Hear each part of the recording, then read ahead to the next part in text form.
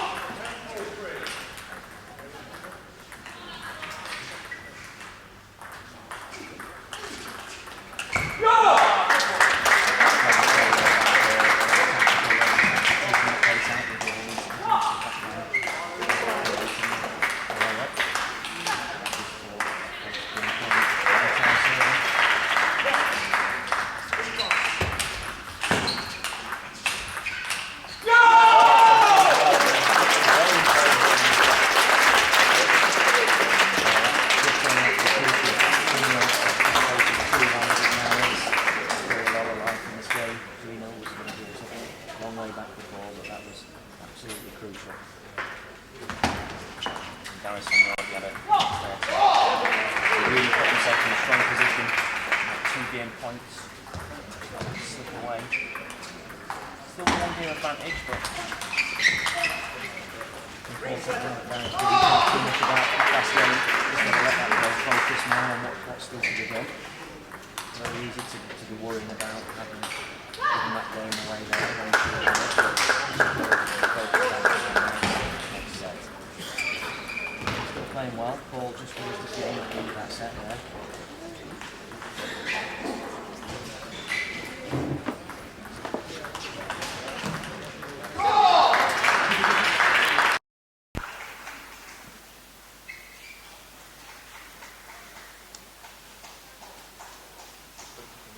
So Darius coming back to the table nice and early, trying to compose himself.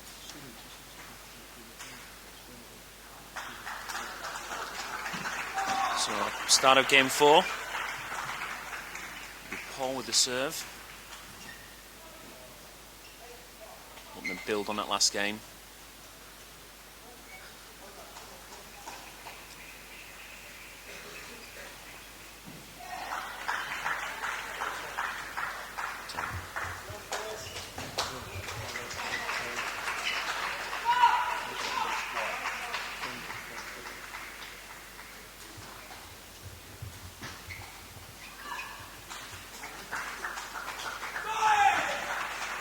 Well, that's something you don't see Paul do too often, just holding the ball and blocking.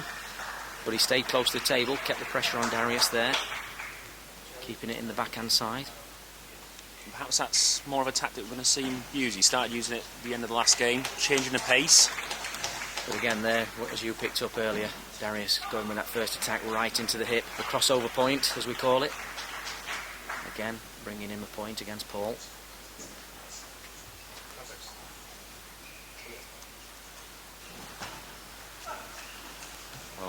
Superb backhand there by Darius. Just serving the ball slightly long, half long. Paul lifting the topspin and Darius counter-attacking wide with his backhand out wide to Paul's forehand. That brings the scores back to 2-2.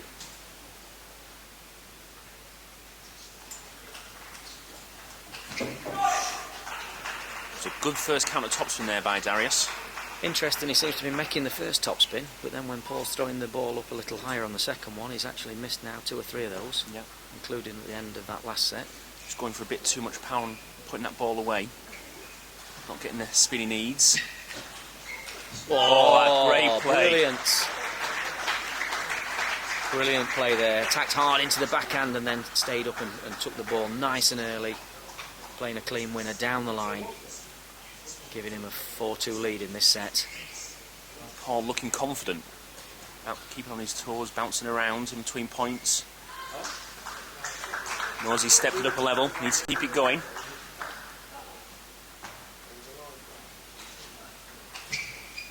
Just clipping the net there, Darius. He was in the ascendancy, was dominating in that point, but clipped the net. Again, still trying to get him in that body, bring him in and out from the table. That's a great opening there. Lots of spin. You saw the ball there. Hardly bounced on Paul's side of the table because of the top spin. Darius brings it back to 4-all. Paul with the serve.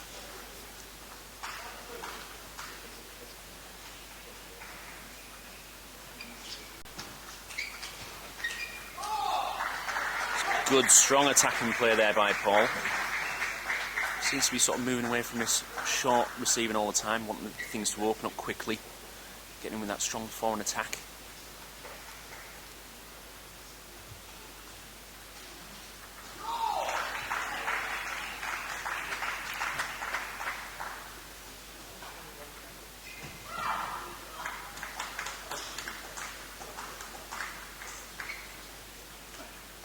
That's a good flick, good topspin. Darius trying to keep it out, keep the receive short, but just sitting the ball up. Paul coming in with a real strong backhand, good use of the elbow and wrist. Fantastic, the ball bending away there from Darius's forehand.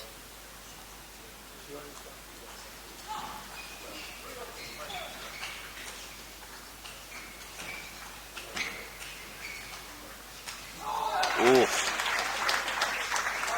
good rally. Paul using his backhand well there. Just slightly overcooking it there on the winning ball. moving the ball around a lot, but still got a 1 point advantage.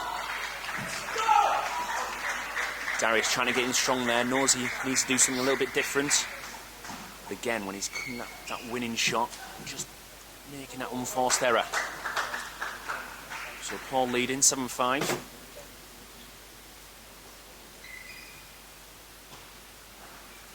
Want to extend that lead further with his serve.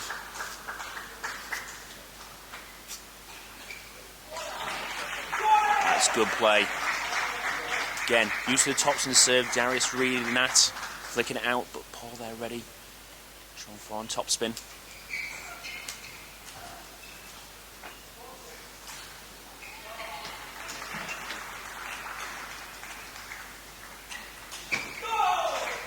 Great play there by Paul, really moving the ball around there, using both corners predominantly into Darius's backhand, but waiting for the opportunity to get the angle out wide to his forehand. Advantage of 4 points in this set. Again, the opening topspins from Darius is strong, but comes that winning ball, he just overhitting it each time. Finds himself 5 game points down. And Drinkhall takes the fourth game 11-5. Level the whole match 2-2.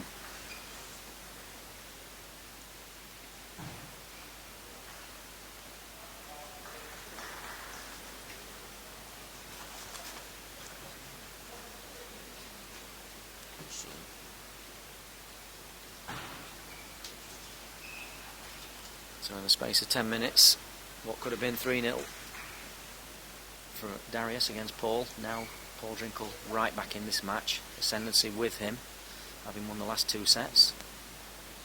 And I think, as you said there, Darius just pulling 1 or 2 shots there, trying to maybe power the ball a little bit too much. Paul looking more comfortable in his holding game. Yeah, just seems to have just stepped it up a level. Couldn't leave it any longer. Didn't want to go 3-0 down. Darius now, tactically, I think playing the right way. He's getting the opportunity, as you say, Alan. Just overkilling that last ball.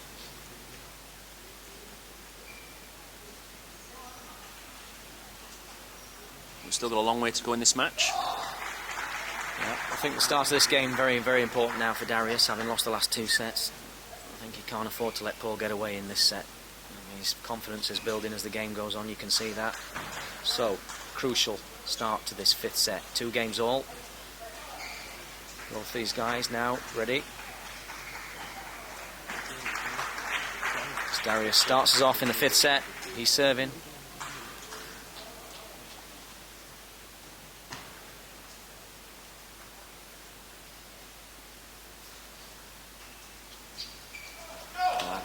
Good play there by Darius, bringing Paul short the forehand, then taking him out wide. It's a big movement for table tennis.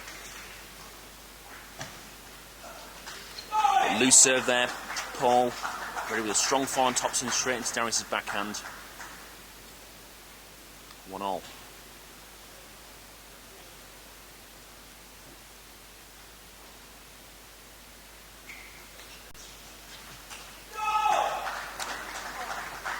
Paul just seemed to be getting in first a little bit more often and creating enough spin to force the errors now. Don't know if that's the spin or the pressure. There we go again. Darius just trying a little bit too hard there to receive with his backhand.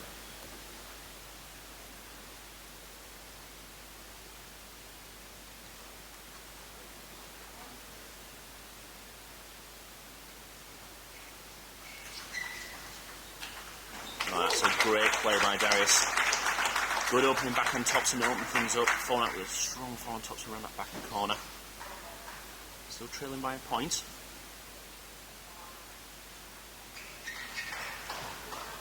A little bit of frustration showing there in Darius's face.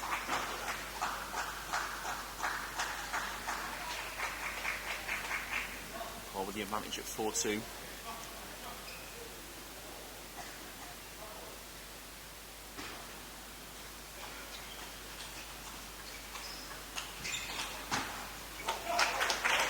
Seen it a lot this match, trying to pin Paul in that backhand corner.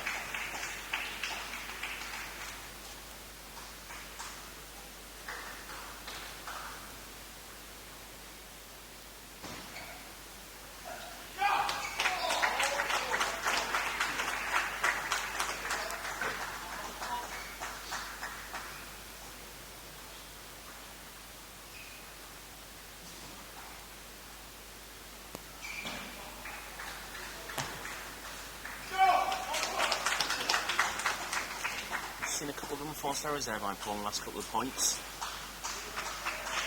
Darius now leading 5-4.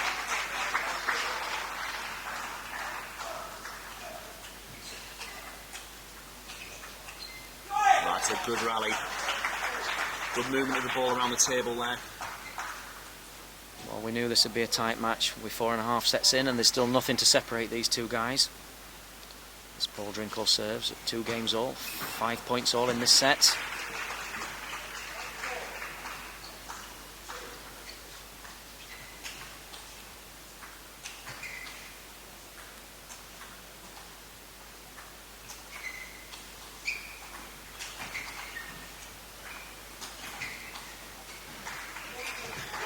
Brilliant retrieving there from Paul Drinkhall, getting the ball very, very deep. Darius trying to be patient there, but just tried to squeeze too big an angle on that last forehand. Frustrating when you miss points like that.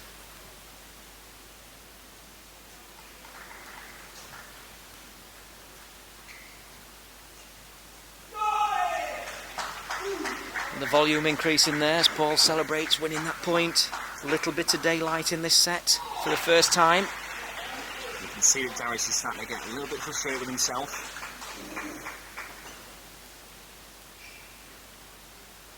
Crucial moments now in this match. Darius serving 5-7 down. Yeah. And once again, Paul, nice simple flick, celebrating the point, letting Darius know.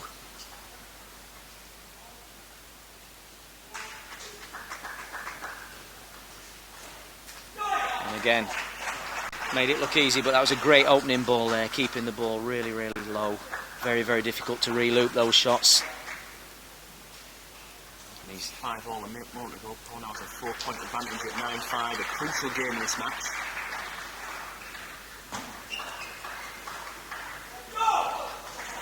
Yeah, just getting on top of these little rallies now. And we said a crucial moment in that match at 5-all. Paul's raised his game. And there we go. For the first time in this match, he's in the lead, 3 games to 2. Darius Knight with it all to do now. Must be a lot going through Darius's mind now. 2 games, 2-0 up. Now trailing by a game. Just keep you updated on the other quarterfinals going on here, ladies and gentlemen. We've got Duran playing Andrew Bagley. Andrew Bagley leading 2 games to 1. But Duran with the advantage 6-5 and with serve.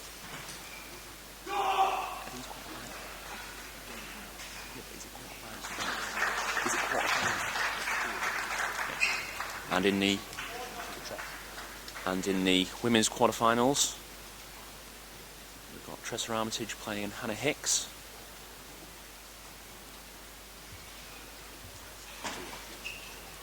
Tressa leading 2 games to 1, taking that last game 11-4. And in the other quarterfinal, Kelly Sibley playing Yolanda King.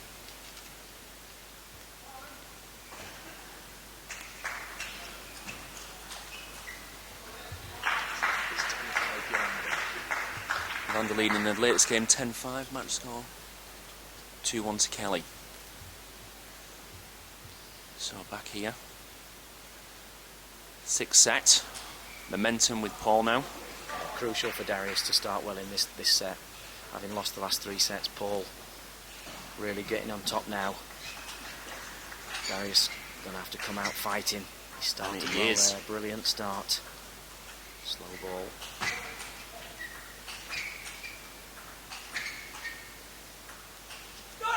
Oh, massive point there. Paul Drinkhall showing the other skills. Not just the speed around the table and his power in his forehand, but some defensive skills there. Very, very controlled at the back of the court. Darius looking like he was coming out strong. Again, that winning ball. Oh, that's a fantastic backhand by Paul. See the bend, the power in that ball, the bend going away from Darius's forehand. Full of confidence at this moment, Paul Drinkhall. And Darius, he has to take a timeout here, surely. Yeah, he's just lost his way a little bit. Paul now really in control in this match. Darius with it all to do. Wow, what a turnaround, Matt. Well, 10 minutes ago we didn't picture this. Paul looking a little bit frustrated, but now the tables have turned. Paul seems to be growing in confidence with each point. I think he certainly used his experience here. He didn't panic when he was down. Kept the pressure on, kept his focus. And he's certainly turned this match around right now. But again, absolutely crucial, this next 2 or 3 points in this set. And we've seen that in some of the rallies as well. Darius coming out strong, Paul having to play a bit slightly more defensive, not panicking. It's Paul in first again, extra topspin deep into Darius's backhand, forcing the error. So, Paul Drinkhall full of confidence, serving, 4-love.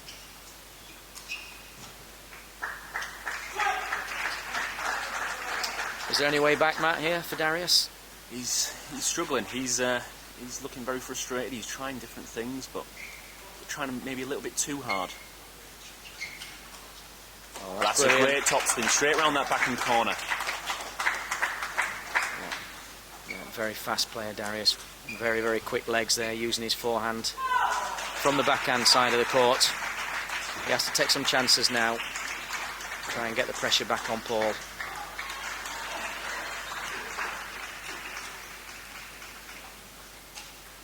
Oh, brilliant play, Paul Drinkhall. Using the angles, changing the pace, waiting for the right opportunity to open with that backhand again out wide to Darius's forehand. Certainly on top on the tactical side right now. Oh, was that good? Was that edge or was it down? It was a tight one. I think they've given it to Paul.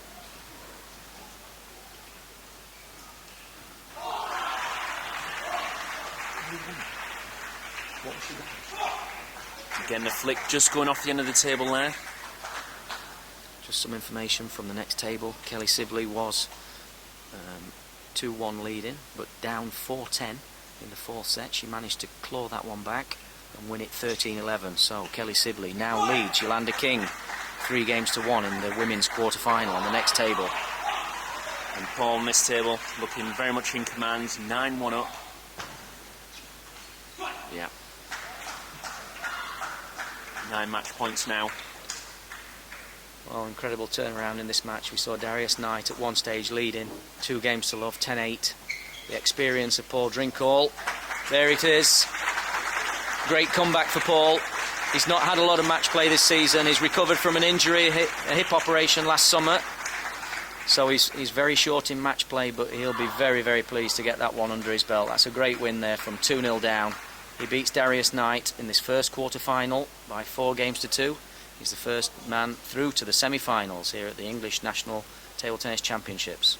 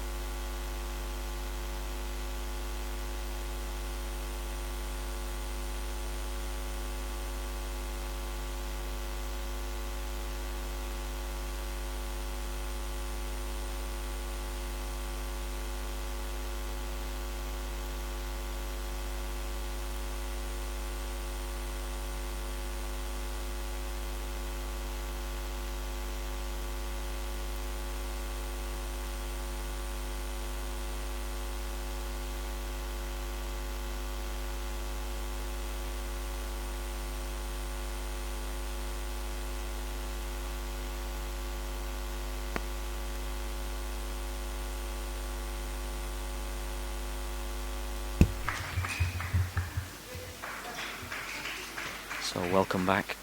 We join this match. Kelly Sibley leading 3-1.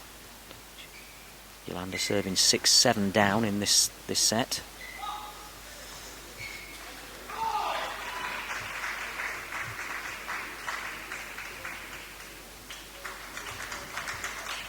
So Kelly, having stolen the 4th set from 4-10 down, finds herself now leading 8-7 in the 5th. Trying to close this match out.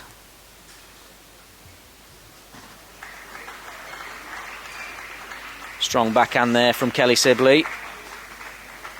Waited for a chance to just put a little bit more power, punch the ball through there. So Yolanda King serving, 7-9 down.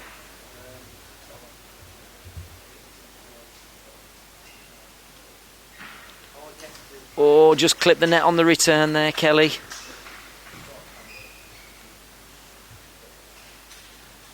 So that gives her 3 match points.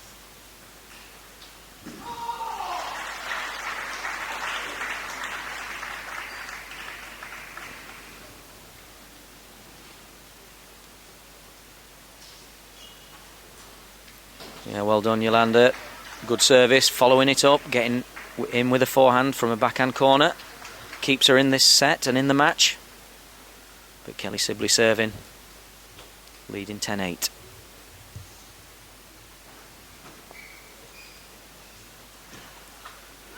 And there we go. Kelly Sibley through to the semi-final with a 4-1 victory over Yolanda King. Wasn't all one way that quarter-final. Yolanda have big chances to pull that game back to 2-all at one stage. Unfortunately didn't take them, and the experience of the England #1 and the retaining champion coming through there. So Kelly Sibley, first woman through to the semi-finals.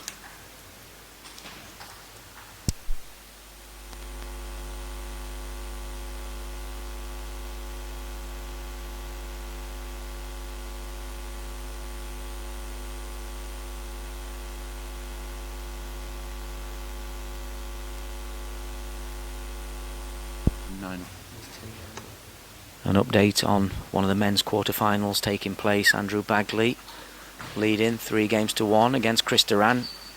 He's 10-9 up, and there it is. So Andrew Bagley also through. Some close sets there against Duran, but he takes it. He's through to the semi-final with a 4-1 victory.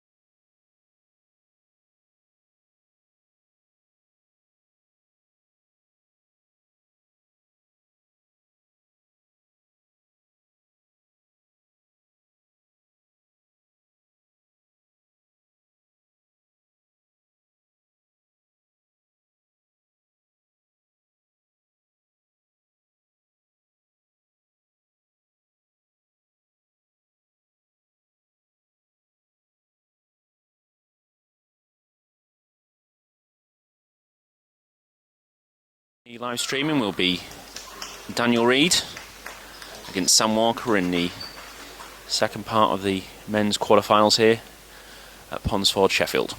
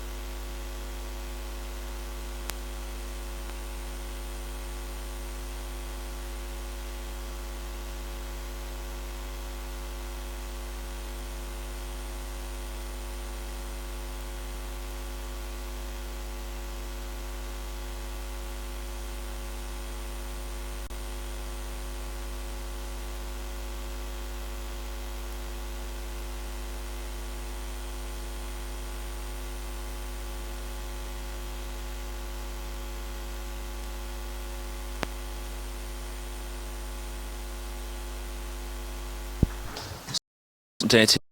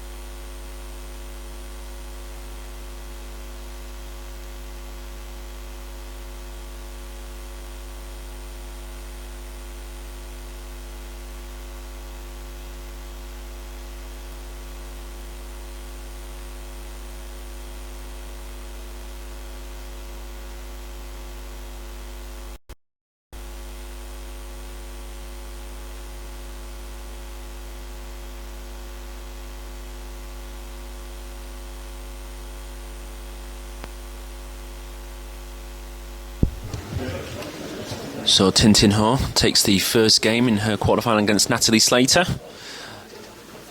11-8. First blood to Tintin Ho.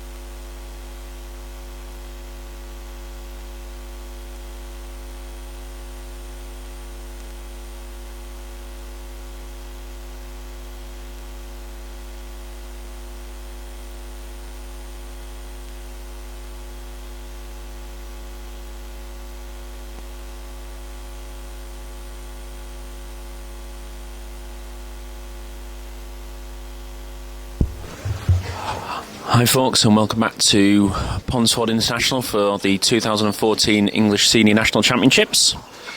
Our next match-up, men's quarterfinals between Daniel Reid and Sam Walker.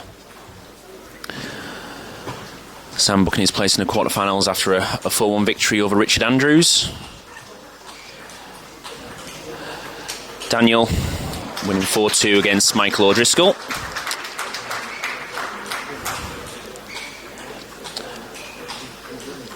It's a rematch of the 2013 National Championships, where the victory went to Walker. A shock win. Walker playing very well to take that match. Daniel hoping to make up for that loss with a victory in this quarter-final and book his place in the semis.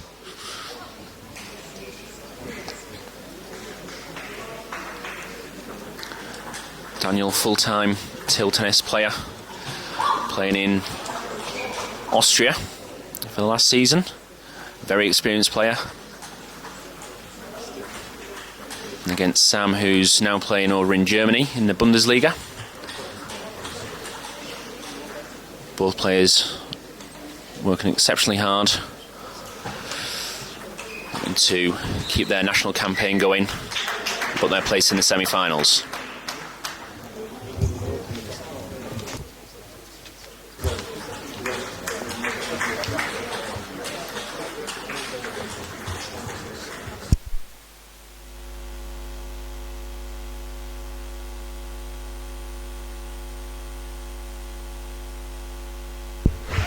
So here we go. Let's start the men's quarter-final. Danny with the serve.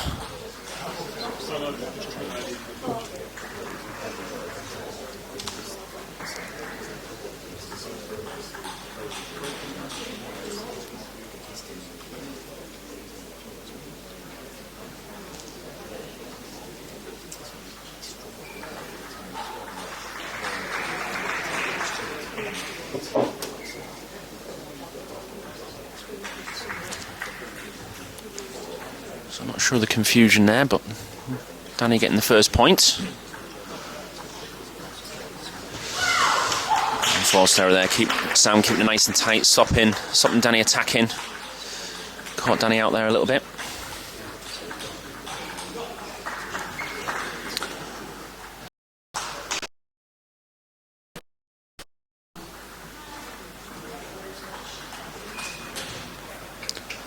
So Danny picking out the half-long serve there, getting him with a spinny forehand topspin. Unable to capitalise on that, but 2-2 in this first game. Good use of the backhand serve there.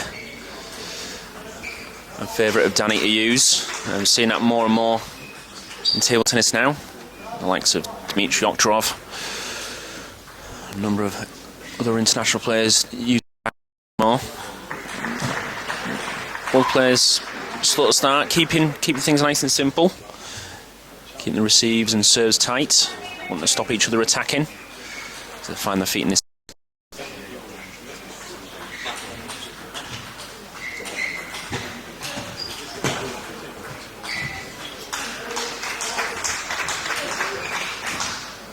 That's a fantastic.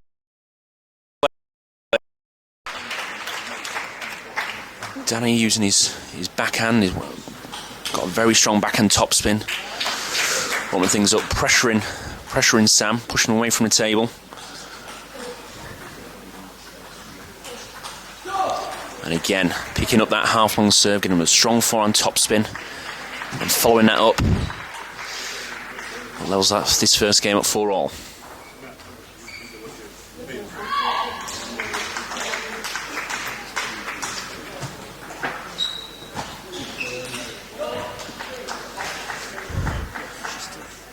So Danny using very heavy topspin, not going for as much power, but putting lots of topspin on the ball, making the ball hard to control. Forcing the error from Sam. And good use of long fast serve there. Sam saw it coming, but unable to capitalise. Finds himself trailing 6-4. But using the long fast serve himself there, putting reverse spin on the ball.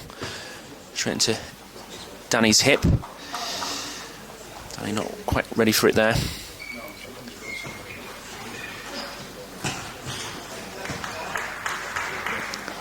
So loose serve there by Sam. A little bit lucky from Danny, but it was an easier serve to attack. Ball sitting up a little bit higher.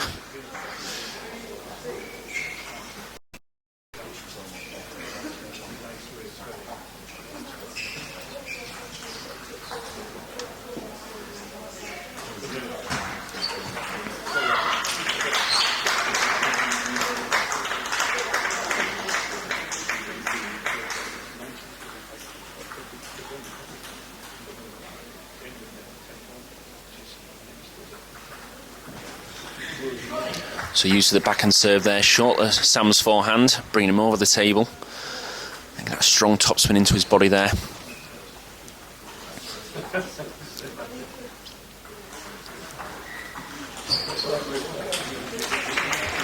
Good flick there by Sam, taking Danny out wide with his forehand. And Danny unable to get there. Just putting his topspin just off the end of the table. But Danny leading 9-6. Oh, good spinny topspin, Sam on it. Trying to counter topspin, lots of spin on the ball, and able to bring that ball back down, overhits the table, and that gives Danny 4 game points in his first set.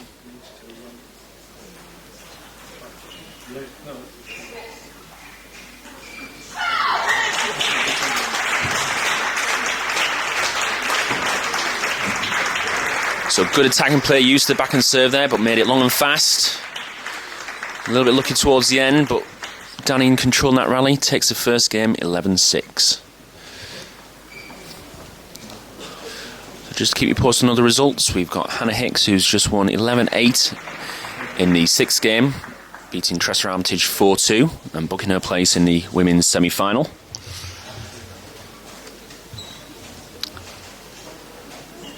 Tintin Ho and Natalie Slater level at 2 games all, but Tintin in control in the 5th game, leading 8-4. Natalie taking a time out there just to get some tactical advice, hoping to turn things around. Important set in that match.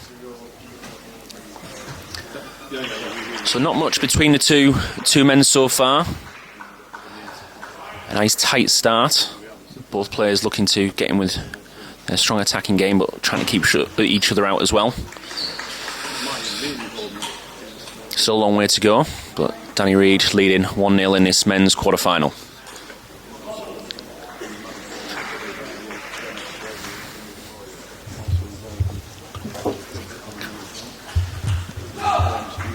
So again, good use of the topspin. Sam trying to counter topspin, but too much spin from the handle there, overhitting the ball.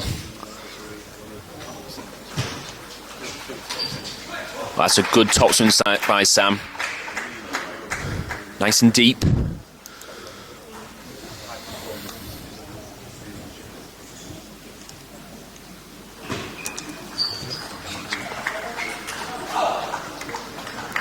Sam looking a little bit frustrated there. He's getting a chance to get in, but overhitting the ball, trying a little bit too hard.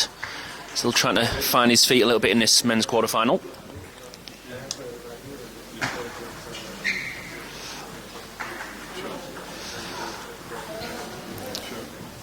Fault serve there by Danny, giving a cheap point to Sam.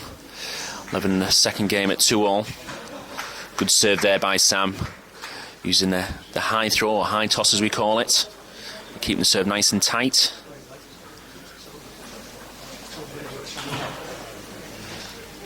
Again, just not quite getting in position there to execute that topspin. Puts the ball in the net, but it's level at 3-all.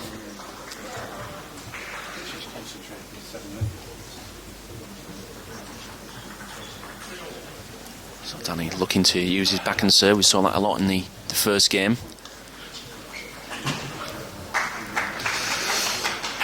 Yeah, Danny won't be happy with that one. Good backhand serve, short the forehand, bringing Sam over the table. He got the ball he wanted to his backhand, but Not in position to play the tops we wanted, but still sticking with the backhand serve. Good topspin there. Good spin. Danny unable to control the ball, clipping the top of the net and just pushing the ball off the end of the table. Sam with the advantage at 5-3.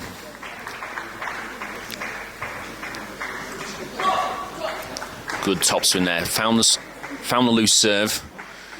Good use of his elbow and wrist.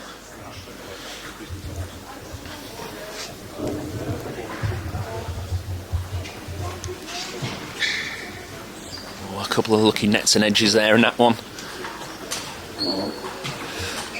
Going Sam's way in that time, giving him a 2-point advantage at 6-4.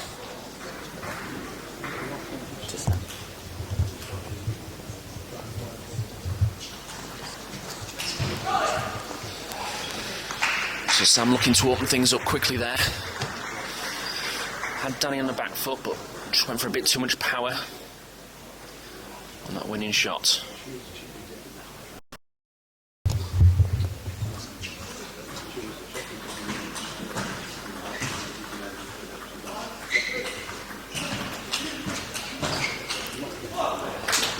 Good rally. Ball players, strong attacking shots there. Both wings, both backhand and forehand. Moving the ball around the table. Sam forcing the error there from Danny. Gives him 2-point advantage at 7-5, and now with a serve.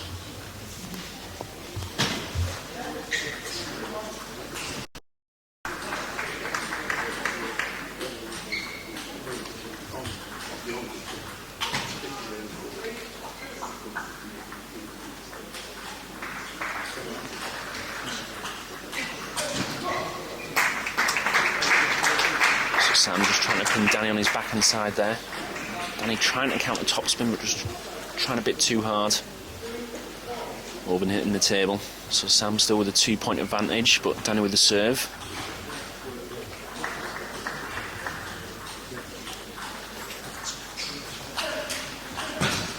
Oh, that's good attacking play.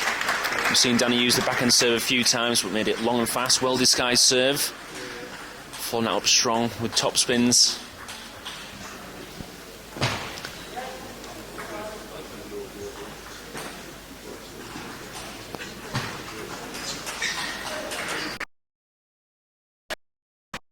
That's good play by Danny. Using the backhand serve again, in with a strong forehand topspin, but switching it from each corner. Brings him back in this game, levelling at 8-all.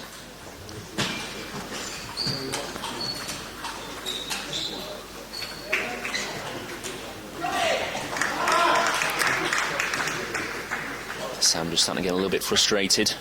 Just needs to settle down. Keep focused on what he needs to do. Still in with a chance of winning this second game.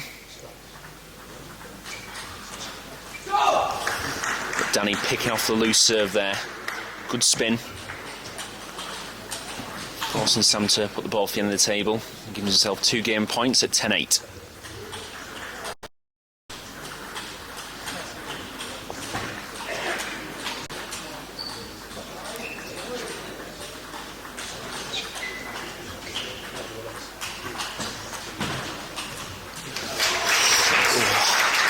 Great opportunity there for Danny to take this game. He was in control in that rally. He had the ball to put away, but just wasn't quite in position. Puts his topspin in the bottom of the net, so Sam's still in with a chance to take this second game. But Danny with the serve, still got 1 game point at 10-9.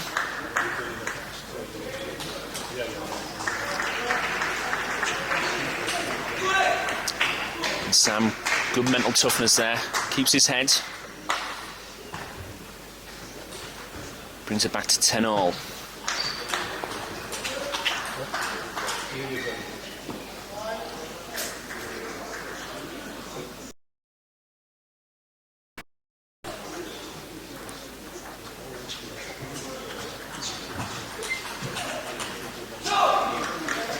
Good play by Danny. He was Sam trying to pin him around that backhand corner. With a little bit more spin. Sam unable to control the ball. Danny with another game point.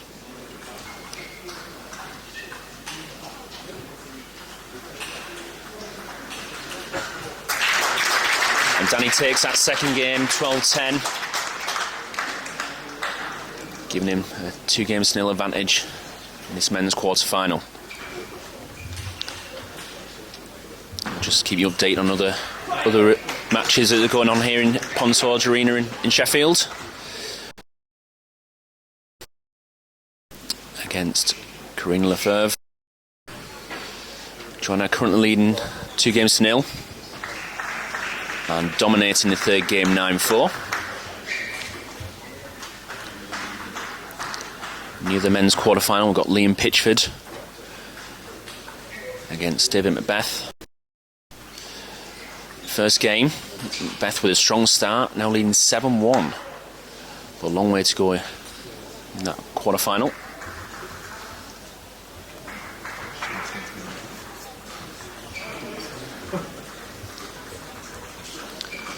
So welcoming back in the commentary box, Alan Cook.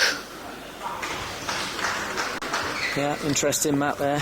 Both these players, predominantly backhand players, we would say, both strong on both wings, but probably Danny and Sam have a preference to play stronger on the backhand side.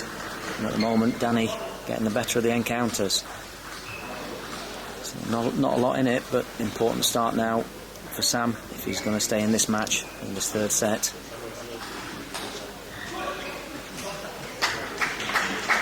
A nice tight receive there by Sam. Dan not quite in position.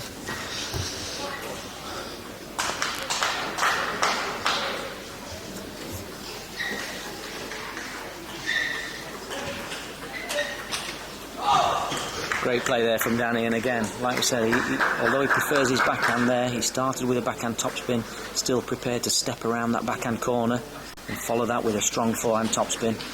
Seems to be taking the ball a little bit earlier, which is creating problems for Sam.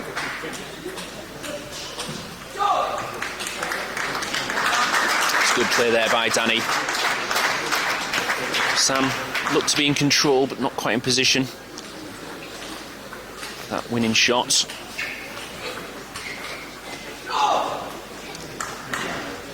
Yeah, time out there, he's right.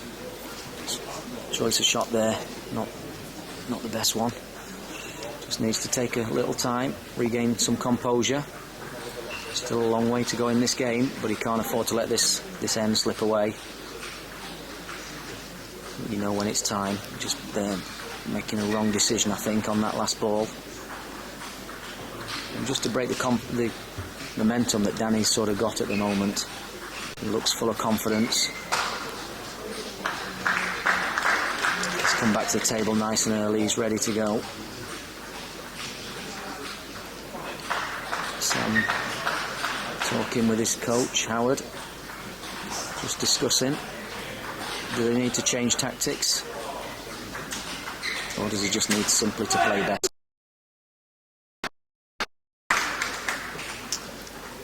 For me, I think he's been playing with a little bit of frustration last two games. He's trying to do the right things, but I think he knows that, but just not able to execute. So just trying to compose his thoughts.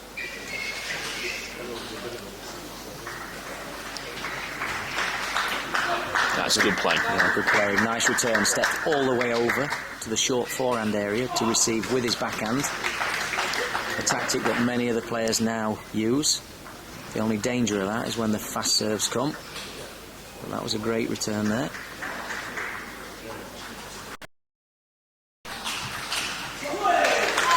And in fact, he used that return brilliantly yesterday in the mixed doubles.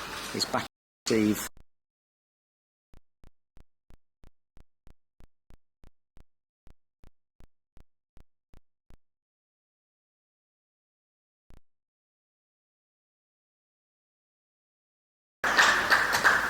Danny trying to receive with his backhand there, stepping right across, just over hitting the ball.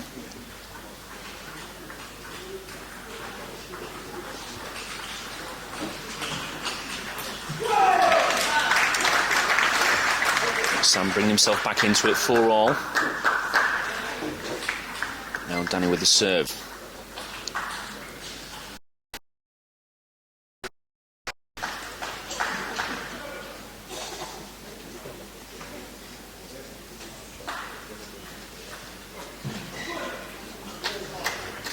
seen that a lot from Sam this match. Receiver serve tends to be a little bit tighter, trying to keep Danny out.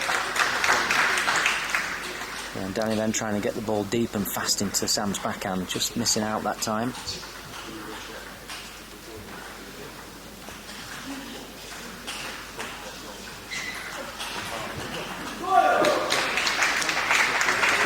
Good clear there by Sam. Danny using his backhand serve, used it a lot in this match. It's good disguise between doing it from short forehand to long and fast into Sam's backhand. Sam now starting to get used to that serve a little bit. Good topspin there from Danny, stepping right across. Saw the loose serve. Good quick action.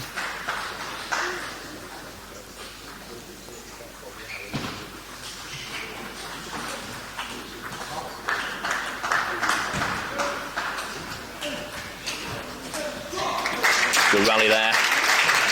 Ball players use it, sticking on the backhand corner, then switching it out. With a strong forehand. Sam will be happy with that. He's now leading 7-5 in this game. He knows it's an important game. Absolutely. Quick update on the other quarter-final that's going on. Liam Pitchford lost the first set to David Macbeth. Just managed to level it up. It's now 1 game all. Long way still to go in that game.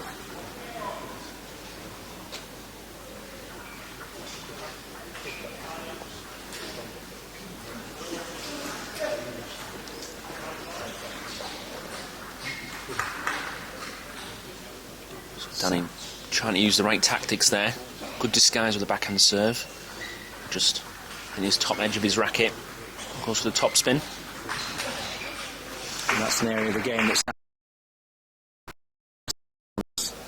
short forehand, being able to flick with his forehand side, which of course he prefers to flick with a backhand, but you can't do that all the time.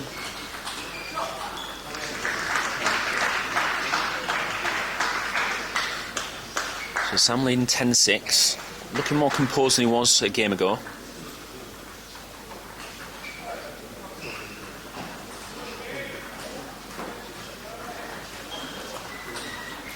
This game not over yet. The old cliche, one at a time. Danny Reid thinking, if I can get back in this one and sneak this game, then it's a massive, massive advantage. So he's going to keep the focus, keep fighting. There we go. Keeps the pressure on Sam Walker. Sam just needs to keep his focus, not let the last couple of points get to him. Let's think about what tactics he needs to use. He's got the serve, he's got the advantage. He's still got a 2-point lead. That's a great shot by Danny. Yeah, both these players experienced and they know you can't be thinking about the next set. You've got to be focused. Crucial moment now in this match. Sam Walker serving. 10-9. 10-6. Very big points coming up. He's kept his composure. Good topspin there. Bringing Danny in short and taking him out long into his body. Manages to seal that game 11-9. Match score 2-1 to Danny Reid. Just to keep you posted on other results, we've got all through, booked her place into the women's semi-final, beating Firth 4-0. And in the other men's quarter-final, Liam Pitchford now starting to step it up a gear. It's 1 game all, but 6-1 to Pitchford in his 3rd game.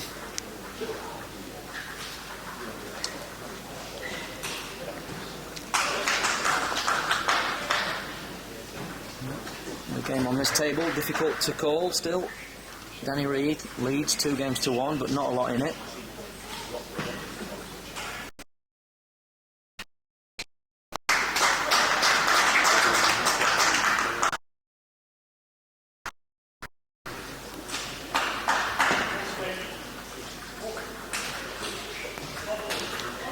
In such a tight game, the mental strength and focus, massive part of it.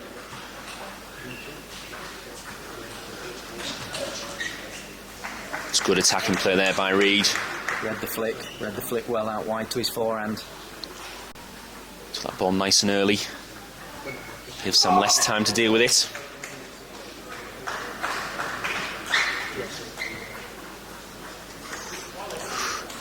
Quite. So very difficult to read the spin when you do that.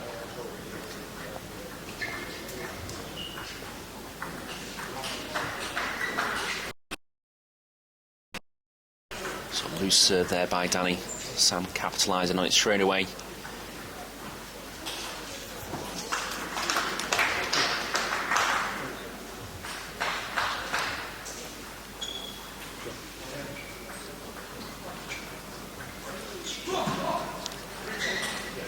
Interesting there, Danny. Changing from forehand to backhand serve. Both these players have a tendency to do that.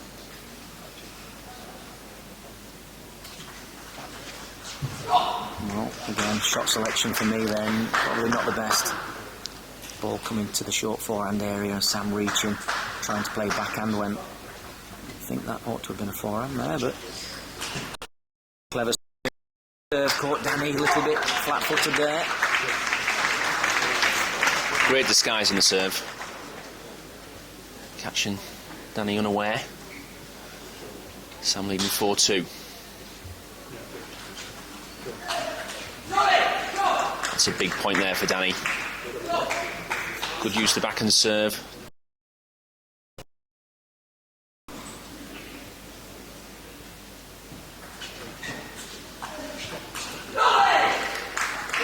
You can see it means a lot to him, those last 2 points. Levels it at 4-all.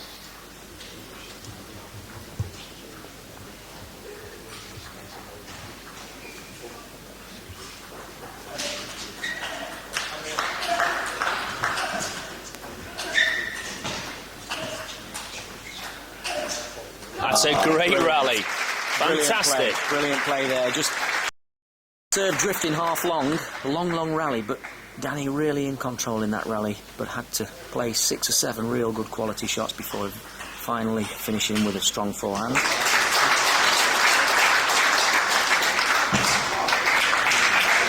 Sam, good answer to the last point. Good serve, straight in. Good strong attacking play there by Sam. 5-all. Quick update, Liam Pitchford now 2-1 lead against David Macbeth in the other men's quarter-final taking place.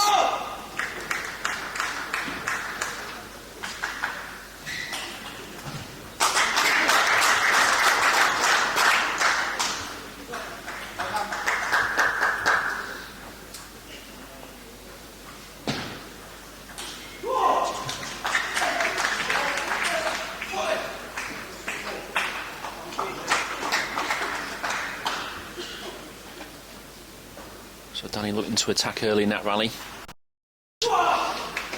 Placing the ball. Pinning Danny right at that backhand corner. Danny unable to get round. Sam with the serve, 6-all. Good flick there. Great return. Flicked a little bit stronger and changed the direction very late there. Sam got his back to it but couldn't control it.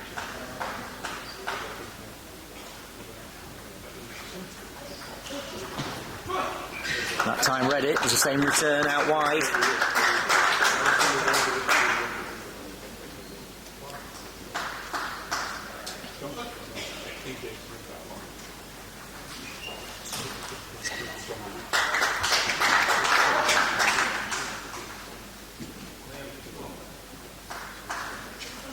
Oh, great serve there. Looked like he was going to serve that one short, and really deep service there. Caught Sam.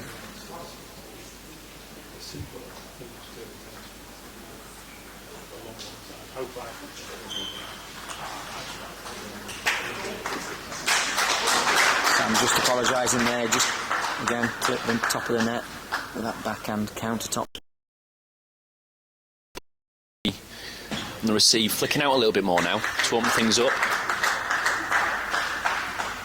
Level at 8-all.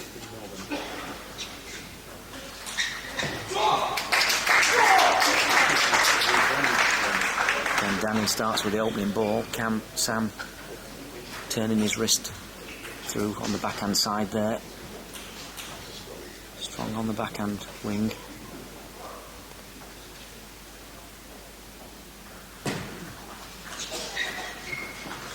Spinny topspin there. Sam unable to get over the ball enough to counteract the spin.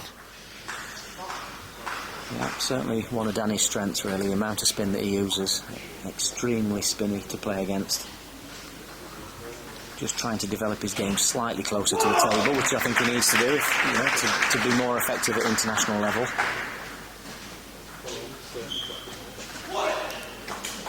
Silly error there by Danny, really. It's a good serve. Sam keeping it nice and tight. Gives Sam game point, 10-9 up.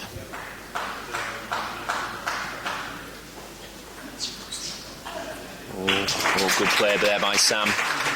He's ready for the long, fast serve. Yeah. He read that one, and the length not quite as deep. A little bit more pressure on those points towards the end of that set. But nothing between these two players, Matt. Not a lot in it. Not really.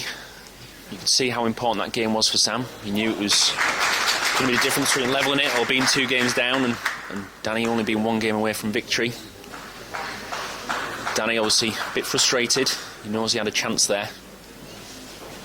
He just needs to compose himself, think about what he needs to do. But both players look making quite a number of unforced errors. Yeah, quite a cagey match between the two of them.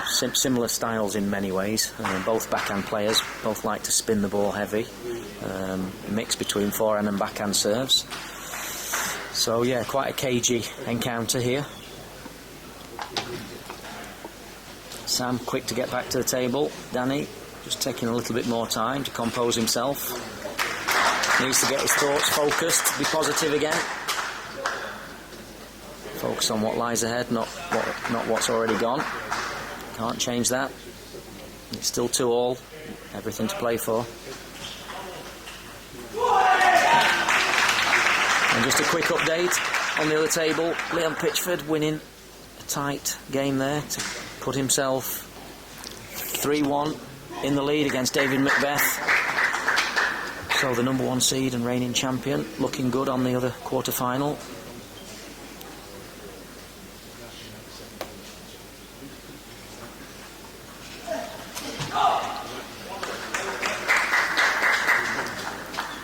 Again, I think I like to see Danny when he's taking that ball a little bit higher, not letting the ball drop. There, that's the big difference. Not giving Sam the chance to counter-attack on those balls when he lets the ball drop. He gives his opponent a little bit too much time.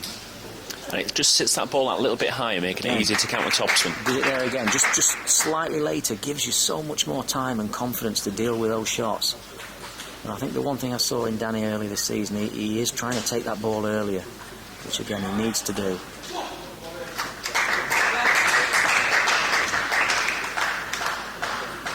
So Sam taking the early advantage in this game, leading 3-1.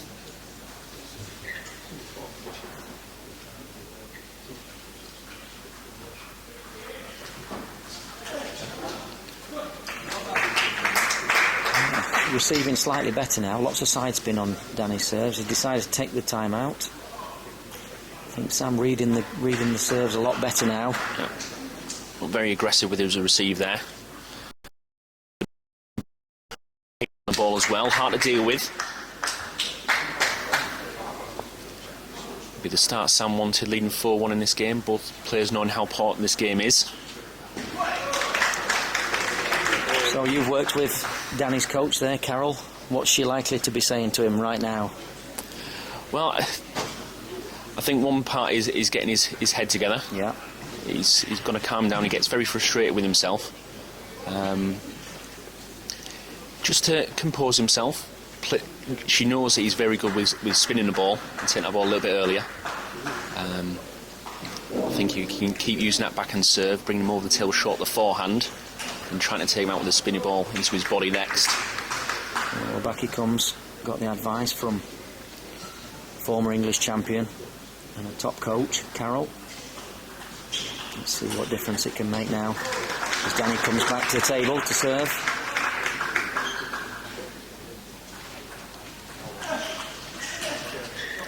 That's a great point. Great play, great forehand, first attack, and again taking the ball, the follow-up nice and early, getting a good angle out wide to Sam Walker's forehand.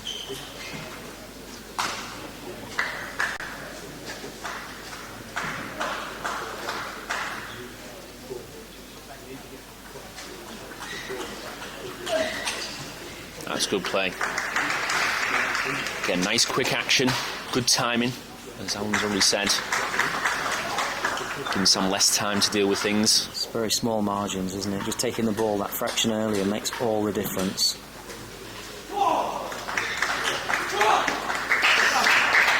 So still trying to stay polished, just overdoing it a little bit on that one. He's right back in this game. He's 3-5 down, now with a serve.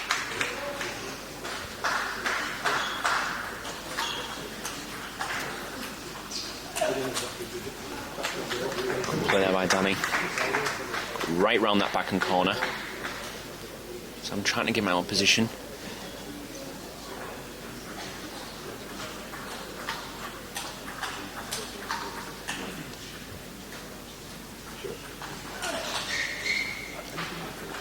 Again, taking that ball earlier. Nice strong topspin. He's brought things back, levelling it at 5-all. Yeah, so far, good choice of timeout. Certainly regained his composure. But once again, Sam getting in there with a strong ball, keeping the pressure on, which is what he's got to do. Danny just taking a little bit extra time there.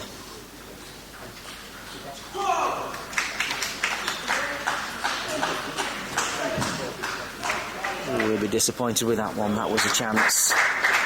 Just a little bit snatched there.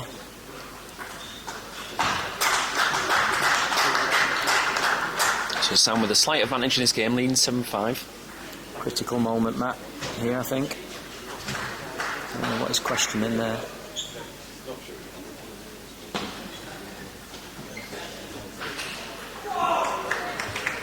Not sure what that's about there.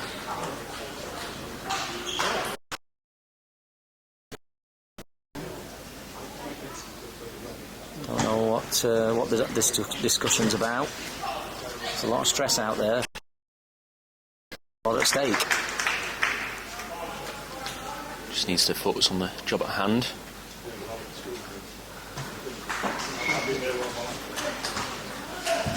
Well, that was started with a great return, very, very deep return, deep into the backhand. Danny took that first ball well, but Sam controlling the placement in that rally. We've seen Sam starting to do that a lot more, trying to pin him on that backhand corner. Danny, he knows Danny's trying to get more with his forehand now. Went for the same return deep, this time just pushing it long. So Sam leading 8-6. Just to keep you updated, Liam Pitchford, current national champion, booked his place in the semi-finals, winning 11-5 in the 5th game there, beating David Macbeth 4-1.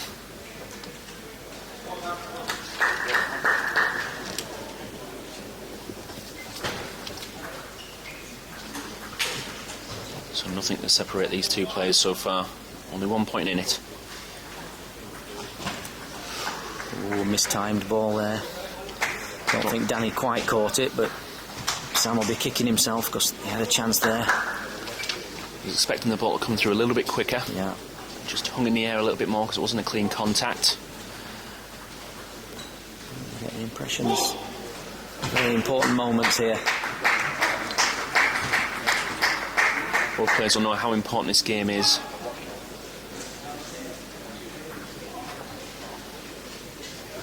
Sam leading 9-8.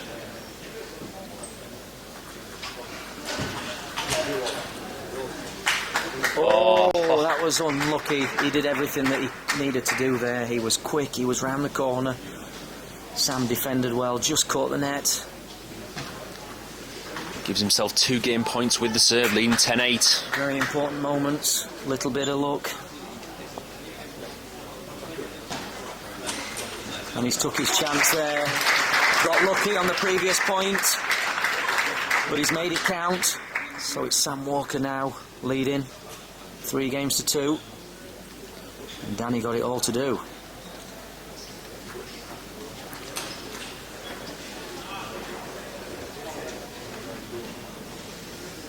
So an update on that, Liam Pitchford, the reigning champion through. He now meets Andrew Bagley, previous champion, 3 times English champion himself, in the top half of the men's draw. So some great matches to come.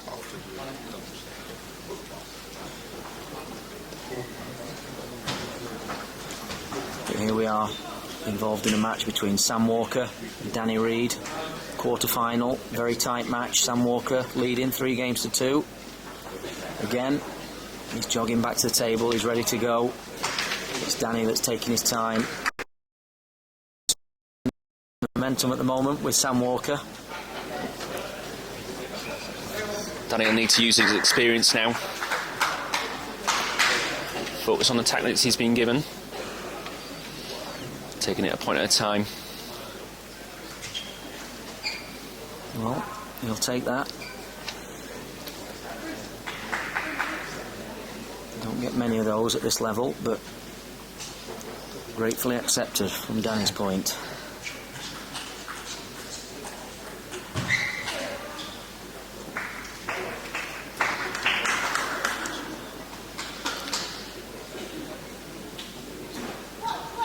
So whilst Danny was on the attack early on in that rally, Sam just controlling the ball.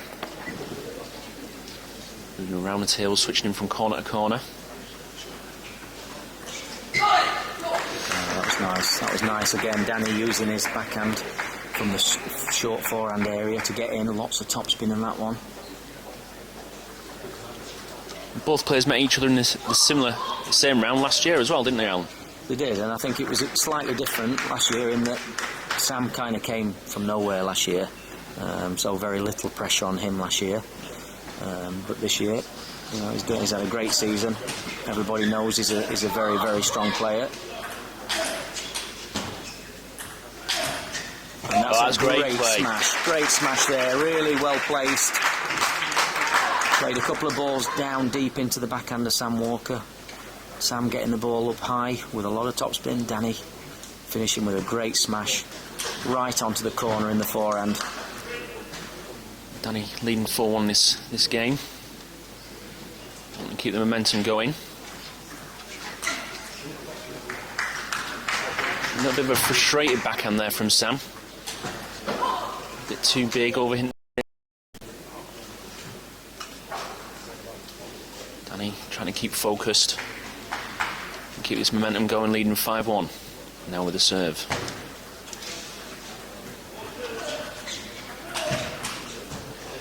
Again. Strong attack straight away, taking that ball earlier as we've seen in the last game. Pushing Sam away from the table. Danny playing slightly more positive. I think Sam just lost a little bit of momentum here, really. Yeah. Oh, that's a great backhand. Confident, fantastic backhand topspin there.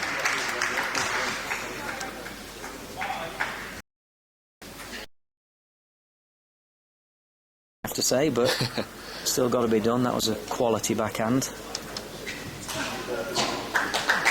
Good reply. Not giving up yet.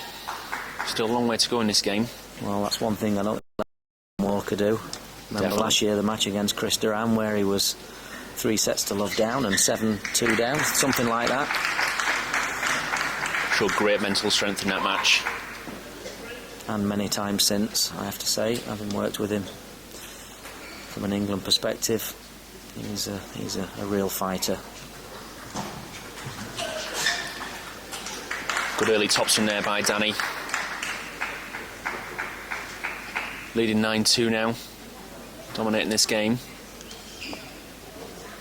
Talking of fighters, Danny Reid done very well in this set. Showing no sign of letting the last game get to him. Just focusing on the job in hand. Played a great game here to bring him right back into this match. Sam Walker serving. And Dan will be happy with that. Yeah, he'll be very happy. Great performance in that set. But it's a straight race. This last one to 11. Difficult one to call.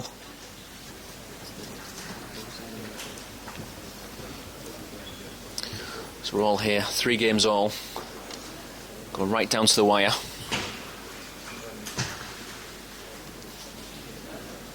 Coming up next, we've got the men's doubles. It's with Danny Reid and Sam Walker playing together against Andrew Bagley and Darius Knight. So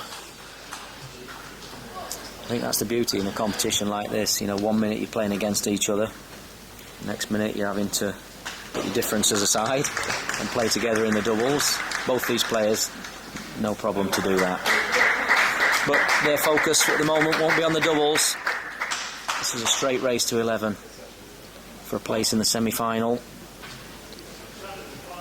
So it's all to play for.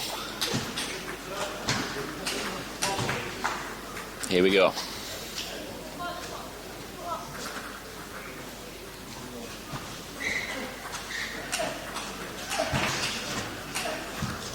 That's a great opening rally to this deciding game.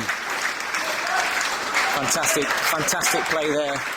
Finished with a great side spin, forehand, top spin from Danny Reid out really, really wide to Sam Walker's forehand. Good positive start. But great response there from Sam. Strong receive, strong backhand. I think that's a good pattern of play for Sam if he can use that flick and then follow it with top spins directly from his backhand side. Very difficult player when he does that.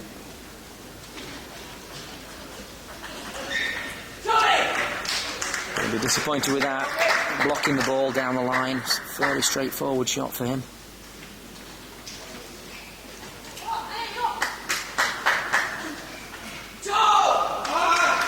Well, that'll be in the ball that Sam wanted there. You can see he's disappointed, and so he should be really. Bashing his leg, I think that's telling himself he should have been moving into a better position to take that shot. Done with the advantage early on in this game. 3-1 with the serve.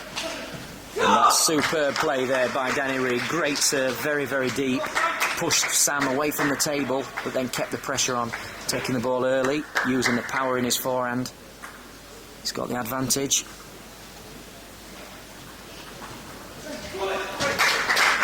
Good flick there, straight into Danny's hip. Danny unable to get round. Great soft hands there from Sam. A lot of tension, a lot of pressure in this game. Important to keep control there.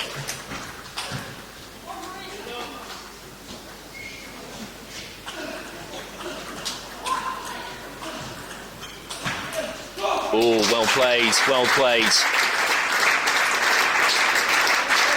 Sam in early in that rally.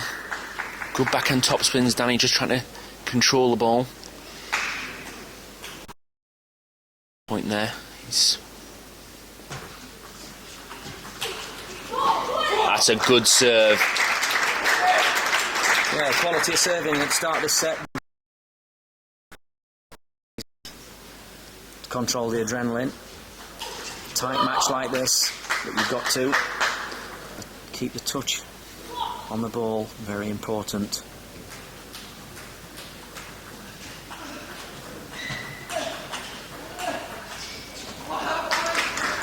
Good play there by Danny.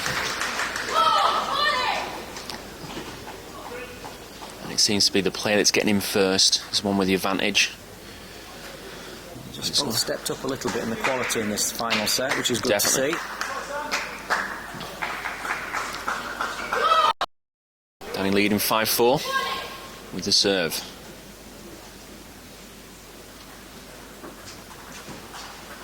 Oh, just let the ball drift a little bit half long there, trying to touch it short. That allowed again, like you said. Sam got him first there, giving him the advantage.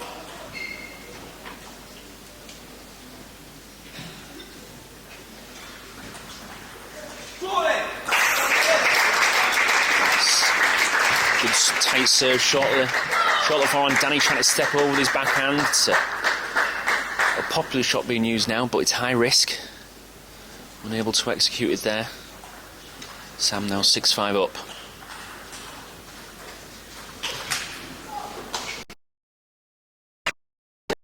Pointed with that. He played a great return there. Got the ball that he wanted. The ball came half long, but unfortunately missed. Didn't make contact with that forehand topspin. So for the first time in this final set, there's a little bit of daylight between them.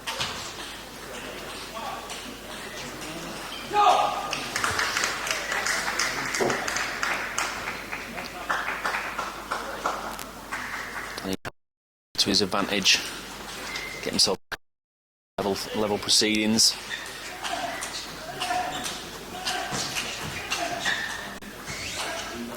Big rally. Oh, great rally. Danny will be disappointed he missed that one. But Sam doing well really to stay in that rally. Dan made 2 good serves, got in behind him.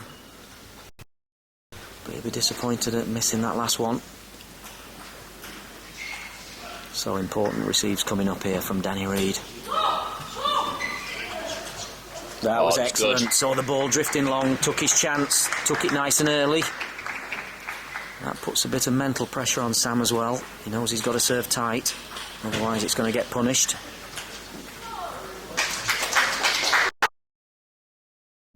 And just snatching that backhand there. Well, the quality's been good in this final game, but there's been just 1 or 2 unforced errors that these guys know they can't afford to make at this stage. Crucial. Sam leading 9-7.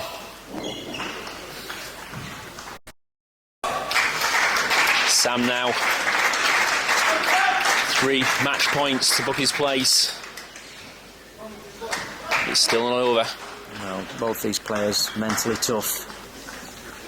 It's just one at a time. But Danny with it all to do. Oh, but it's Sam Walker who takes it. Great play in that last rally. Danny brave with a long fast serve with the backhand, but Sam ready for it, open things up. Side spin, top spin, forehands coming from both players, but Danny just overhitting it. Sam taking the game 11-7 and winning 4-3 and booking his place in the men's semi-final. He'd be really happy with that. It was not much to call between the 2 players. It was just 1 or 2 unforced errors, as he said, Alan. Yeah, quality was good in the last set there, but you've got to keep your standard all the way through it, and that was the difference really there. I think Danny had a couple of backhand balls that he'll be, when he reflects on this match, he'll be a little bit disappointed that he missed them. But they both played well. I think they played the best stuff in the final set there. But it's Sam Walker through to play former and 4-time English champion Paul Drinkhall in the semi-final. So, mouth-watering prospect there we've got. Sam against Paul, Liam Pitchford against Andrew Bagley. 8 semi-finals to come.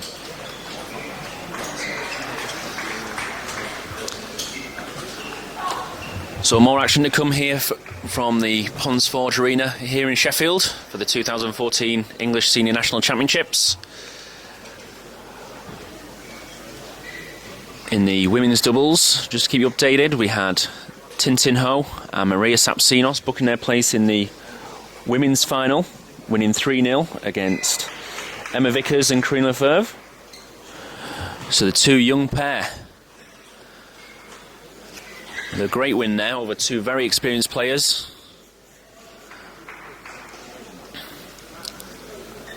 And they'll be playing the winners of Joanna Drinkhall and Kelly Sibley.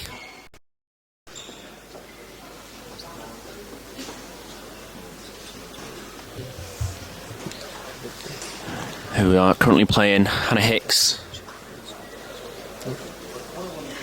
and Sonia Clements. First game there, but Kelly and Joanna just leading slightly 9-7 now in his first game.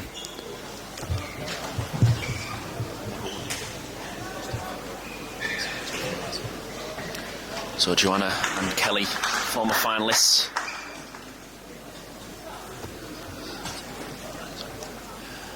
So Joanna and Kelly, former champions, sorry. But Hannah and Sonia are former finalists a couple of years ago. We've got men's doubles action On the other table, we've got Liam Pitchford and Paul Drinkhall against Gavin Evans and David Macbeth.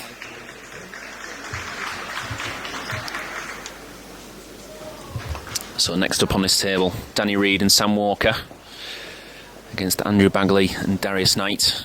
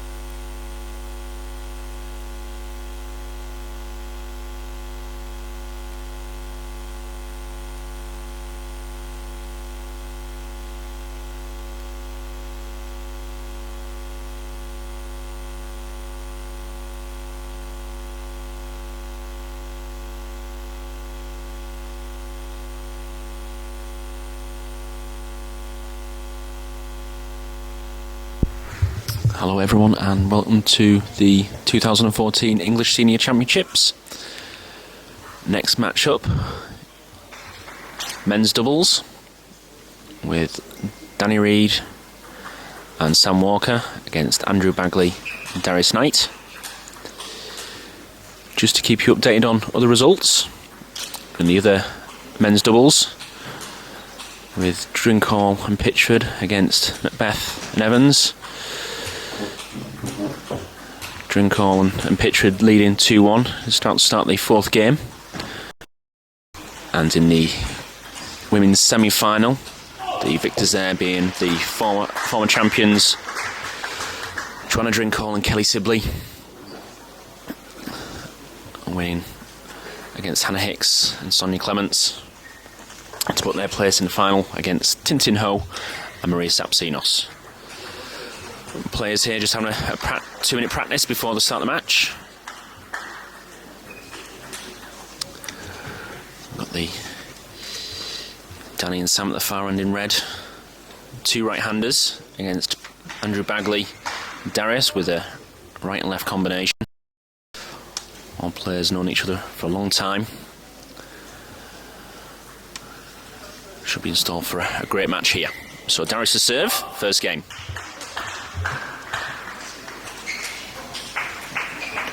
Good attacking play in that first rally of the match. First blood going to Darius and Bagley.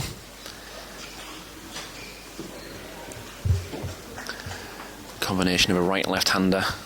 Popular combination in doubles, allowing both players to get in with a strong forehand. Just the main weapon of choice for attacking players.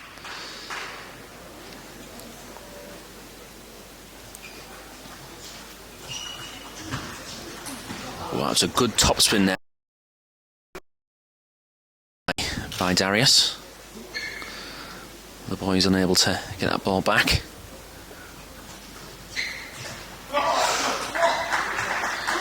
So Danny using his backhand serve, it's one of his favourites. Backhand serve used a lot in doubles. Bring the boys short over the table and taking down right at the backhand corner there.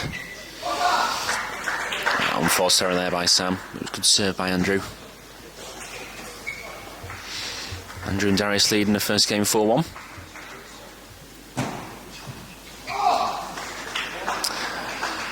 Good serving again, Sam trying to keep it nice and tight with the receive, but just unable to get that ball over the net there.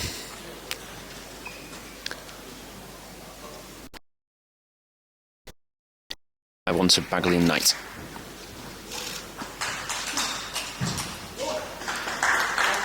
It was good attacking play. Sam and Danny trying to keep them down the back and corner, but unable to capitalise on that one.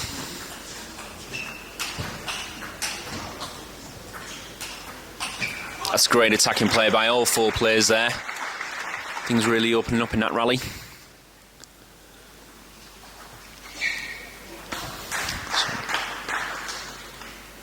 Boys just talking about what serve to play. Leading 6-2. That's a good flick there by Danny. Side spin and top spin on there. Good use of the elbow and the wrist.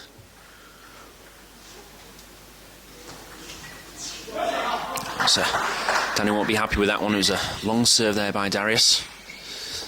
Danny not quite in position. So they're trailing 3-7 here.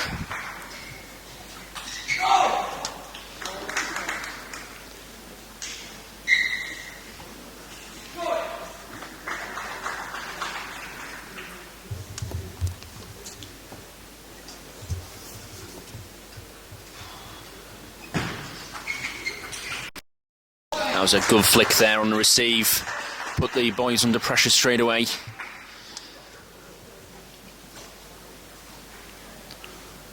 Darius will follow it up with a strong forehand topspin.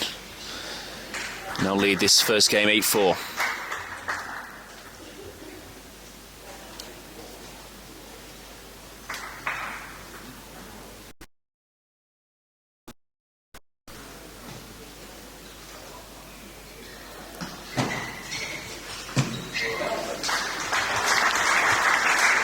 So good short receive there by Sam. Darius wanting to flick it out, but not quite in position. Overhitting the flick. Just trying to creep back into this first game. Oh, a little bit lucky there. Both pairs trying to keep each other out, keep the ball nice and tight.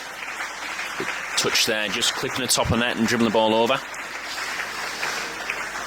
And in the other men's doubles match, Pitchford and Drinkhall booked their place in the next round, winning 11-9 in the fourth game there. So winning 3-1 over David Macbeth and Gavin Evans.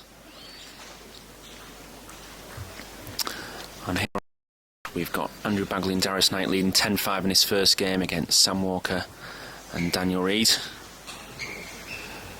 Good tops and white at the forehand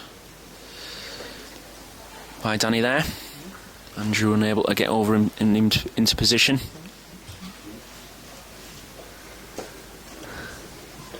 But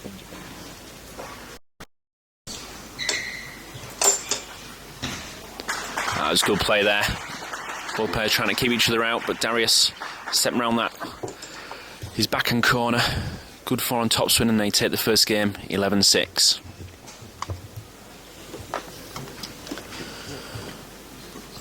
So welcoming into the commentary box, Michael Fraser. Thank you, Matt.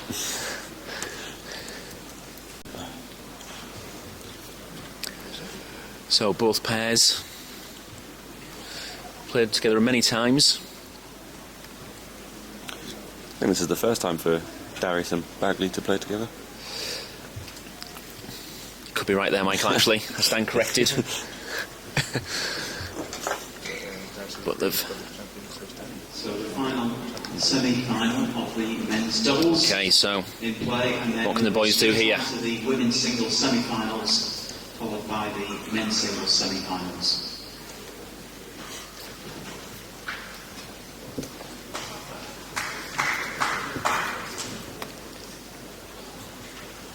Okay, so Danny with the serve.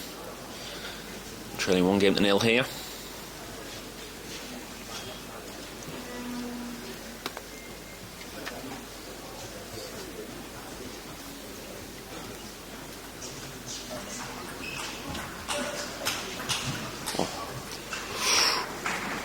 Yeah, good play there.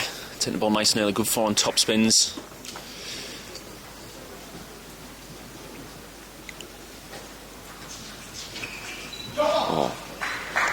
Sam just unable to get out onto the table. Both Danny and Sam, big backhand topspin players. Sam just not quite in position for that one there.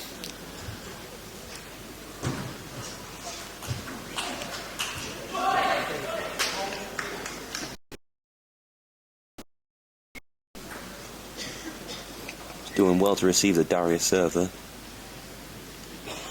That's a heavy backspin. Serve a little bit loose there, Sam ready for it.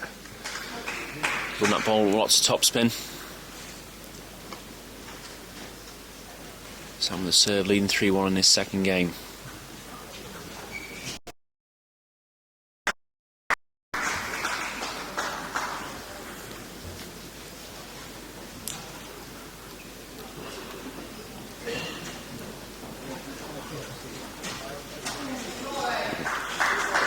Well, Danny was a little bit too full shots. Yeah, that's the thing with when the ball's drifting a little bit half long, a little bit of indecision of whether it's going to be short or long enough to topspin. I'm not sure there. Ball's quite close to the corner of the table. So Bagley with the serve, 3-3. Good backhand flick there. A little bit of side spin on it as well. Ball just not coming through as quick as Darius thought. Forces error. It's quite slow, and this slows down a lot of heavy spins. Yeah, and I think we'll see Danny using that a lot more. He likes to put a lot of spin on the ball, not always play with pace. Especially on his serves coming up here. Favours the backhand serves. His backhand serve quite a lot.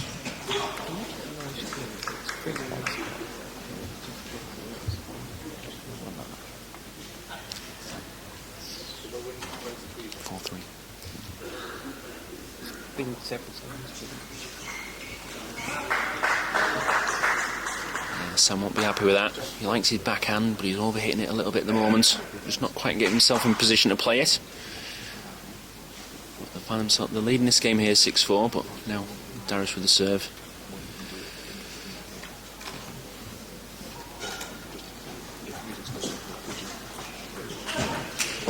That's a great backhand topspin by Danny.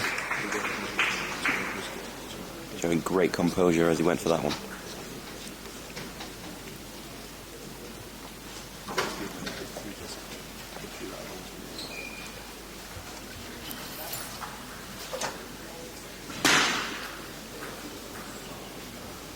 So the umpire just happy with it, just giving them a warning. No point given yet. Oh, that's great play. A little bit fortunate to clip the net, but he was in position, he was taking the ball nice and early. Almost as if he knew what was coming then. Yeah, he read that one well. Just a little step ahead there. Sam and Danny still with the advantage.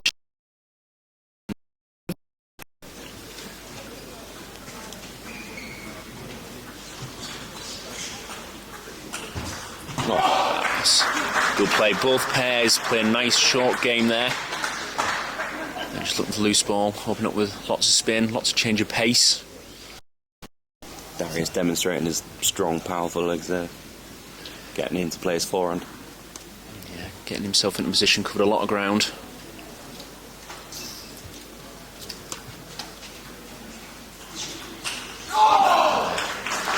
Went for Hollywood. Yeah, too much there, far too much. It was the right shot, but just too big a shot. So, Darius and Andrew level this game at 7-all.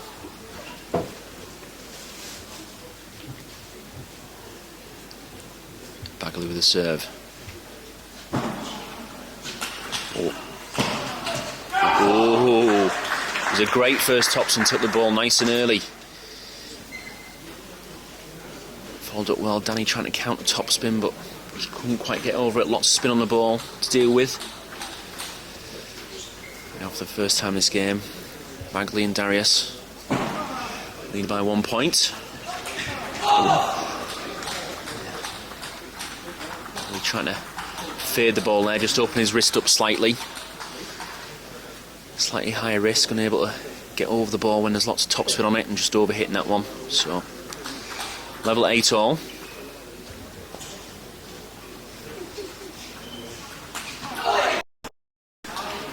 Bagley's got a lot of confidence in his shots, but they just seem to be failing him at the moment. Yeah, just last two topspins seems to try to do a bit too much. It's cost him.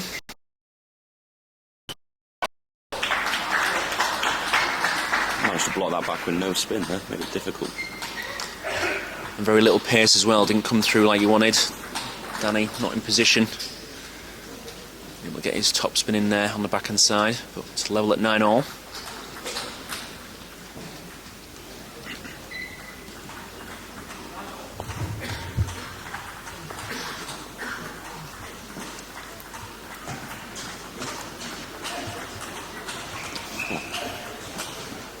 Great exchanges there in that rally.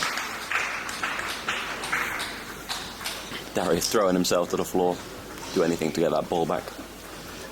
Yeah, he's been out of position, he was trying to move his body out the way, having to lean back, he was off balance. Difficult to play a good attacking stroke from that position.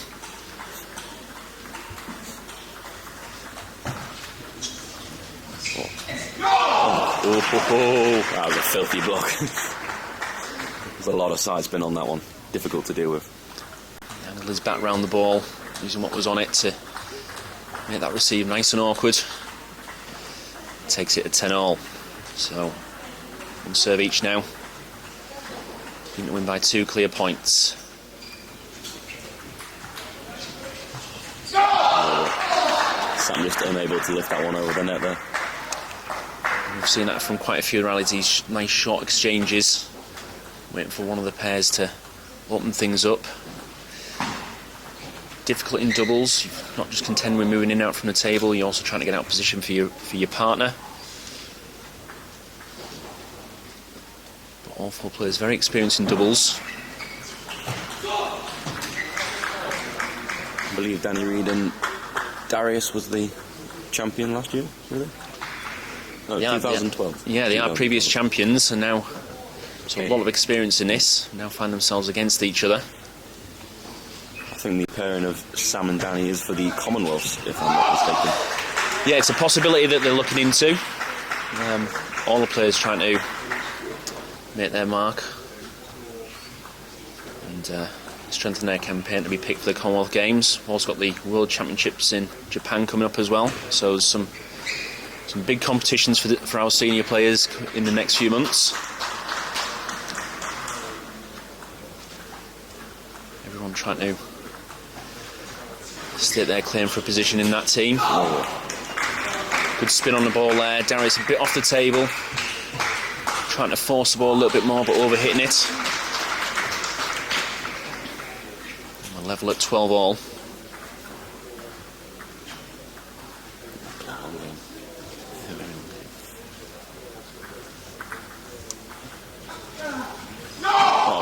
Nice aggressive push there, deep into the Reid backhand.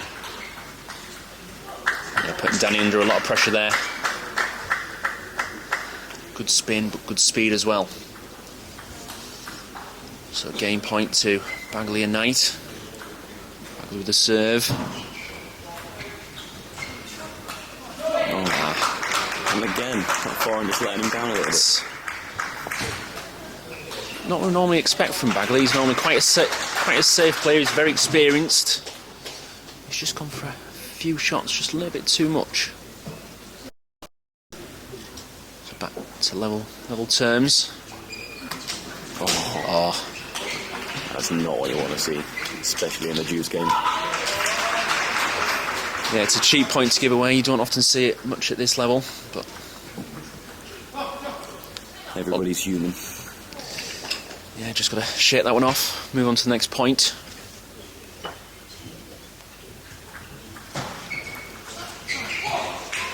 That's a great receive by Sam. Good use of the back and come around the ball as well.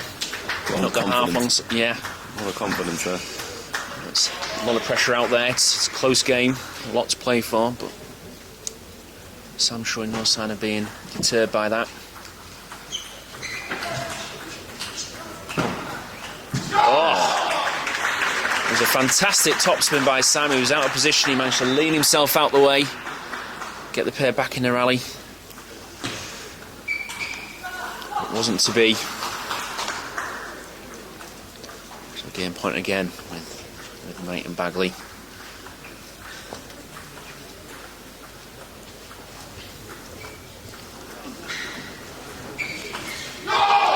Sam won't be happy with that. It was the one to go for. Darius and Bagley will take that any day of the week, though. They will indeed. They'll be happy with that. Now leading 2-0. Could be the decisive game of this match. It's a uphill battle now for the other pair. I feel they have to take that one to show their mark onto the game. Definitely. On adjacent tables, we have the semi-final between Hannah Hicks and Joanna Parker, and that will be a very long game indeed. Yeah, two defensive players, clash of styles there. Runs the possibility of possibly going to expedite, where a player will have to win a point by a certain number of returns. But we're not at that point yet. And on the other table, we have Tin Tin Ho against Kelly Sibley.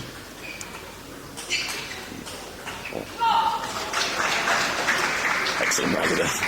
Shame you couldn't see that one. Yeah, Kelly showing her experience there. It was good attacking play by both players, but Kelly just with the upper hand. She now leads 10-5 in that game. We seal the first set. And she does. She's taking that 11-5. Back to the men's doubles. Darius to serve. It was a slightly loose serve. Danny trying to get in, but just didn't have enough to get it over the net there. Even when Darius' serves come long, they have a lot of backspin on them. I know, I played them in the doubles yesterday, and we did not do well. Yeah, Darius, a very experienced player, played for a long time.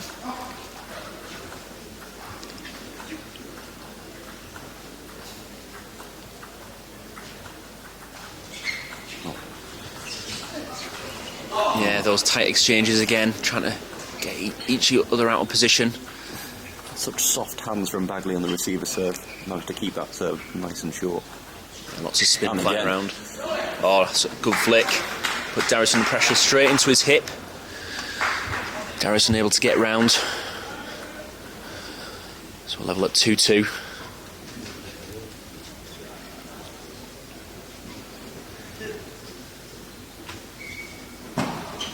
Oh, unforced error again. Bagley will not be happy with that one. Yeah, straight back to tail. Wants to get straight on with the next point.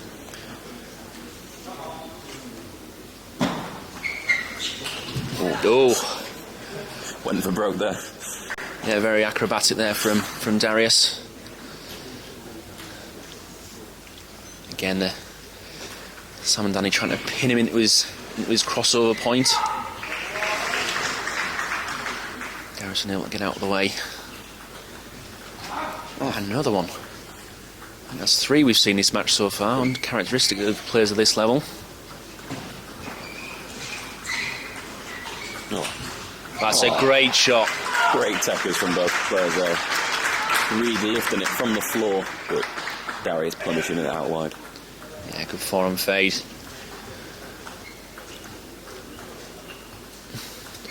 Levels terms at 4-all in this game.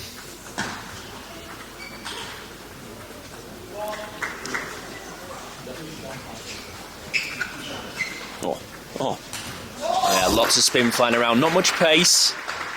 Ball kicking through with lots of spin. Darius absolutely hacked that pushback. Lots of spin to deal with.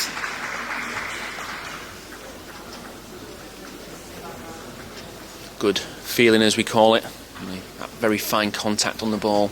Let's get maximum amount of spin on it, and the players decide to take a time out. So 1 minute time out just to talk to the coach, get some tactical information.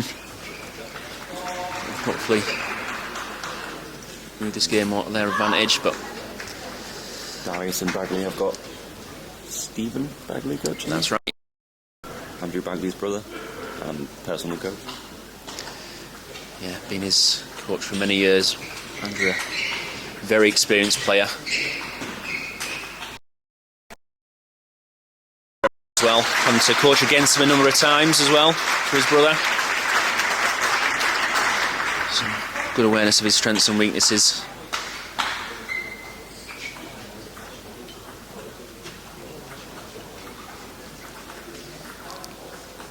So 5-4-2, Bagley and Darius.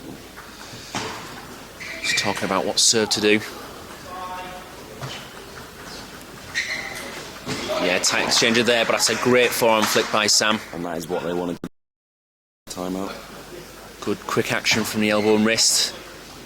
Good pace on the ball. Ball just sat up a little bit. Sam taking advantage. Put him under pressure. 5-all. Oh, that's great counter topspin by Darius. Take the ball a little bit earlier. Putting the other boys under pressure.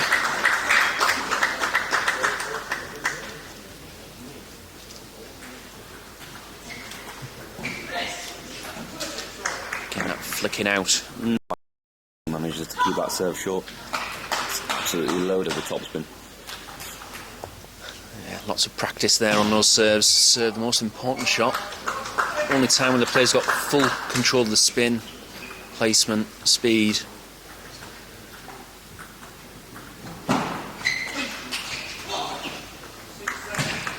So half long serve there. Ball just with long, allowing Sam to get in with a strong topspin down the line. Darius unable to get across to counter that.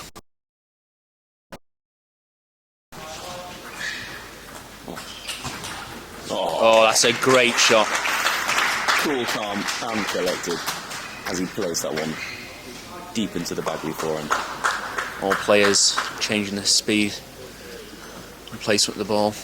Danny then coming into the table, taking the ball nice and early. All picked up there by Darius. The pace he demonstrates on the court is unbelievable. Such quick reaction. Good pace from his arm action as well. Oh, Danny won't be happy with that. Good opportunity again with a strong backhand topspin, but unable to capitalise. Back at parity with Darius to serve. 8-all.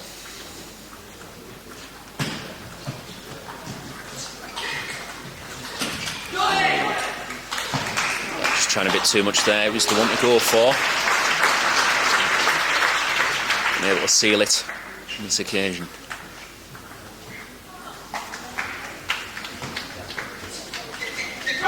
Good flick there. The other pair trying to keep them out. Ball just sat up, misread the serve. Both doubles pairing, even the towel downs. Every 6 points you're allowed to towel down. Every experienced player takes it.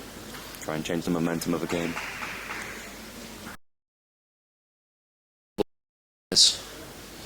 Onto each other.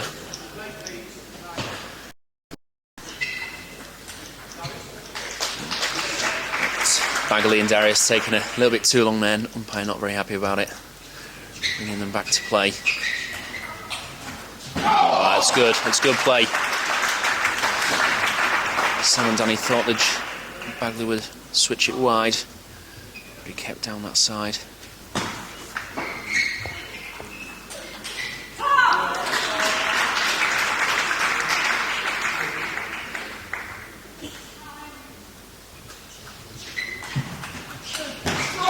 That's good. Well played. It was a good flip by Sam, and we've seen him use it a lot, but they were ready for it there. And they seal victory 11-9, taking the game 3-0. That sets up a final match of Andrew Bagley, Darius versus Liam Pitchford and Paul Drinkhall. Should be a great match to watch. 4 very good players in that final there. Just keep you updated on other matches going on. We've got Kelly Sibley against Tintin Ho. Kelly leading 1-0 and just edging slightly ahead in his second game, 9-8. And in the other match, we've got Joanna Drinkhall against Hannah Hicks, 2 defensive players. So it could be in for a marathon match there.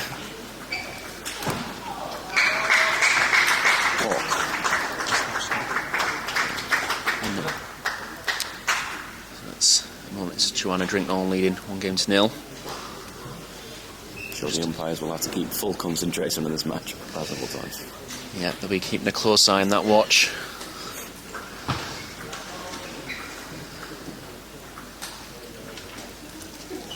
So next match up on the live streaming, we've got Liam Pitchford against Andrew Bagley. Should be a fantastic match. I believe that was the quarterfinals of last year, where Pitchford managed to take it 4-0. Yeah. Let's see if we can repeat that again this year. He'll be wanting to get straight back in there, but Bagley, a very experienced player, won't be letting previous results phase him. He wants to get to the job in hand. But very good attacking players, so I'm sure we're in for an epic match there. Kelly just sealing that second game 11-9 and taking a 2-0 advantage.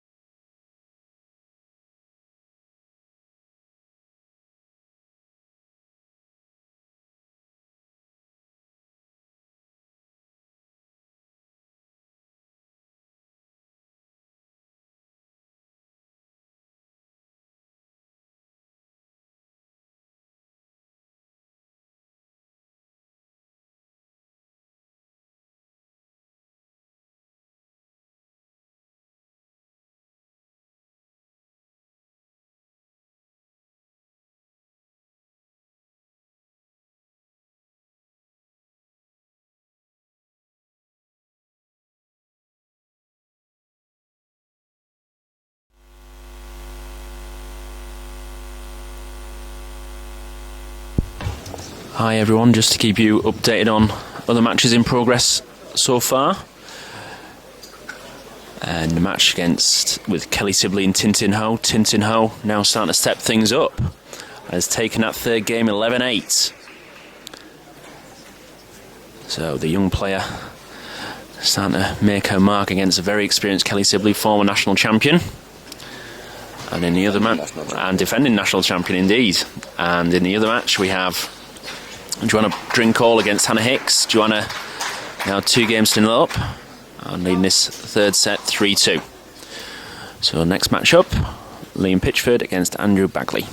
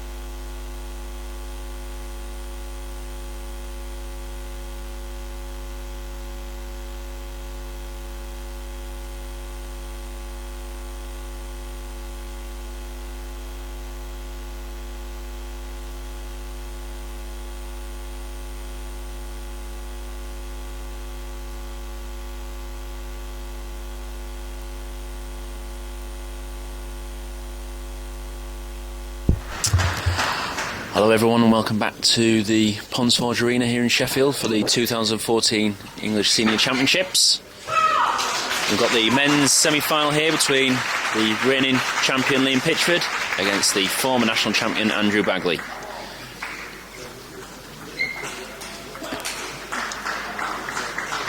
Ooh. Kicked up a little bit, that one there, heavy spin. Clipped the top of Pitchford's racket. Well, good reverse serve there, coming around the outside of the ball, slightly underneath it. So reverse and backspin on it.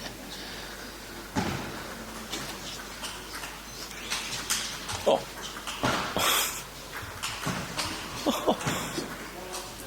That's a fantastic rally. Both players demonstrating their skill there.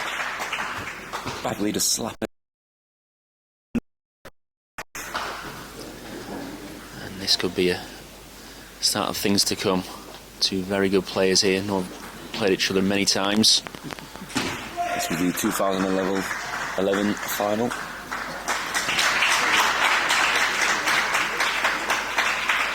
So Bagley taking the early advantage, 3-1.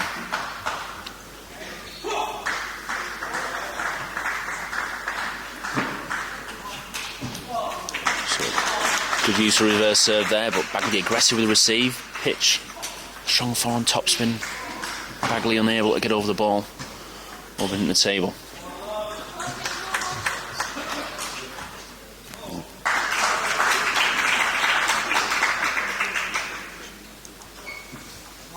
En route to this semi-final, Pitchford played Macbeth. And fantastic game that was. As David's been playing some really good table tennis of late, domestically and internationally. Pitch had to work hard, but just raised his game when he needed to and came through that one to book his place here. Oh. That's good dominating play by Bagley. Yeah, he's going to stay in. Won't give an inch.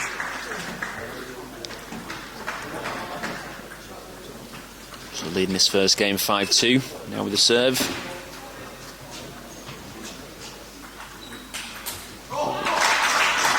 Good first topspin, lots of spin. Pitchford controlling it back, and then Bagley straight in with another topspin after that.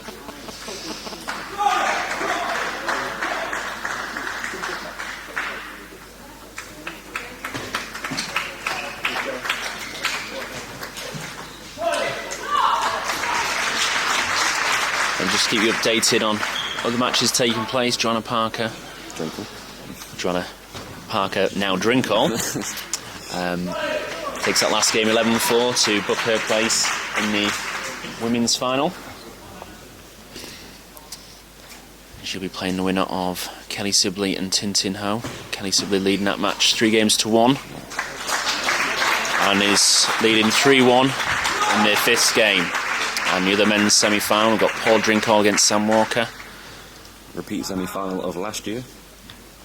Paul leading that first game 8-5 with serve, but back to the action here.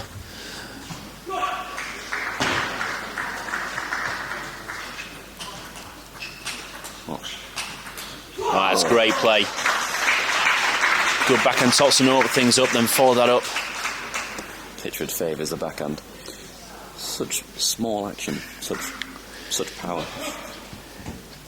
Yeah, it's very subtle changes in his backhand. It's hard to see the change of direction. Produces a lot of speed and spin. He's trailing this one 7-5, but he's got the serve now. Bagley, yeah, trying to be aggressive on the receive.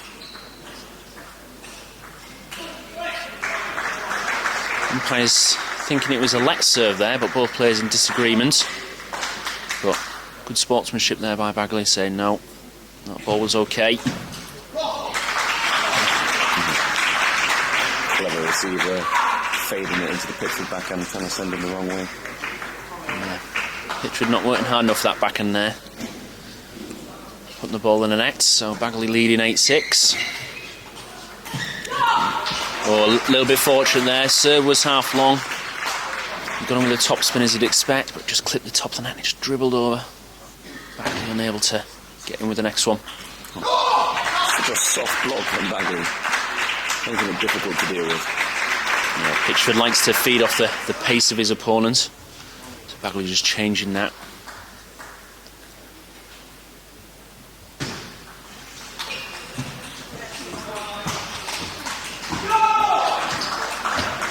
Great exchanges.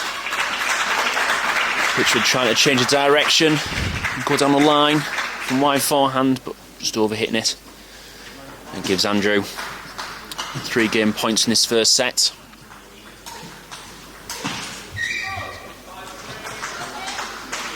Oh, loose serve there by Pitchford. Bagley ready for it, in with a forehand topspin.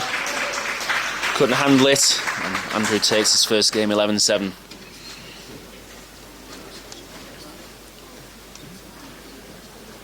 In the other men's semi-final, first blood going to Drinkhall. Taking that first game 11-9 against Sam Walker. And in the other women's semi-final, Kelly Sibley just starting to break away for opponent Drinkhall, leading 6-3. Showing her experience there. Yeah, Tintin has played very well in this match, put Kelly under a lot of pressure, but Kelly not letting that get to her, using her experience to get her through. But has played some good stuff. So still a long way to go in this match. Best of 7. Pitchford just gathering his thoughts.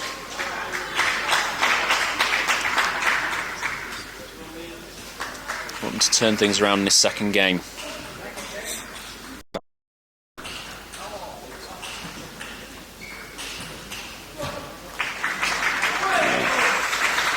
Good serve. Trying to follow it up. I think Pitch will come out swinging in this rally. Yeah, he needs to up it a gear in this next game. But that's a good receive. Pinning Bagley into his crossover point on that wide backhand. Bagley unable to get round. Sometimes a heavy push is more effective than a heavy topspin. Yeah, he can still be aggressive with a push shot, trying to go with good speed. As well as the spin. Pitchford on the back foot here. He's got his rod out. He's fishing. Oh, that's great play.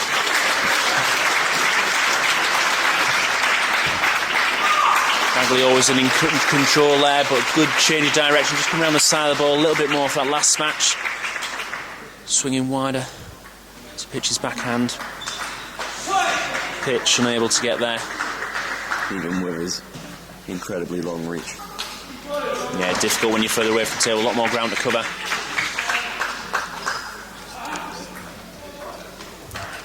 Pitchford just starting to get a bit of a lead, leading 3-1, but Bagley now with a serve.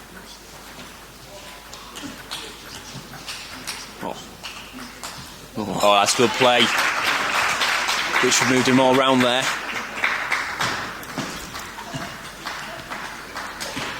Good footwork. Bagley managed to get him back in position.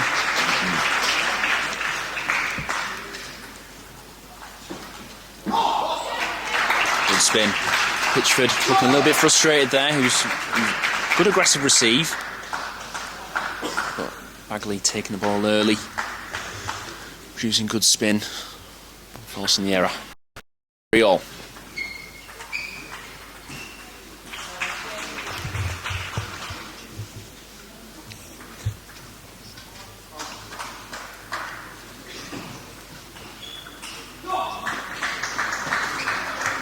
That's a great flick. It was a good serve by Pitchford, using reverse spin again. Bagley stepping over. Good flick wide at the forehand, using the spin against him. Great angle he found there. Oh, incredible feeling. Soft as hands.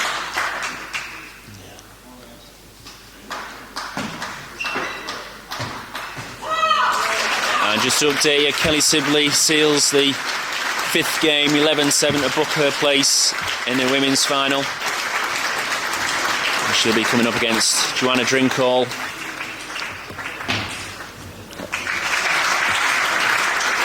Young Tintin, definitely a major prospect for England. Played very well, but today it just wasn't meant to be. So the women's final between Kelly Sibley and Joanna Drinkhall. Again. Yeah, two dominant players in the women's game in England.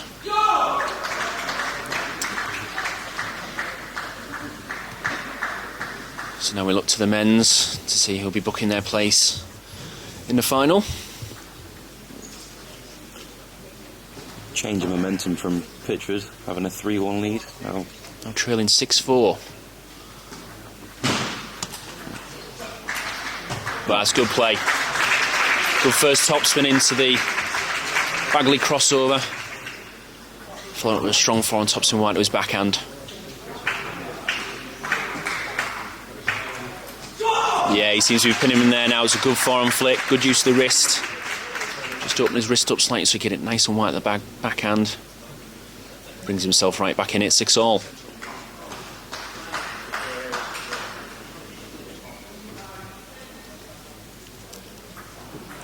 Bagley taking full advantage of these towel downs.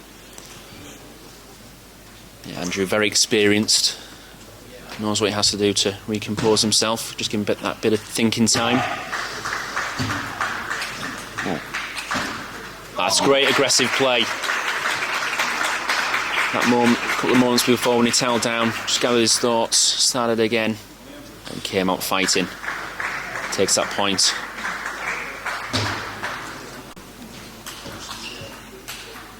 Oh. He's chopping, he's on the floor. Oh, exhibition stuff in this match. Looking at that, you wouldn't have thought it was a men's semi-final. Bagley turning to chopping the ball and collapsing on the floor, but pitch wasn't going to be drawn into that one. So 7-all. Bagley just trying to slow him down. He knows he's got a bit of momentum with him. That's good topspin again into the Bagley crossover. Couldn't quite get round. Tactics starting to emerge.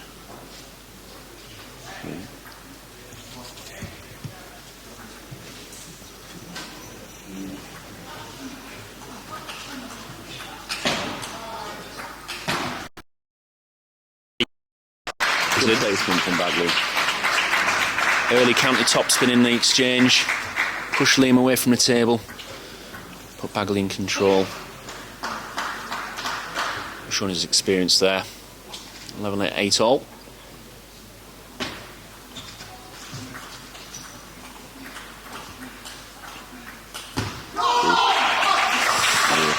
It's not what Pitchford wanted to go for, really. Felt kind of loose when he was swinging at that one. He was just gradually edging back from the table with each stroke there.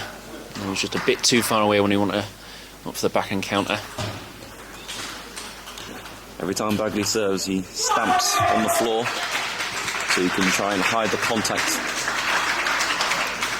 Yeah, it can act as a slight distraction. The umpires think he's getting an unfair advantage, they'll be having a quick word with him, but nothing said yet. But it's 9-all.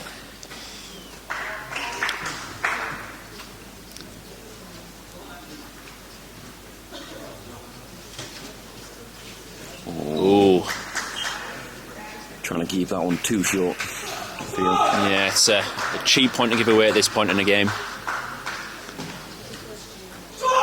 But Bagley won't be happy with that.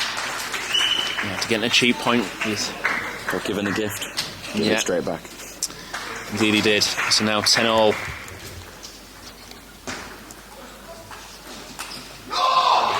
Trying to do too much there. Good play by Bagley. Pinned him right at the backhand. Pitchford off balance. Couldn't quite execute his forehand as he wanted to. Forcing the error.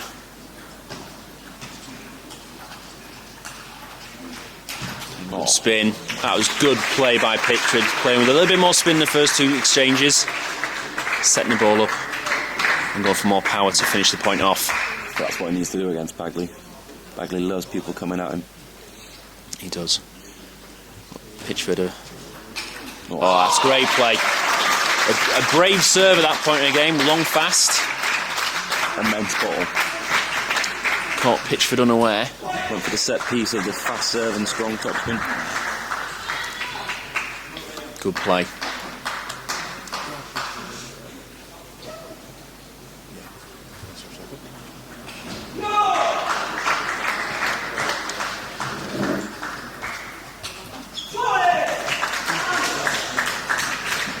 managed to reduce the deficit to 0. Yeah, it brings it back to a level playing field in this game. Again, just that small change of pace, just a slightly slower receive, a softer block. Bagley making the error.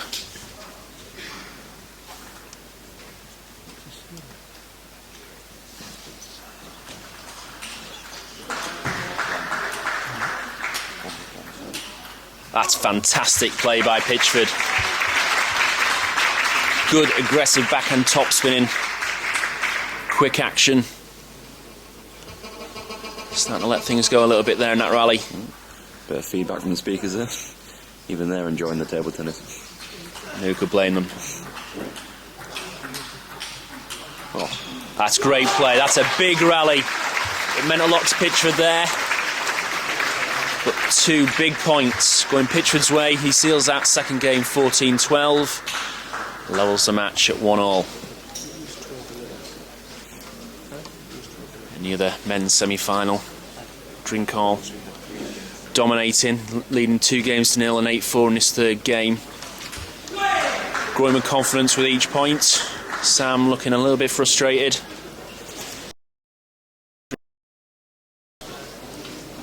We want to state his claim and regain his title.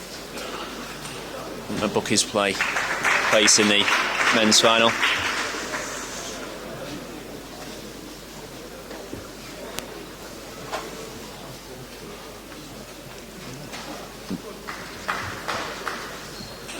So Pitchford back to the table quite early.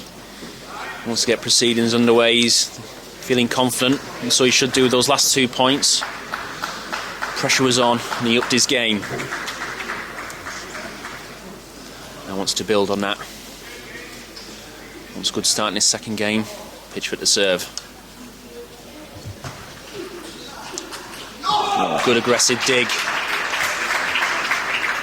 Deep into the middle, forcing Pitchford to try and lift the ball. Ball bouncing right near that white line at the base of the table. But a change of pace there from Bagley, a slower, spinnier top spin.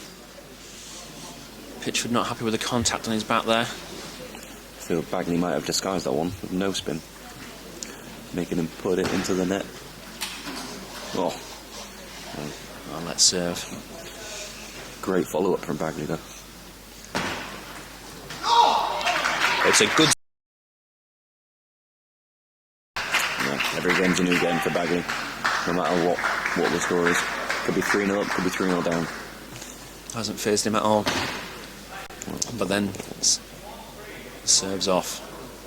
But Seen that a lot recently. sometimes just rushing his serve a little bit there. Good top spin there. Bagley slightly out of position. Just tried to slap that one back into the play. Looking for the counter hit, but difficult with a lot of topspin on the ball. And just snatching at that flick there. It was a good reverse serve. Coming on the outside of the ball underneath it. Short of the Bagley forehand. Just trying to do a bit too much with them, forcing the mistake. And Pitchford levels things back to 3-all.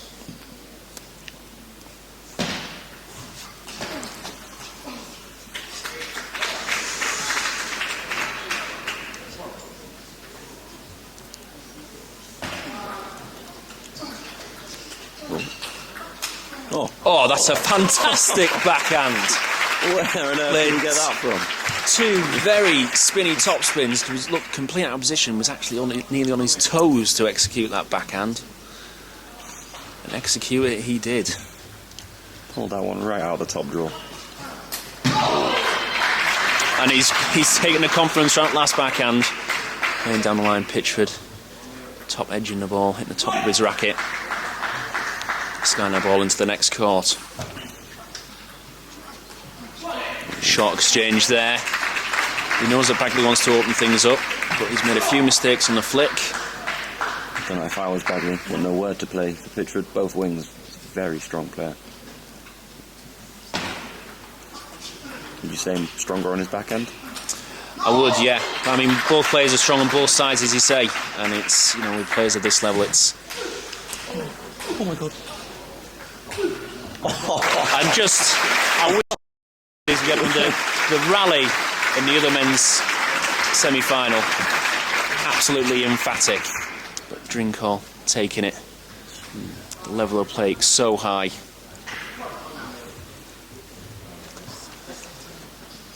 So back to this table. Pitchford and Bagley.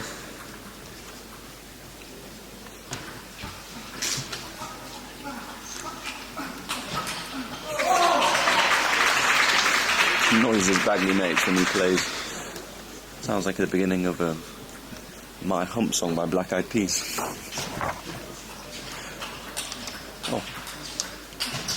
Oh, great control. Lovely blocking. That's a great rally. Pitchford did well. He was attacking but was getting pushed back. Managed to get his way back in. Bagley not giving an inch there. He never gives in. We've seen it so often with him. Perfectly level in this game. As I said before, both players have played each other a number of times. Back in 2010, Bagley beat Pitchford in the final. Last year, however, Pitchford beat Bagley in the quarterfinal 4-0. Clearly not a repeat of last year. Lazy forehand from Pitchford. Yeah, not quite in position, going around the side of the ball, but there's a lot of topspin that Bagley had put on. Couldn't bring the ball down, over hits the table. Gives a relatively easy point away for him in that one. He now finds himself trailing by 2 points. Oh, and again, with a no-spin forehand. Confusing Pitchford. Clearly doesn't like it. So, Andrew with 3 game points.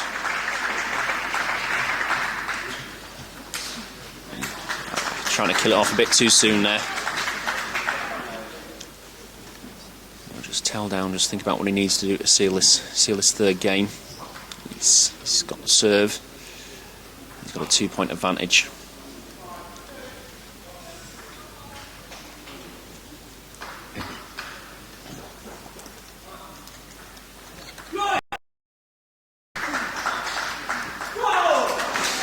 So try to be brave again, long fast serve, but Pitch was ready for it. Just gave it back with that little bit of spin, good use of the wrist. Kicking off Andrew's bat. Oh, but he's taken it. Pitchford had worked the point quite well, had got him a bit out of position, but unable to execute that shot down the line. So Bagley takes that third game 11-9 and makes it 2-1. Pitchford clearly not happy about the way he's playing currently.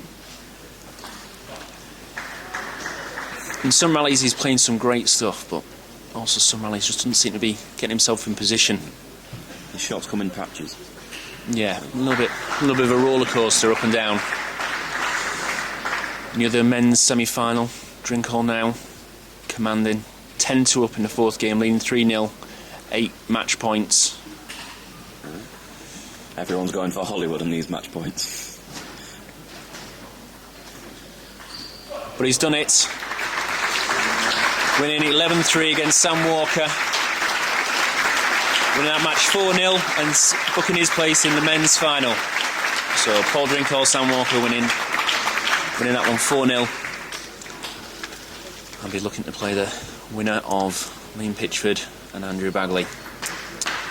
But who will it be? Bagley leading 2-1 with the serve at the start of this fourth game.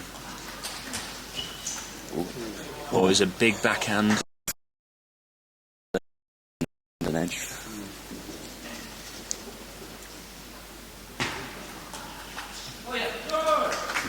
Good use of the backhand flick, stepping right over to the short forehand. Coming around the outside of the ball, putting side spin on it as well. Pitcher's flicks are so well disguised, you have no idea where he's going to place them until last second. His use of his elbow and wrist is fantastic with all of his strokes, but especially on the backhand side. Very deceptive, subtle changes. Like to see the change of direction. So there, hard to see he was going to go right to the corner. He may have, even though he overhit it. So what he's able to do, change direction. Good disguise. 2-all. Bagley with the serve.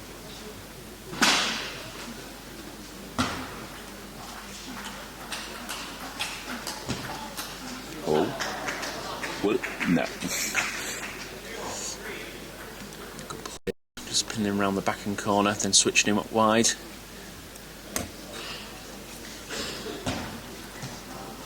Bagley serving a lot of his serves shorter pitches forehand to get him over the table.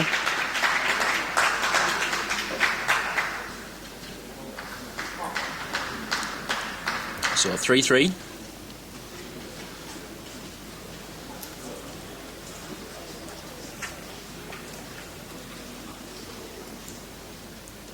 Bagley just toweling down, gathering his thoughts.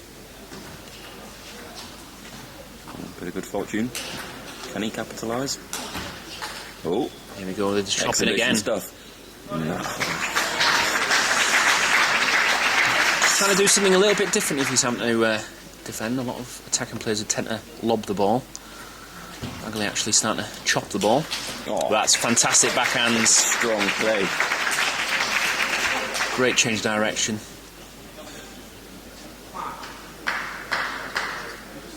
Bagley trying to counter hit that, but very difficult to do.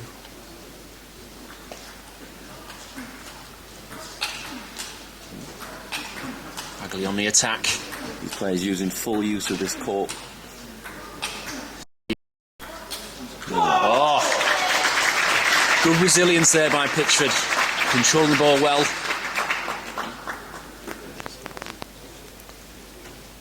Bagley top edging his racket. Giving the point away. So Pitchford leading 6-3.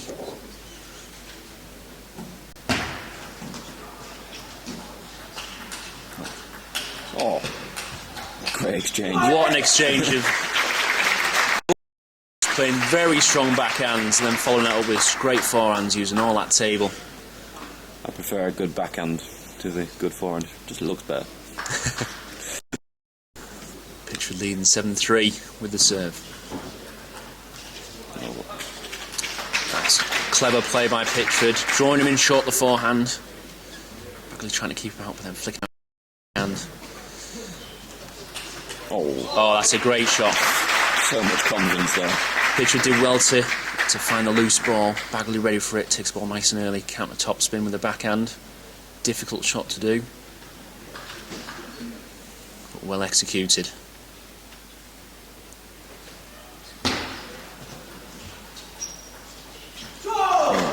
Unable to keep that one short there. Touch play from both players. Yeah, both looking to keep each other out, stop each other attacking.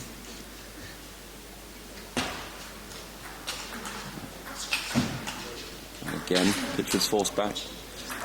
Never count him out though. Oh, that one's high. Pitchford never giving in. That's a disgusting way to end that rally. What a rally, but what a way to finish it. And you can see by the smile on Bagley's face how he knows how fortunate he was there. He needs to move on from this one, Pitchford. He's still got the advantage, 4 points the difference, leading 9-5. Oh, What a backhand. What a backhand. swung his arm on that one. Just closed his eyes and hoped for it. We've seen him do it quite a few times already in this match. Meant a lot to Bagley, that one. Puts him back into contention. Deficit only 2 now, and now he's got the advantage of the serve. Oh, that's great play.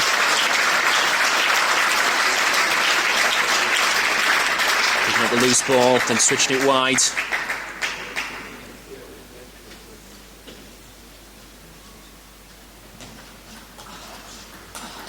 Oh, that's good play.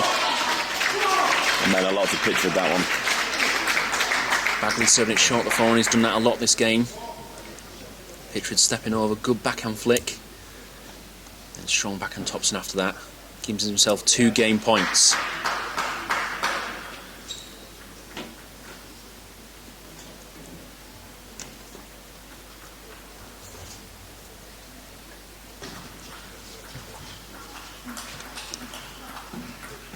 Oh, that's amazing. Pitchford looking the aggressor in that rally. Nonchalant slap right into the Pitchford body. And that's the difficulty. You counter hit those balls, it's high risk. But if they go on, it's hard to deal with. Fortunate again. So Bagley back in it. Showed us pick a great time to get a good bit of fortune there. Is he making his own luck? It's 10-all.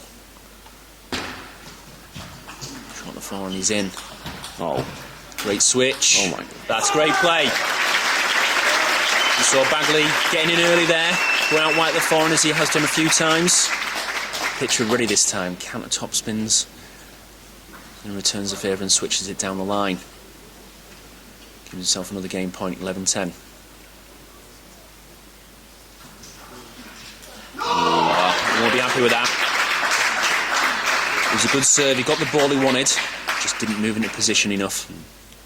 Just clipped it very slightly. Very fine contact with the ball.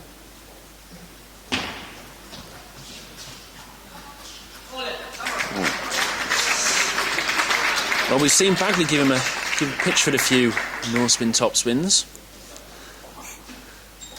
No spin top spins? Yep, pardon the expression, reeling them in.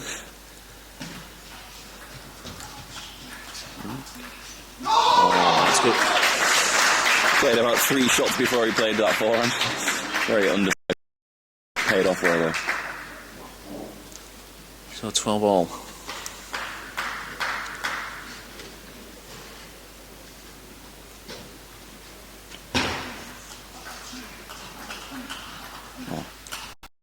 Play. Great kind of top spin. Clever play there by Bagley. Containing the ball, the block, waiting for the right ball. And great counter top spin. I feel like Bagley's backhand's been his best shot in this match. It has. He's used it a lot. Oh, but Pitchford is not going to be phased. Whatever you can do, I can do better, he says.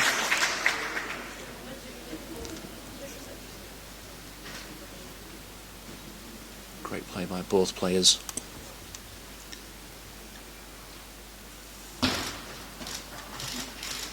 Ooh, trying to change the direction a little bit there. Clever play from Bagley. Just didn't work out.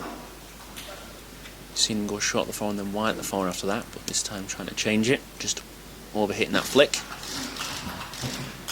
Oh, That's great play. A very important serve, very brave serve, long fast. Bagley not expecting it, then following it with a strong backhand. And that gives Pitchford that game 15-13. And levels things at 2 games all. For a terrific day of table tennis. Very warm welcome to everybody. Commentary within commentary. This morning, With a commentary section there. finals of the National Table Tennis Championships. At the conclusion of this match, we will be having a break where we reconfigure the hall. We'll ask you to stretch your legs and go and patronise and support our sponsors with the Tea Sport stand outside, have a cup of coffee, etc. But much of that later. We've got a fine match here that has followed all of the other matches, 4 of the best ladies, and now the last semi-final of the men's singles. Both players coming back to the table now. We're all level here at 2 games all.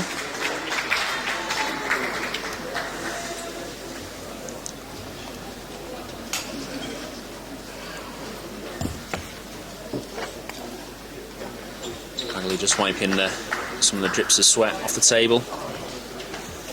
Doesn't want any of that dampness getting on the ball, which could affect his shots, but here we go. Pitchford serving. 5th game.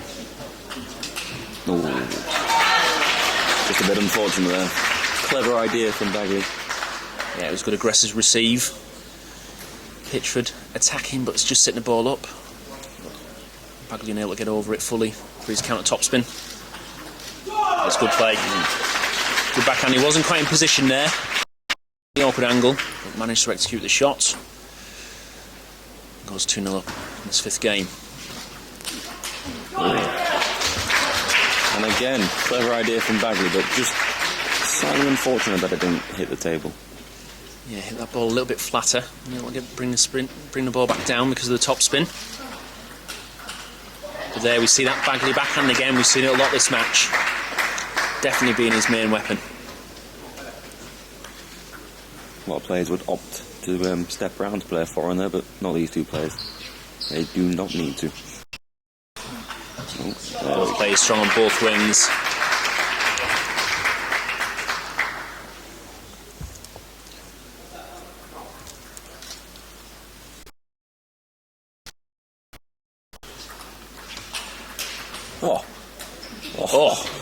And that was a great backhand counter topspin by Bagley. Took it right up the bounce. Pitchford managing to get it back. Bagley unable to follow it up. Only 2 points in it. Pitchford leading 4-2. Now Andrew with the serve. Shot the forehand. Just trying to do a bit too much there.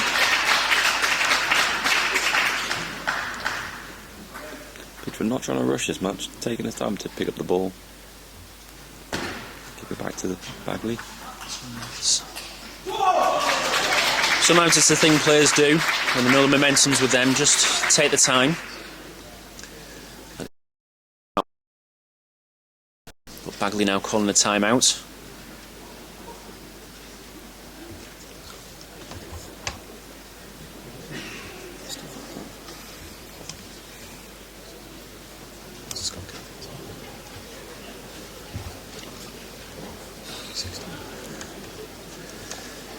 So 1 minute timeout for Andrew Bagley. Not many words of advice given by John Davies. Doesn't feel like Pitchford needs them. Out of this game. Andrew getting some heat spray by what it looked like on his shoulder. Now just getting a bit of tactical advice from his brother.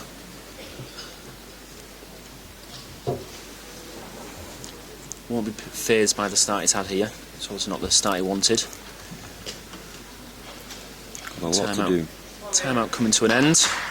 Using that 4 minute. Tactical play more than anything. Yeah, using his experience, won't be rushed.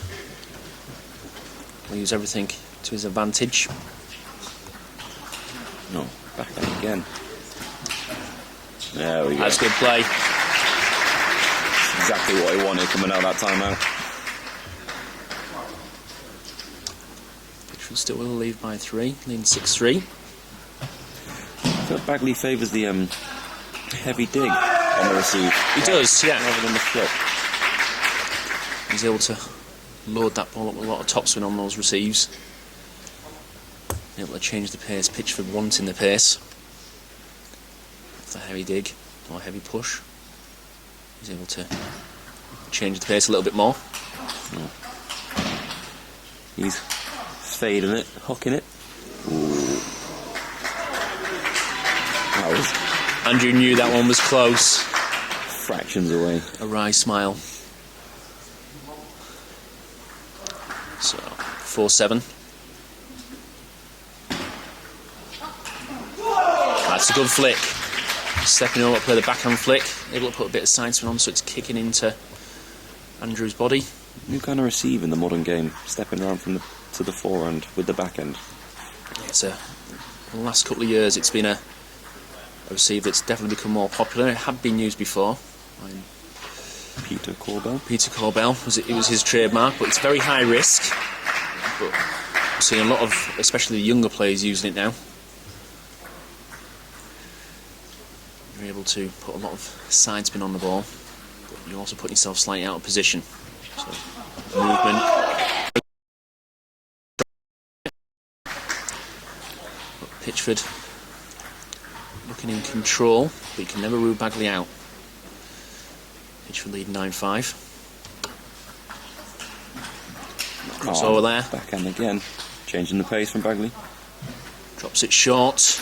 Takes him back out. And the shot. Oh, it's like a little dance going on here. Oh, that is great play. Both players An unbelievable techers there. Bagley bringing Pitchford in and out. Pitchford covering the court. A great soft hand. Able to take the pace out the ball. That ball very short. Pitchford unable to get in. Oh, a little bit fortunate, but was the aggressor in that rally there, Pitchford. Now gives himself 4 game points.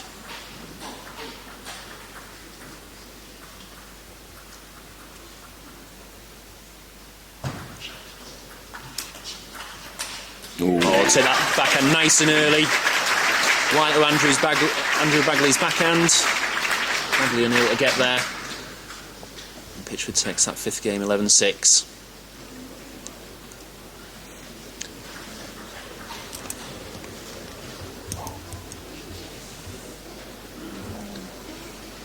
So Pitchford now with the advantage of 1 game, leading 3-2. But Andrew's certainly not out of this game.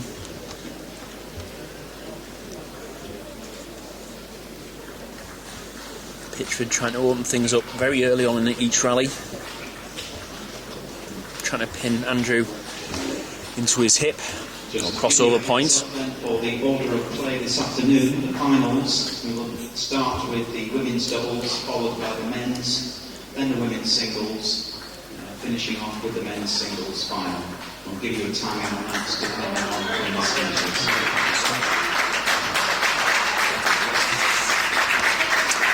Okay, so here we go, 6th game. Bagley to serve. What can you do here? Oh, that's great play. Bagley unaware where Pitchford was going to play that forehand. Yeah, Bagley committed himself, stepped round the backhand corner, play a forehand, tops and it opened things up. Pitchford. Good counter across court. Good strong backhand. Down the line.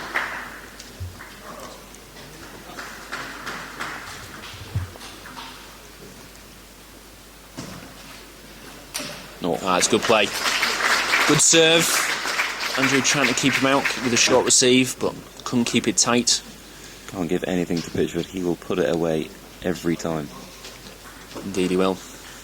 No room for error.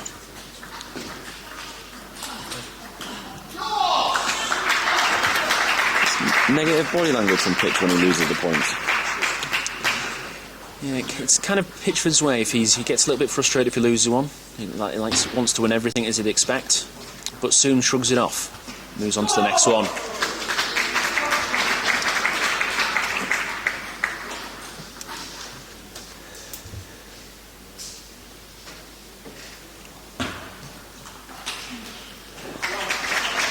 Bagley looking for a big backhand.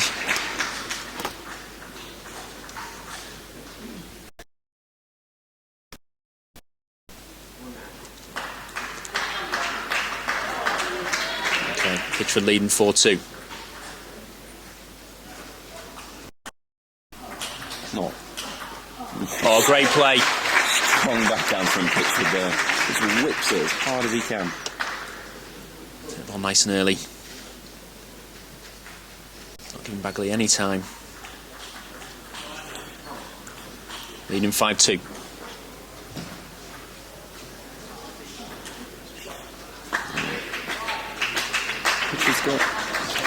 Takes that backhand very far in front of him, so it comes on him to you a lot quicker than you would think, giving the player less time to react.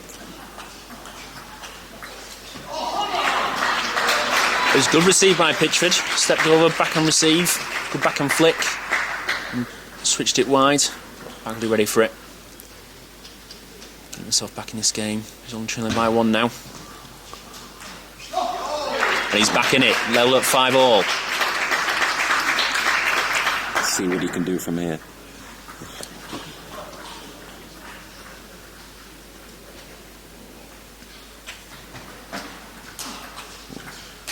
Oh, that's good play. You saw Liam use that reverse serve a lot in the beginning of this match.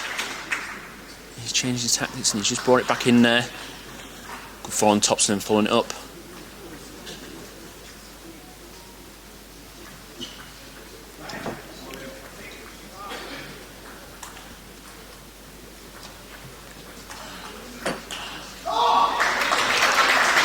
fade there.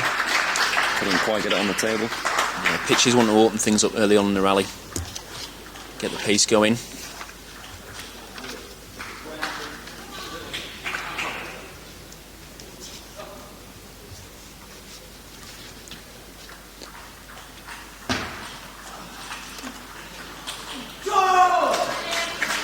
again, flicked it out wide. Bagley struggling to get round enough. Pitchford just pinning him on that back and corner.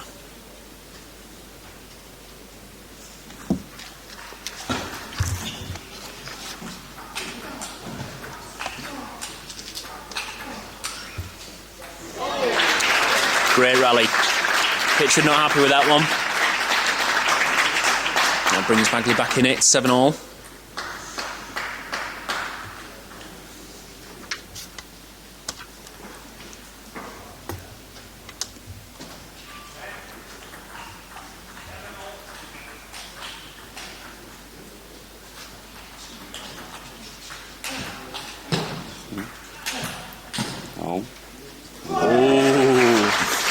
Well played there by Pitchford. Good tops and serve. Bagley flicks it up. Making Bagley do a little pirouette in the court. Yeah, got him right on position. Bagley won't give in. He's fighting. Yeah, good play there.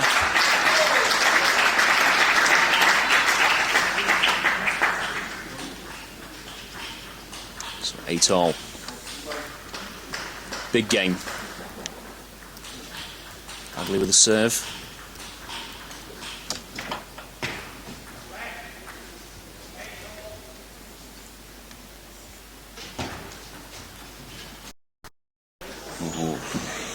A little bit fortunate there.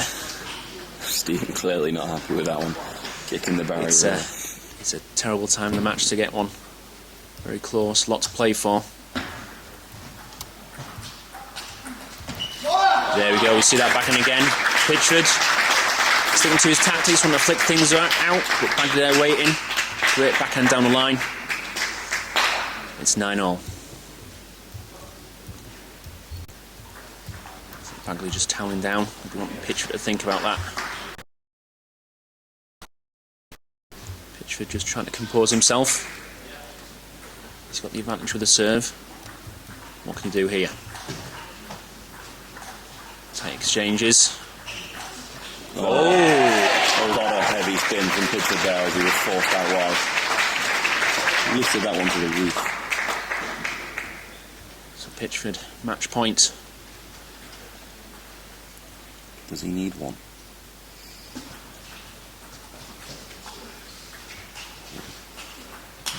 Oh! Went for a big backhand there. He knows that was an opportunity. Possibly not the right shot to go for in that respect.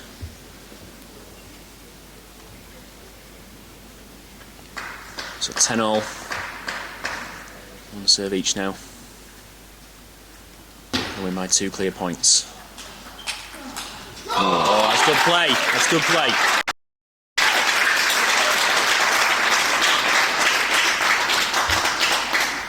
See how much it meant to Bagley to get that point. Showing his determination at that point.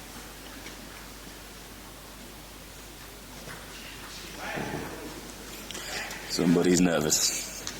There's a lot of pressure out there. All at stake. Oh, that's well played. Tight exchange, got a half long. He wasn't quite in position to play that forehand. But Pitchford didn't quite move either. Just snatched that shot, puts the ball in the bottom of the net, and that gives that game to Andrew Bagley, 12-10. So, we're going down to the wire. 3 games all. Sure, you folks at home love to see this go down to the wire. Some good table tennis being played here today. A lot at stake. That men's Pitchford won't be happy. He had a chance, he could have sealed it, but Bagley showing his mental resilience, not being phased, sticking to his plan. I managed to come through and taking confidence from that. Pitchford will be wanting to come out the blocks quick. Already at the table. Bagley on the last one to go out. Trying to play mental games there.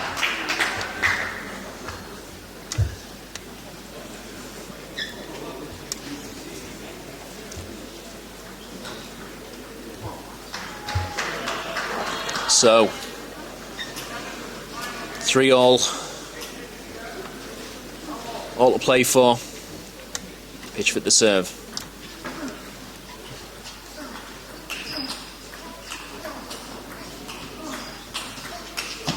That's great play. Good change of direction from pitch. Came on the outside of the ball a little bit more to play that back and down the line. Good change of direction.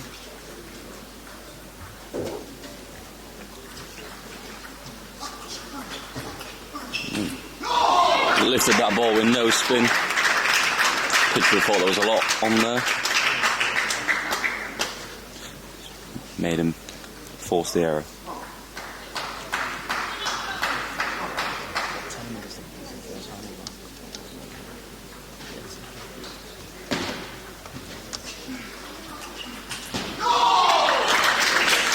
Pitchford just snatching at that one there. He's trying to switch it quickly. Just snatching it a little bit, making an error, putting the ball in the bottom of the net.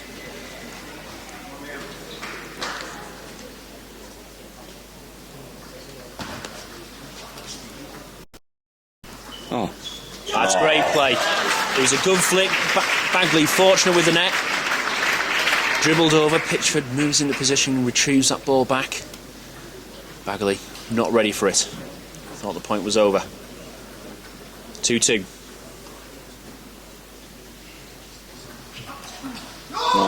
great flick from Bagley there. Yeah, it was a good serve. There was a lot of spin on it. It was a little bit loose. Bagley straight in. And there's nothing in it.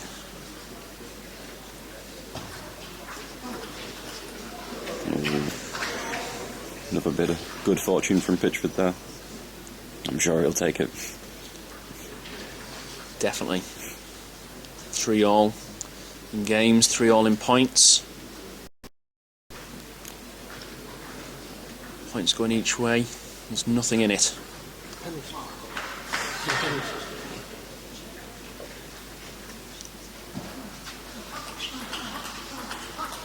Oh, that's good. That gives Pitch the advantage now. See if he can capitalise. Big backhand exchange. Pitchford with the top spin. Bagley trying to change direction but couldn't control the ball.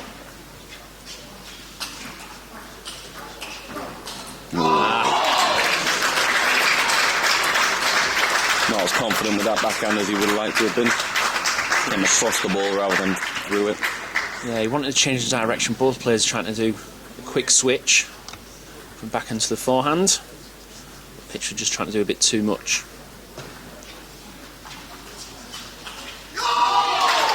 That's a big point. Meant a lot to Bagley, and it hurt Pitchford a bit there. So, change of ends. It's the first time we've seen this happen actually on this table. When it gets to 5-all in the final set, or 5, or whoever gets to 5 first. Yep, change ends. Bagley with a slight advantage. There's that reverse serve again. Oh.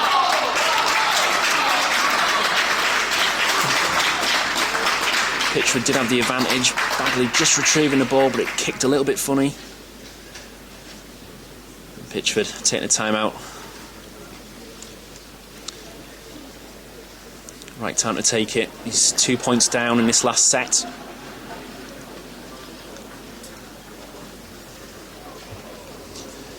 Just needs to compose himself. There's been a couple of points he's not happy with in those last couple of exchanges. Bagley's been doing extremely well to make it this close. Pitchford 54 in the world. I think he's even higher. I think he might be 51 now. 51 yeah, now. he's been ranking this guy. Koshiniwa recently for his club team of Oxenhausen in Germany.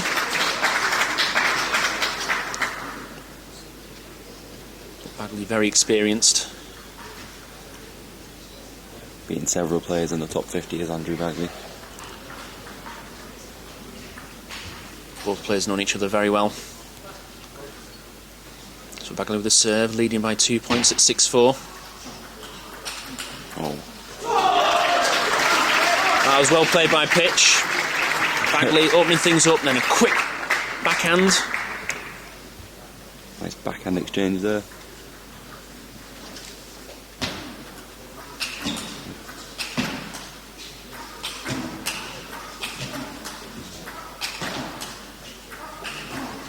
Oh, That's a fantastic point. Bagley the aggressor, pushing Pitchford back. Pitchford amazing backhand to win that point. great tech has shown. So from 6-4 down, he's brought it back to 6-all. Pitchford noticing a crack in the ball. So asking the umpire for a new one. So a quick knock. Make sure the ball's okay. Seems fine to me. Fine to them as well.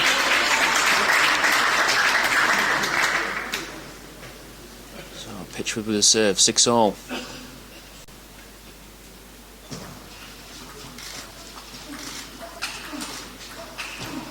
Going for that backhand again. Didn't pay off this time.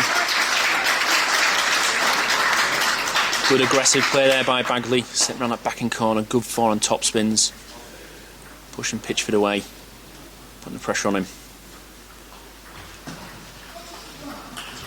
Oh, Yeah, it's good. that's clever. Bagley a bit upright when that shot came through to him. Not ready for it. I think I was expecting the forehand to go across, but Pitchford playing it down right at the backhand. So 7-all.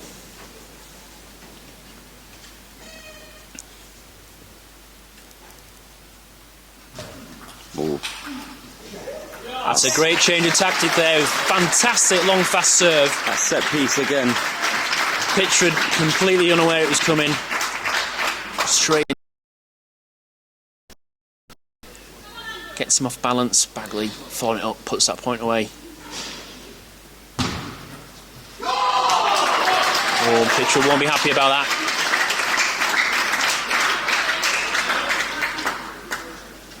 So, Bagley leaving 9-7.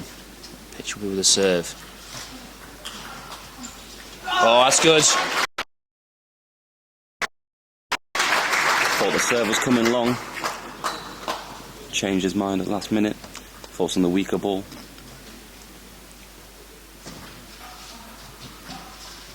Oh, that's good play. Tight exchanges. Bagley not quite in position. He was thinking he was going to flick it out, but he touched it again. Couldn't quite capitalise on that again with a top spin. So 3-all, 9-all. As close as you like. Can't get many matches like this. It's great to see two good players. Nothing between them, score-wise. Could go either way. Who's got the mental nerve to see it through?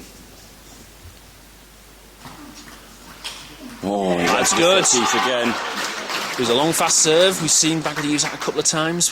Pitchford just sent it back, good use of the wrist.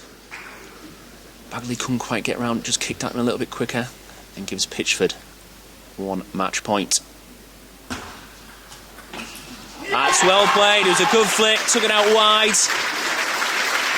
Bagley not ready for it, and Pitchford takes that game 11-9, sealing the match 4-3 and booking his place in the men's final. It means a lot, you can see it there. The crowd showing their appreciation of two great players, and what a great match that was. Great respect for each other, these two. Bagley obviously will be upset with the loss, but taking it on the chin. So that seals the semi-finals. We'll be moving on to all the finals later this afternoon. The times and everything will be coming up online. We have all the finals time from around 2:30. So stay tuned, and we'll bring you some more finals matches later today. Thank you very much.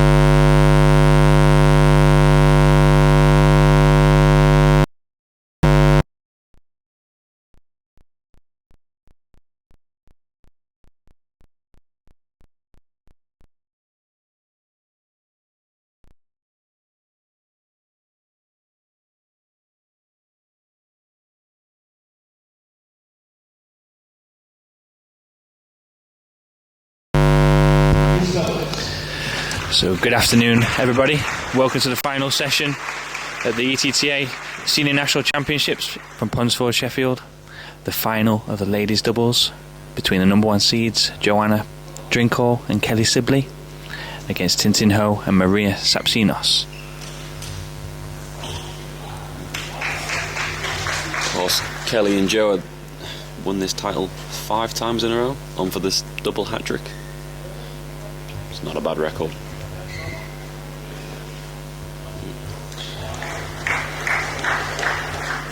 First 2 points shared among the doubles pairing.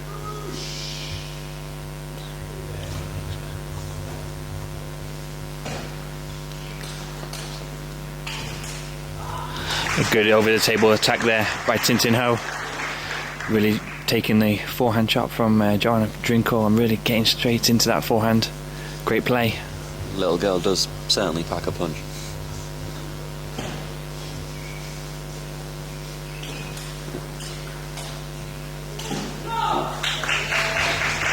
Although the ball going in the net, I think that both players are showing their intent early against the number 1 seed, trying to attack the ball.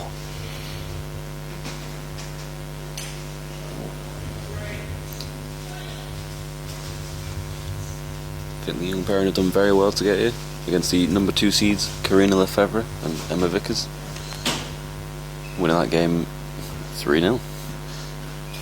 It's probably closer than the scoreline suggests.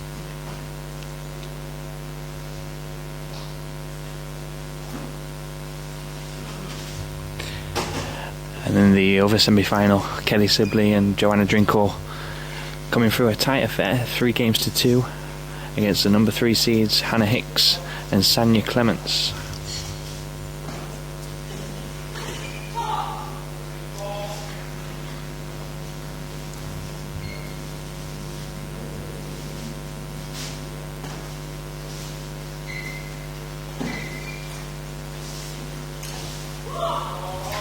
Again, the number 4 seeds Tintin and Maria keeping the ball tight over the table, not letting Kelly or Joanna settle in this early stages of this first game.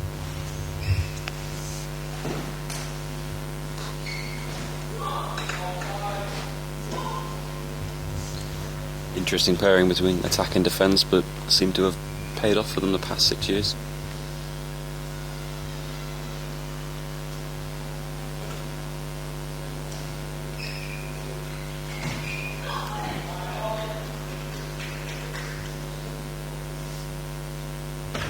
Kelly just changing the line of attack there, just making Maria move to just by that forehand, forcing the unforced error. Back level, 5-all first game. Strong backhand from Maria, deep into Joanna's backhand, forcing the error.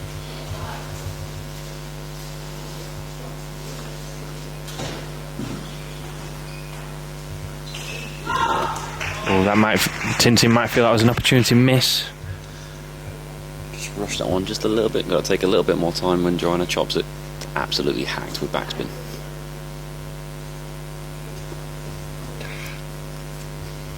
Butchered.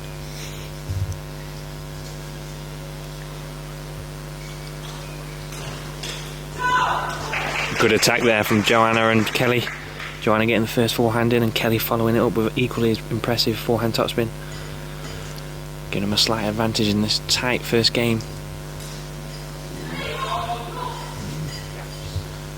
Uncharacteristic of Joanna to miss that one. Yeah, definitely.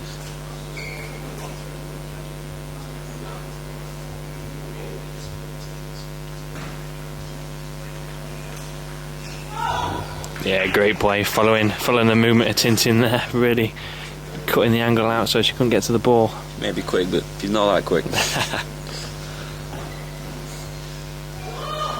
Unforced error brings the scores level, 8-all.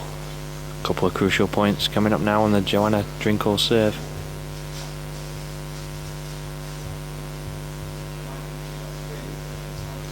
Playing mind games there.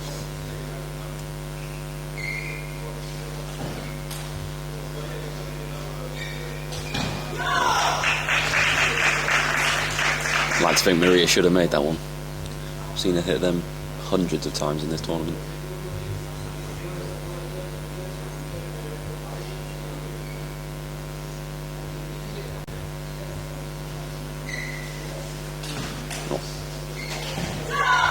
Unlucky. Great play from both players, both showing their attacking intent again. Maria with a great forehand open up, but Tintin just slightly behind the play there with the unforced error, giving the first set points to the number 1 seeds. And they take it on the first time of asking for the first set to Kelly Sibley and Joanna Drinkhall. 11 points to 8.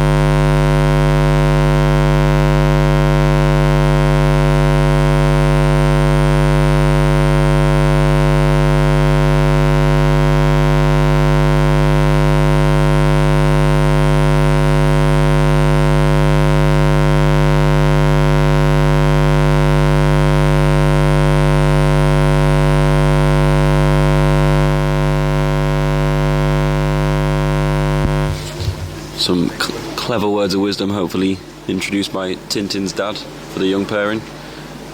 Kelly and Joe just talk between themselves. Clearly got experience.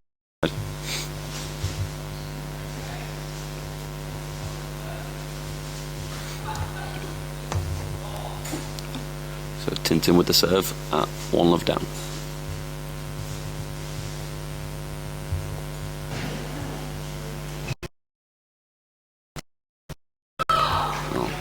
Excellent attacking play from both players. Great positive start. I feel like this way around may be better for the younger pairing. Maria better at lifting the topspin balls than Tintin. More difficult with pimples. It'll be very interesting to see how they get on in this early exchange in this second set. Ooh. The opportunity was there, the attack was on, but just missing the table.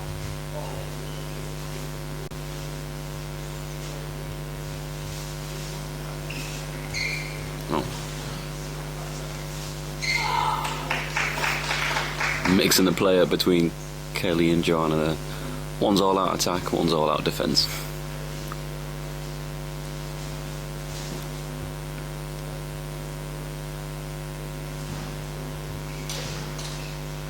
No. Bit fortunate there, Mike. That was disgusting. I'm sure the little girls will not be best pleased with that one. A good attack into the Drinkhall body, forcing the error. Crucial point, what they won, bouncing back off the edge ball on the previous point. And one sees a slight advantage, 4-2, second set.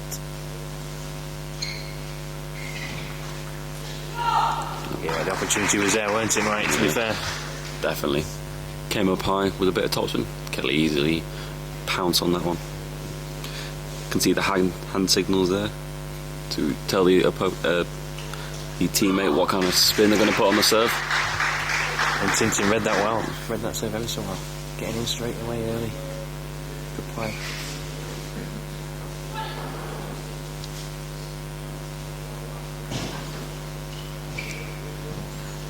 No. Using the entirety of the table as Kelly. Nice. I watch a lot of QI. Dave's good for that.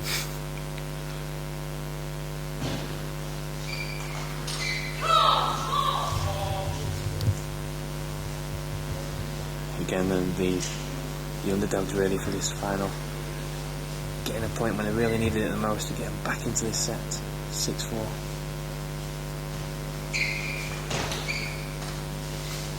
I feel like the change of pace is really... That was a very good play. Really confusing the younger players.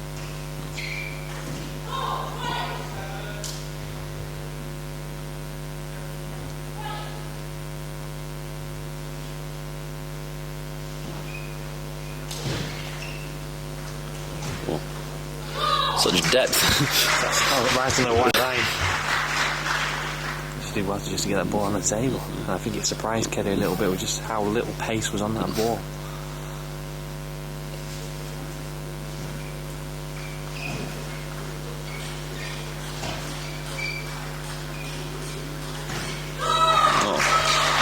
Good again. Great play by the pairing of Maria and Tintin, keeping the ball tight, forcing the error from the defending champions. 7-all, Kelly serve.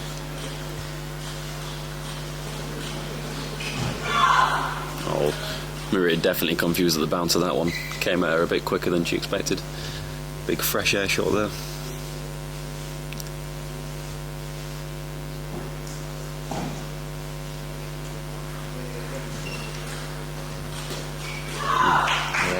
Out of position. Didn't really know what to do with a high ball. Enforced error opens up a slight advantage for the defending champions. Big serves coming up. Oh, great play. Get your protractor out. The angle on that was ridiculous. We lost sight of that one, Mike, didn't we? Yeah, you guys at home have definitely got a better view than we have, that's for sure. Been given the duff seats here. Great again, varying the attack. Previous point going in hard. That point putting more spin on to bring the scores level. 9-all. Exciting times.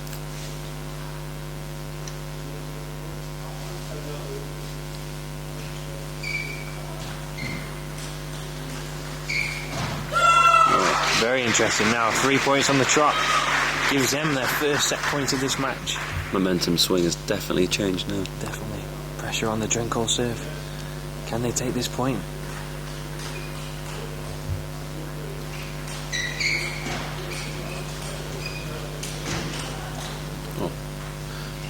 Oh, and probably the best point of the match. And the number 1 seed is very fortunate to hit fine on the white line on the back of the table.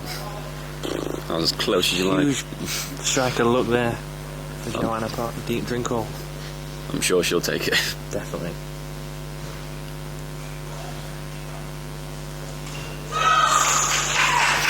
Can't believe she's put that in the net against you, mate. Not at all. Looking at the table like, what on earth was on that? Just need a crane, that one. Yeah. Big forklift truck to lift that one. 2 unforced errors, just when I needed a bit more composure at 10-all. Gifts the second set to the defending champions, 12-10. They open up a 2 sets to love lead. Kelly's got a very strange habit of leaving her bat in the centre of the table with the red side face up at the change of sets every single time. You've noticed something there, Mike. Every single time. Definitely. What are you, Mike? Are you a Cho person or a Chole? I like to vary it and mix it up. LA, Chole. Give them the fist as well, like these guys are doing to each other? Give it the fist bump. Definitely. Get very vocal when I play. I've always been as quiet as a mouse when I've played table tennis in these past years. If you believe that, you believe anything.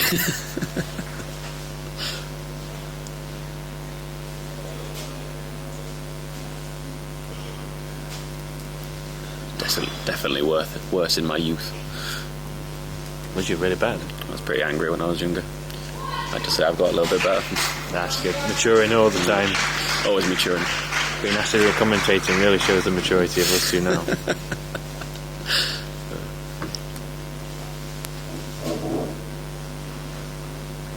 Some strange habits, does Kelly? Yeah, she's putting the pimples on the face down there, isn't she, on the table.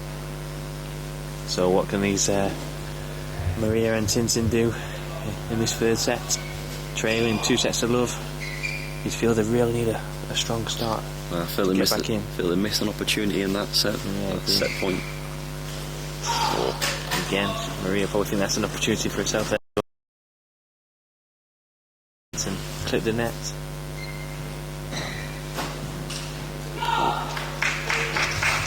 Not the start they would have been wanting.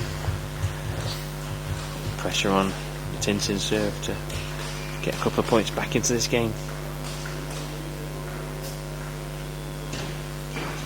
Oh, heavy backspin serve. Kelly buried that one in the net.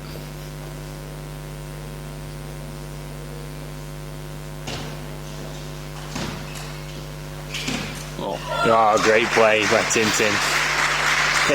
Attacking over the table. This little powerhouse.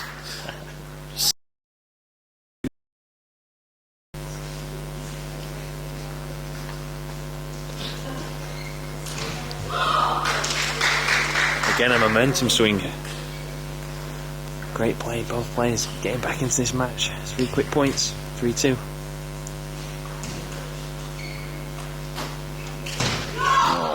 Couldn't quite repeat the earlier shot that she did. Good play, showing the intent that they want to get in over the table and attack the Drinkhall chops when they do pop up a little bit high.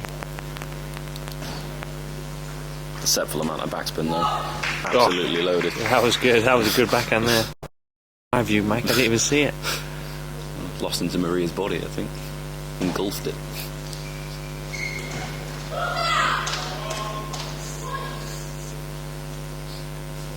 Maria does love to get vocal. Loves her voice to be heard when she wins points. Definitely.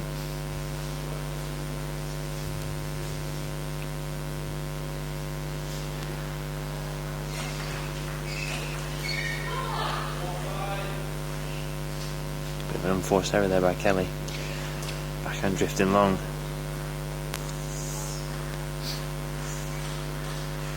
Needs more of a high elbow on the backhand, I think. Couldn't quite see from here, to be honest. Oh, and again. And again. Lifted it long. Concentration, maybe. Thinking too far ahead of the victory.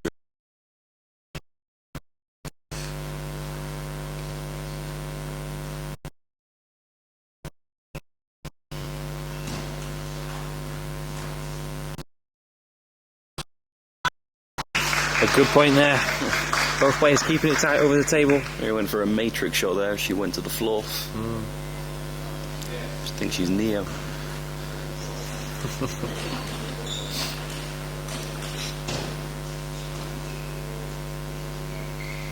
Oh, that was Christmas and birthday, I think, that one. That was incredible. Such poise and finesse in that shot. Don't miss those. Well, don't save those.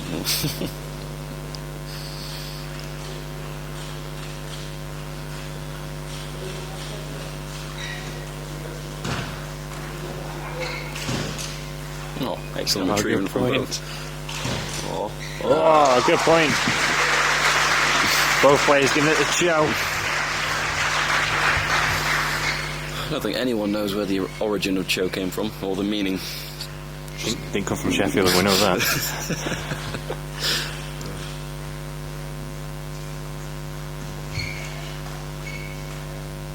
Some great hands from Maria there, controlling the spin. Again, a good tactical point.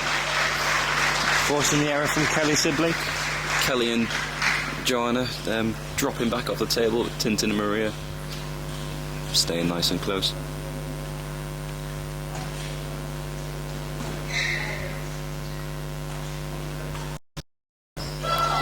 Good footwork by Tintin there. Moving around ever so quickly to get a forehand in. Very light on her feet. Definitely. Very dainty.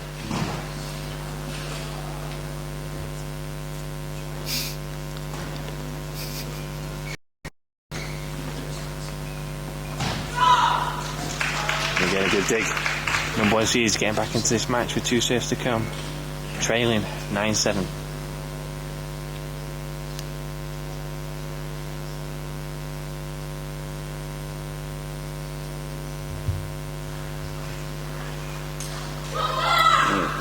Went for a Superman flick there, did Kelly.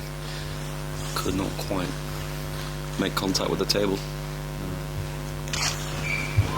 Just trying a little bit too hard, I think, the number 1 seeds in this set. Quite a few unforced errors. Ooh. Kelly's playing a bit of mind games there, taking a bit more extra time. Yeah, good call. I saw that from here as well. Yeah, I'm surprised the umpire didn't see it.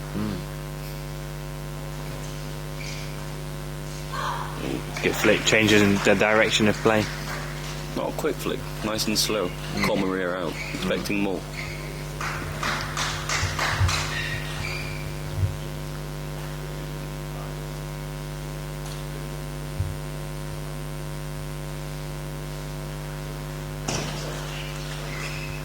Oh, bit of good fortune for them, but I'm sure they'll take it. I think Given what happened last game. Absolutely. Just about to say that, might have myself. Again, Kelly putting the bat in the middle of the table. Red side up. A good response there by the number 4 seeds, responding well to the 2-0 deficit to take the third set. 11-8 is that, Mike? It is. Maybe. Is. I can see from that one. You can see. Yeah. Oh yes. Several scorecards about. It'll be interesting to see how Joanna and Kelly recover from that one.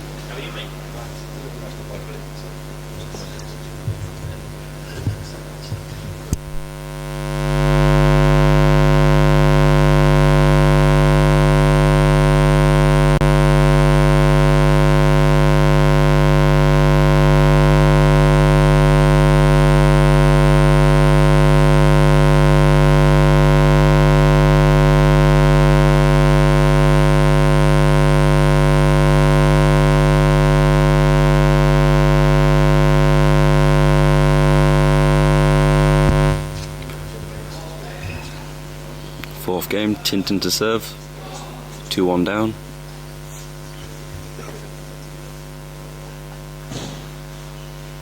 Oh, it's clever serve from Tintin, forcing the mistake from Joanna.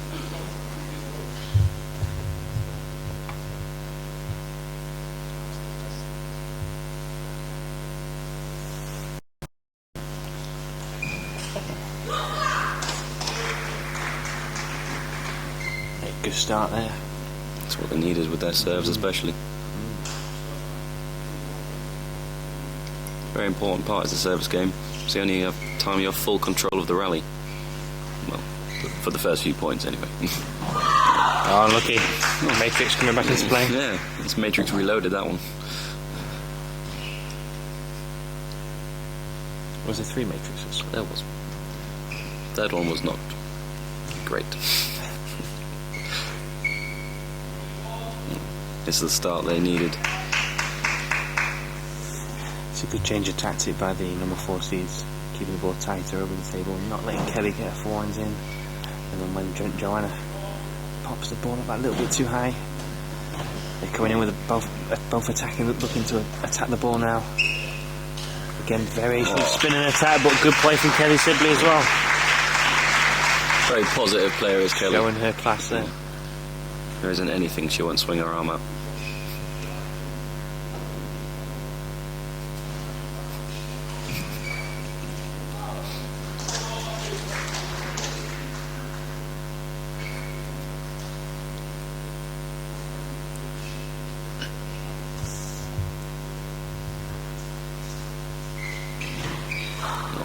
Spin just lifted off the edge of the table from Maria there. Thought there was more backspin on than there was. Yeah, defending champion is just getting a quick couple of points there to bring it almost level. Trailing 3-4. A bit of an air shot there. Didn't predict the bounce by Joanna. Tintin with the serve. And with 2-point lead, 5-3 in this 4th game.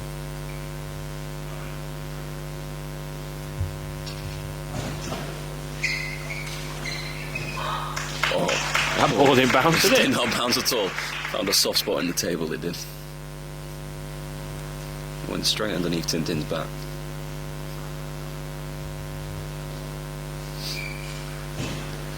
I did find the bounce in this hole questionable at times, I must say. How was your performance then, Mike?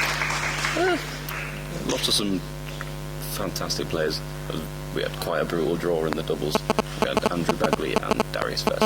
So, right for everyone to see as well. Dead and centre. At least you get a claim to fame. Backhand attack by Tintin, just drifting along there. Both players still trying to be positive, looking to get in hard, all with topspin over the table.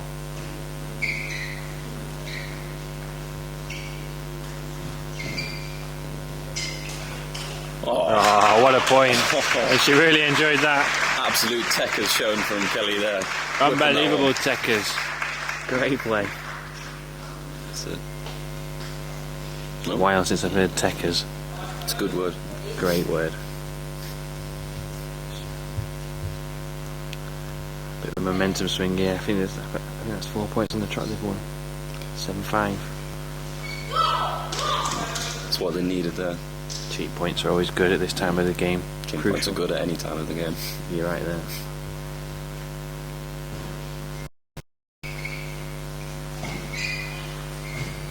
Ooh. Whoa. Filthy. Bit of fortune, but they'll take that. We'll definitely take that. Not the band, but they'll take that.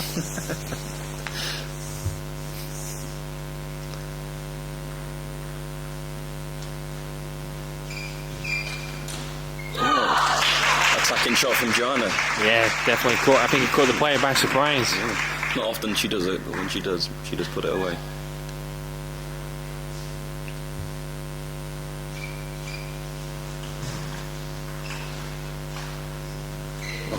Getting low down there.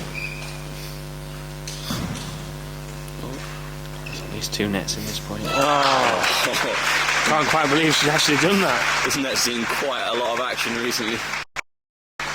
More action than a Steven Seagal film. I quite like them films. Can't say I've ever watched one.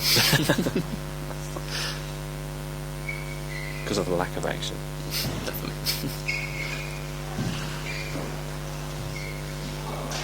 Interesting play. Showing a speed in that rally was Kelly. Big point coming up. I'm going to predict a heavy backspin serve to the middle. Yeah. So Joe can't lift the ball. Not that she would. Oh. That's a great dig, really.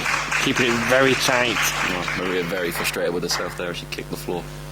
So can the defending champions win their 5th? Sixth. Fifth consecutive. Fifth. 6th overall. Oh. That's the notes we've got here, Mike. Should have done my research a little bit better. Just a little squiggle on the notepad. Ooh. Ooh, not yet. 1 match point save. Big point coming up. You could hear a pin drop right now.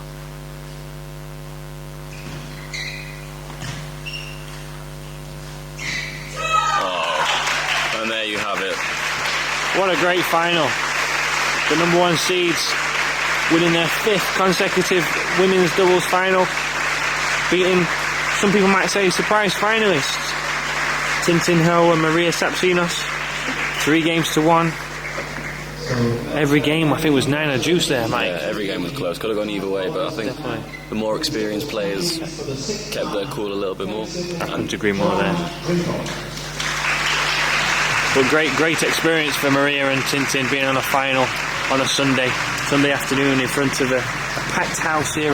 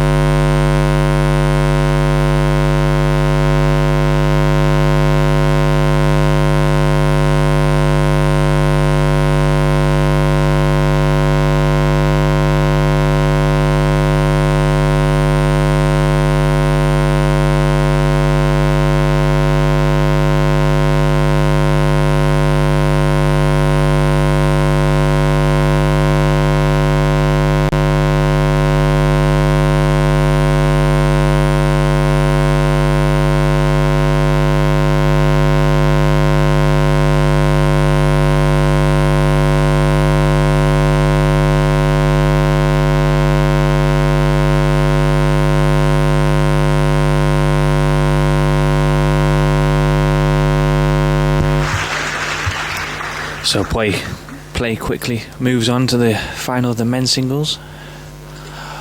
The men's doubles, yeah, that's a great start. 2 men's singles. Yeah, he's times it by 2.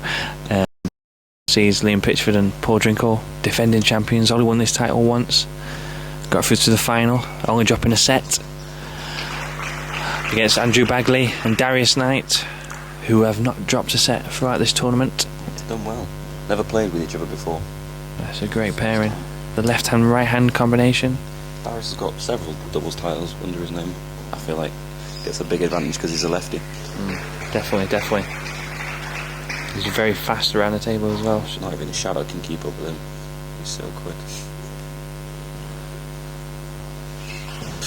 Great play, just demonstrating just how fast he is there. Explosive movements to get his forehand in down the backhand side of the table.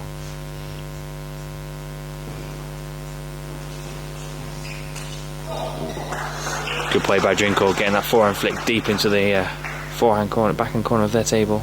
Darius playing the forehand, and Pitchford just going along with his forehand. Level 2-2.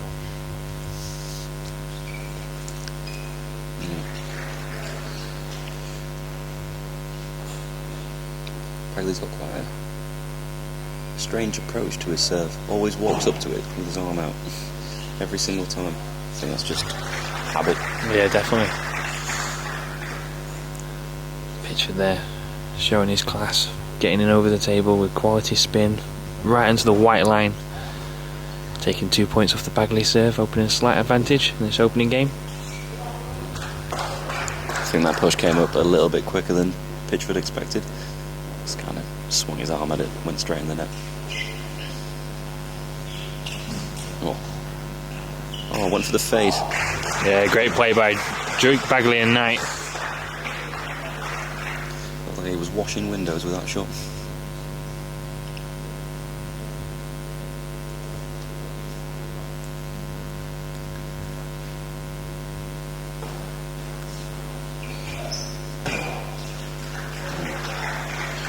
Darius not quite on his feet. Not planted, couldn't transfer the weight.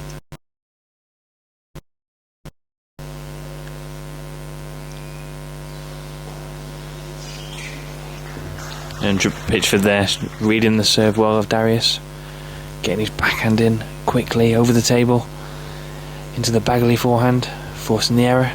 Again, 2 point slight lead. First game. Oh, what a shot! Superman flick from Drinkhall there. And then Pitchford, with a bit of fortune, hitting the net. Bagley tried his best, but just played the ball too long.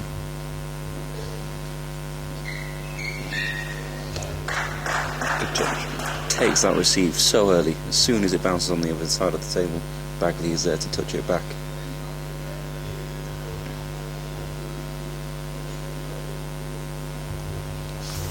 Do feel that's one of Bagley's strengths, that he's going to have to really be on top of his game in this final. He's touching the ball off the return of serves, not letting the Drinkhall and forehand and Pitchford dominate over the table rallies.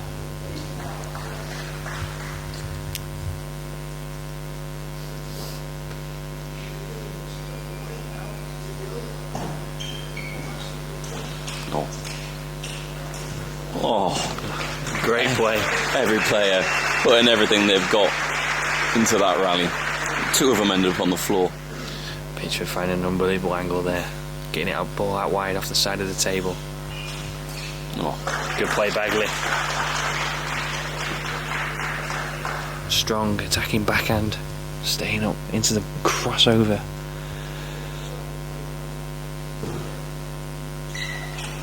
Oh, and again, sending the boys the wrong way. Forehand attack. Call him Darth Vader. That was fantastic play. Bagley. Big serves, Darius. Oh, that's good from Bagley. In the air when he on it. Not only did he put topspin on, he put side spin on it as well, making it move. 3 good points by number 2 seeds. Oh, so close. Bagley does favour the backhand shot, I feel. This is one of his strongest shots. Showing his attacking intent, trying to get the ball early, positive play, but just clipping the net, just drifting long. Gives the first set of points to the defending champions. Oh, Darius! Where on earth did that come from? Unbelievable. Ran round very quickly, opened up the table. He could have took that anywhere. But chose to go down the forehand corner, win the point, reduce the deficit. Went for it again. This time it didn't go as well, did it? Not quite. He's not happy about that. So the first set to Liam Pitchford and Paul Drinkhall, 11 points to 9.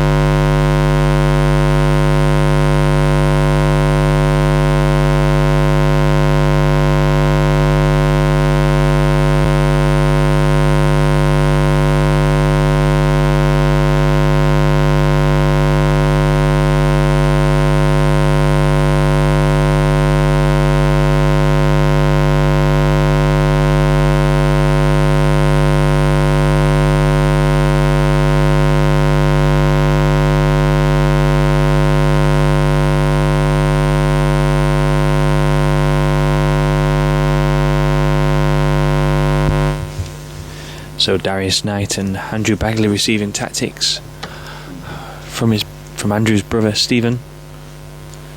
Long-time coach of Andrew. Been doing it since having been born, I imagine. Oh, what a point! Two powerful attacks there, one each from Andrew Bagley and Darius Knight. Great start, showing their intent early in this second set.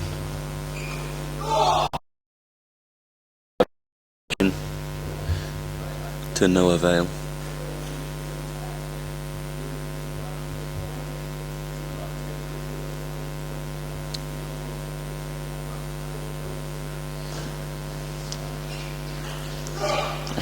And again, you saw from the semi-final match early that Bagley was just putting slow spin balls up to Pitchford, and he was putting them in the net time and time again.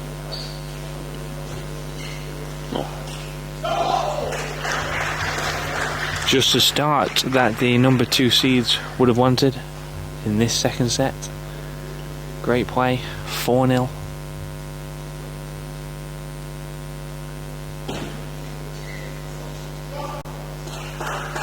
And again, a couple of unforced errors this last few points. A bit tight. A bit tentative in their shots. Yeah, I think the first few points really upset their rhythm, to be fair. To find in this game. That first point may settle them down in this second set and look to change the momentum. Bagley serving 5-1.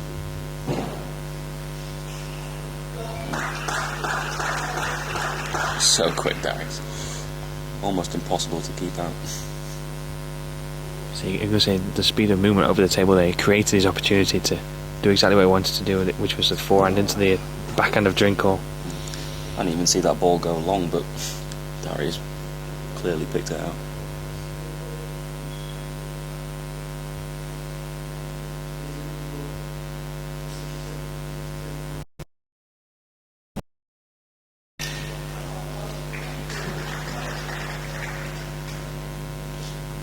Darius feels like the towel box got in his way. I don't feel like it did. It's nowhere near him.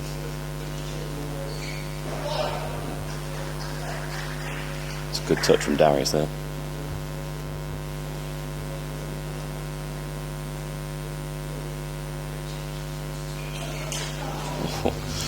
Great opening up backhand from Drinkhall. Strong into the Bagley forehand. Couldn't react quick enough. Couldn't get the ball on the table. But with 2 serves to come, got a nice cushion in this second set. Drinkhall saw that going long straight away. Pounced on it like a lion. Like a tiger. Yeah. any big cat.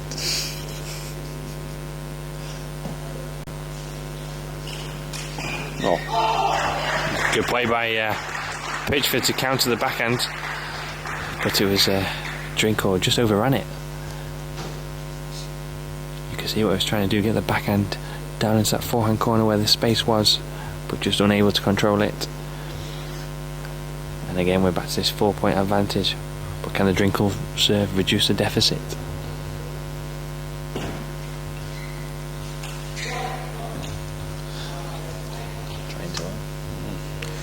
trying a bit too hard there was Darius.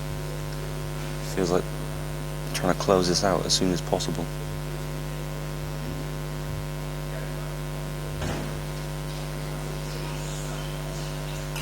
Oh, right idea from Bagley, millimetres away.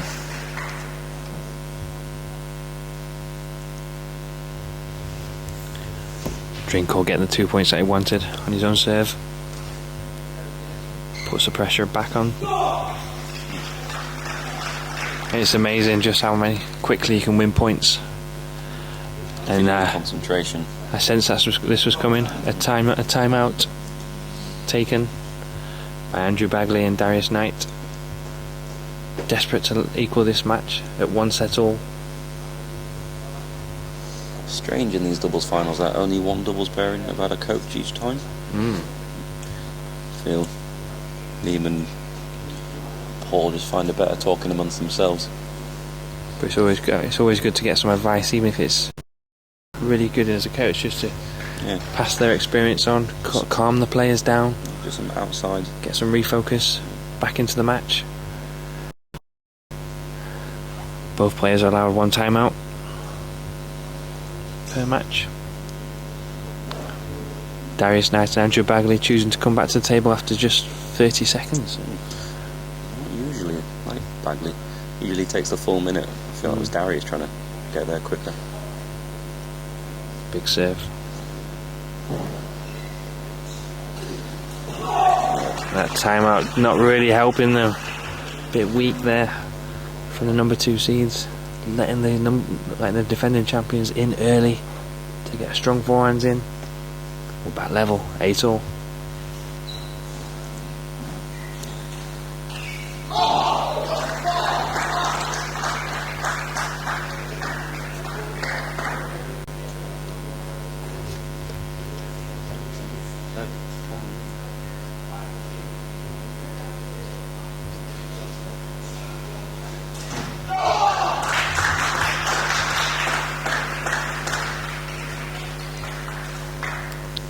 Great play by number 2 seeds. Opens up 2 set points to hopefully to level the match at 1 set all. Bagley just taking his time there, composing themselves. Darius serving 10-8.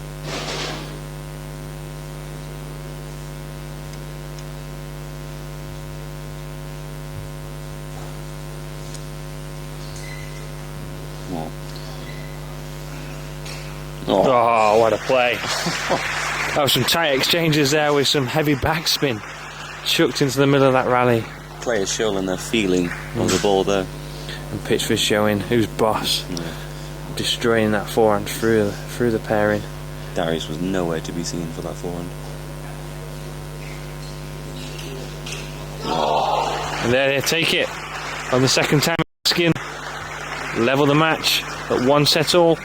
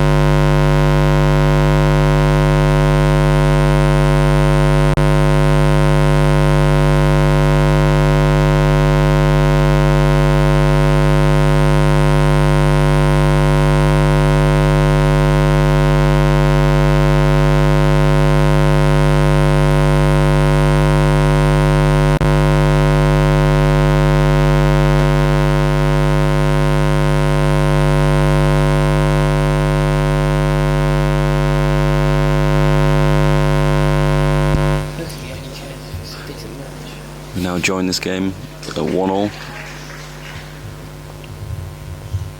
See if the words of advice from Stephen can produce some good table tennis. Oh. Went for a wax on, wax off shot there. Mr. Miyagi would have been proud if he hit it.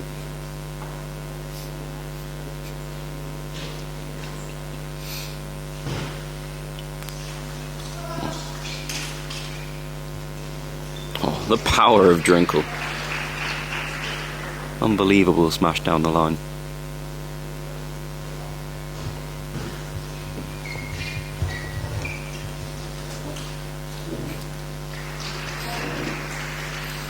Showing his acrobatic skills there was Liam as he tried to play an attacking shot there.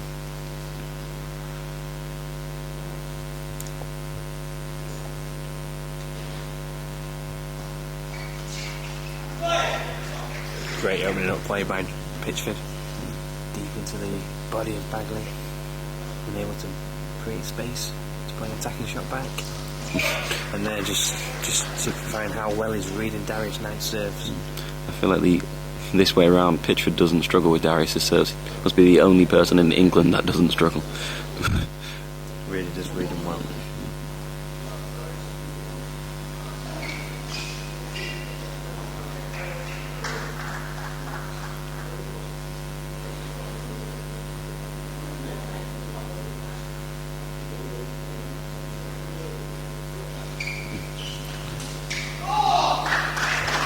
Touch from Bagley. Yeah. Every single time, managing to keep it short. Even with the topspin serves. Don't know how he's doing it. That touch really let down his in. Gaze forward, just over the table. No, bit of good fortune there. Was it up or was it down? Was it? Were they giving it as an edge? Yeah, that was an edge. Edge. Plays acknowledging the fortune.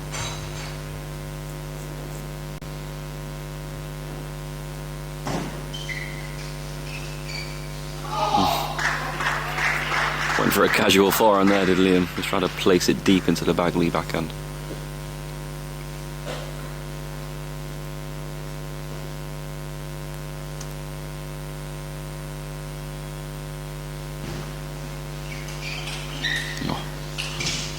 Oh. What play! Even when he's on the floor, he can still win the point. A lot of players are slipping on this floor, which is quite surprising. It's quite grippy.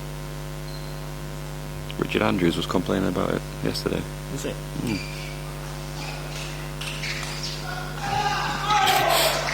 The effort from Bagley. The other thing missing there was a dime. Oh, I've gone for a Weatherall special.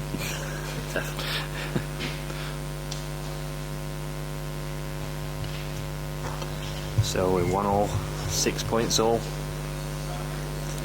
You feel the next few points.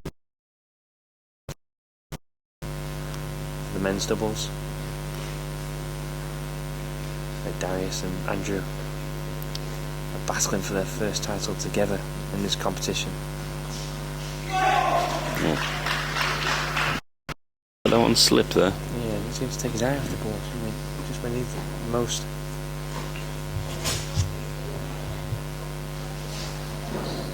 I don't know how Pitchford has managed to flick these serves every single time. Putting pressure on Bagley. Forcing him to play a good shot.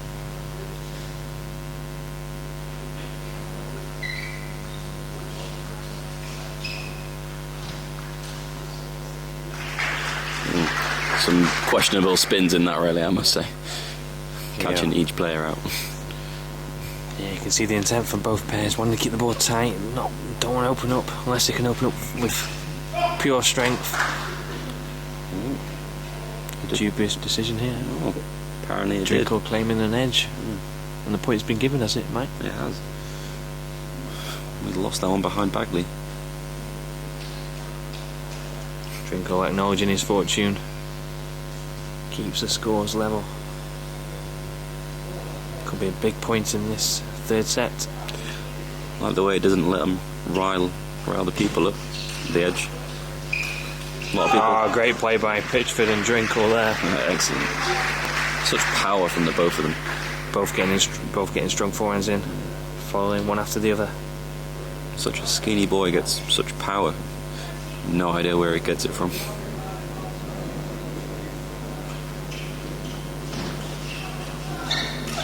Oh, some great backhands here. Bagley's been on the floor, he's back in the play. Oh, this is the rally of the match. Oh, the crowd's going to go wild. Oh. What a point. What a point that was. Bagley's been on the floor at least 3 times in that rally. Oh, you'd have a celebratory sit down there. Bit of grimace on his face, but he won't be grimacing when he realises it's 9-all and they have the serve, I think.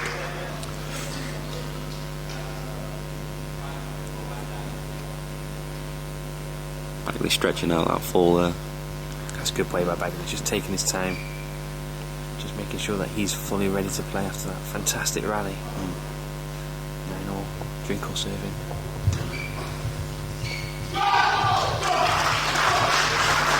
And that is what they needed. A big point followed by a quick cheap point. Needed at least one of the serves if they were to stay in this match. Can they take the only set point on offer here at 10-9? Oh, what a point. Oh. Big forehands from both sets of players. Yeah. Showing immense bottle. Just when they need it the most. Drinkhall pulls out a big forehand. Scores level. 1 set all and 10-all. This is nail biting stuff, this.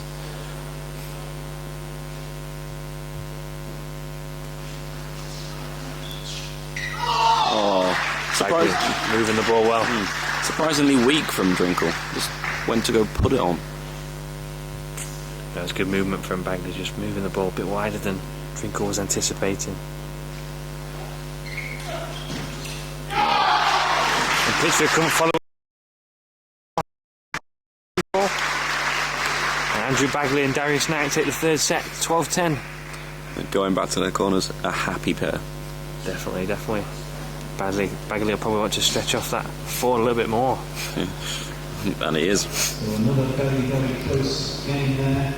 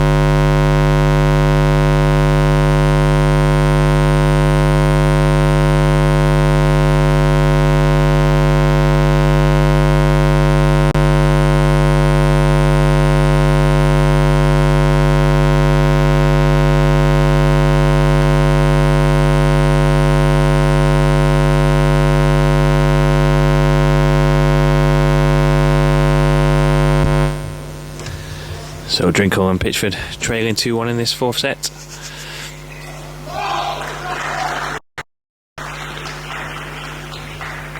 You'd feel they need to get off to a very strong start after taking the 1st set, but then just slip in the next 2. That backhand landed right on the corner from Pitchford. Force in the air from Darius.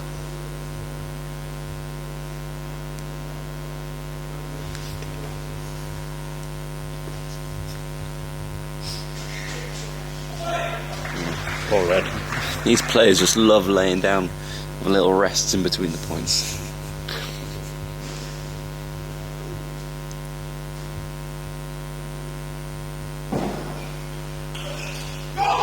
Pitchford really reads those serves well, didn't he, from both sets of players? Such a wristy flick there. There's a lot of spin on it. That ball's has gone miles away. You should get some ball boys for that one. Wimbledon when you need it.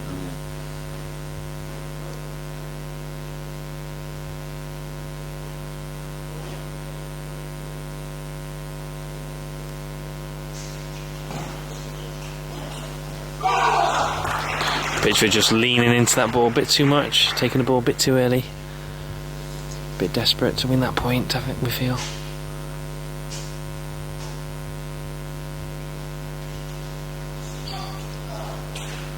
Yeah, that's good play. Darius had no clue where that ball was going.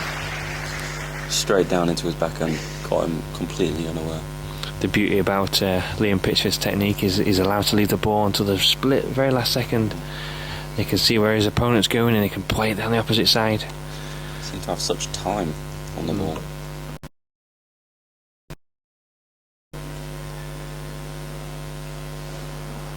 Oh.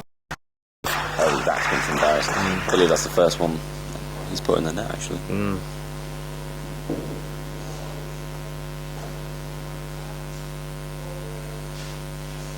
Got a let service there.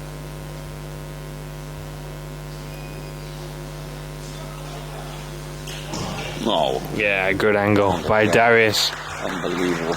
Really seeing the opportunity early, seeing the players are out of position and getting it off the side of the table, which is a difficult shot to do, but made it look so easy.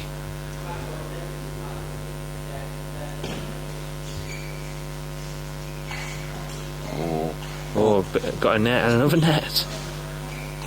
Oh. That point at everything. A sense of timeout maybe coming soon, Mike. There's a trail. Oh, And great call. And they've taken it. Pitchford just looked a little bit lost then in that last point. Kind of flapped his arm at that one. So the defending champions trailing 2-1 and 6-3 in this fourth set. I think they'll both be trying to talk to each other, trying to keep the players out. Darius and Andrew both have been able to play gentle topspins and varying it with attacking topspins, but keeping them. Drinkhall and Pitchford need to change that. And the timeout was to stop the momentum as well. I believe it was 3-all up. Yeah, I think they have This just match. lost it. Yeah. 3 points on the trot. That's a good point. So again, Drinkhall and Pitchford taking a quick time out, trying to upset the rhythm of Darius and Andrew.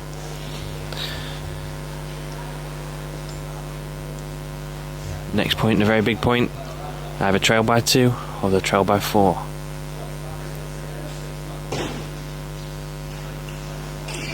Oh, great play. Unbelievable. Drinkhall found such power from such a quite an aggressive ball.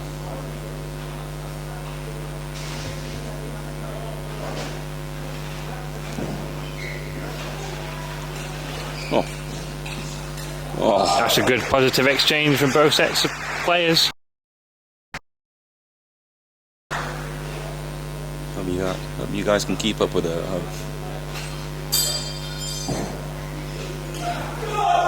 Oh, this timeout has paid off in dividends. Absolutely, winning their serve and then winning 2 off the opponent's serve brings the scores level, 6-all in this fourth set. Pitchford to serve. Some of his serves have been drifting slightly long. Oh, not that one. Good play from Darius. Just moving the ball a little bit, noticing where Drinkhall was, and just was able to play it in an uncomfortable position.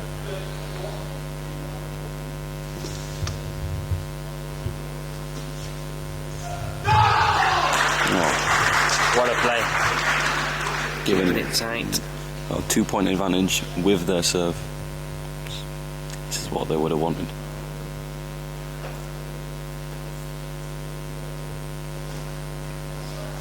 Oh, just drifted slightly long there. Yeah, Drinkhall onto it, spinning it up. I think you should serve more middle of the table so it doesn't drift off the side.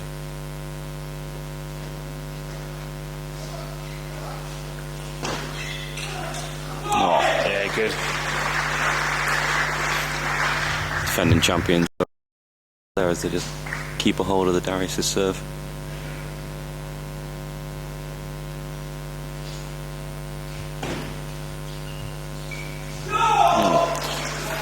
Fresh air ball there. Ball slowed down off the edge of the table.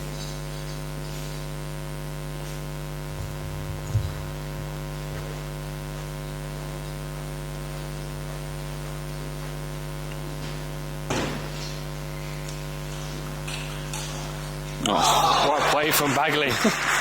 Don't really know what shot that was. Definitely not from the textbook, that. But the one thing he made sure he did, he made sure he hit it hard and made sure he hit it very aggressively over the table, which forced the error from Pitchford. So again, 9-all.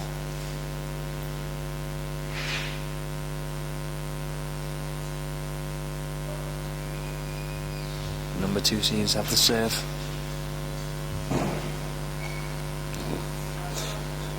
Someone's getting a bit nervous out there, trying to keep it tight.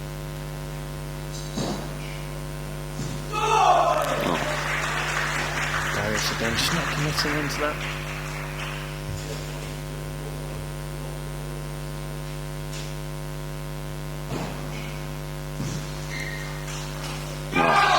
Good play. Again, that variation of that Bagley backhand into Pitchford's backhand. Pitchford always on the move where he needs to get settled to play that ball with quality. Quite know what he's going to do. Oh. That was quite a high touch from Darius there, just popped up a little bit. Drinkhall able to capitalise. It again, set point to number defending champions.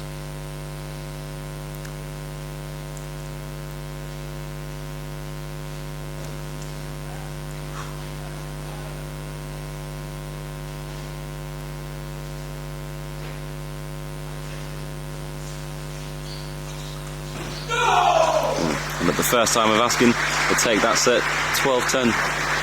This match could not have gone any closer. Yes, definitely. It's kind of feel like it's anybody's match now. Whoever wants to get hold of it and get off to a great start. Momentum keeps swinging between both sets of players. It's like a roundabout of momentum going round.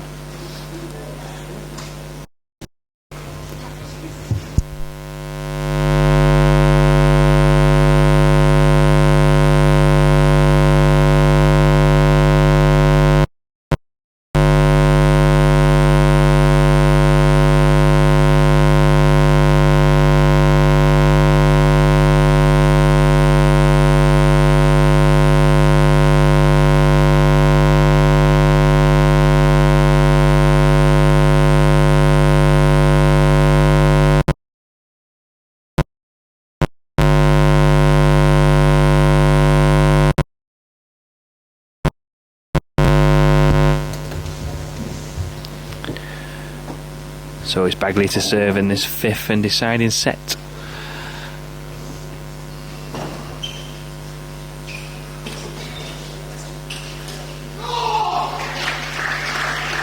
Both sets of players looking to still be aggressive. The left and right-handed combination of Bagley and Knight allow him to get both their forehands in and get a slight lead early on. And what play there! Unbelievable by pace. Darius. Unbelievable pace from Darius there.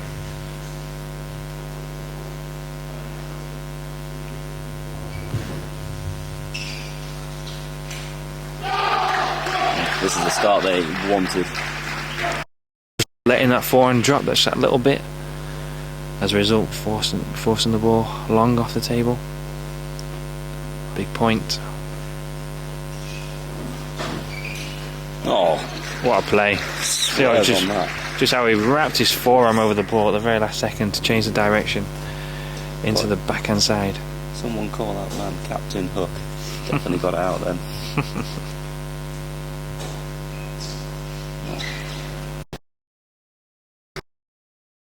Only just over the net.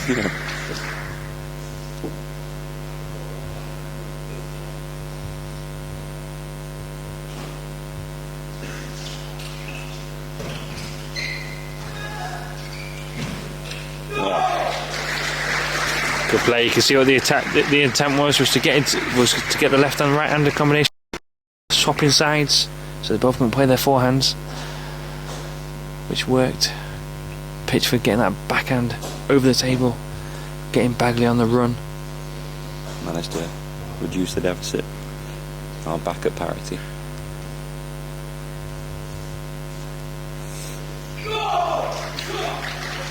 So defending champions were trailing 3-0 in this 5th set, but a momentum swing to a 4-3 lead.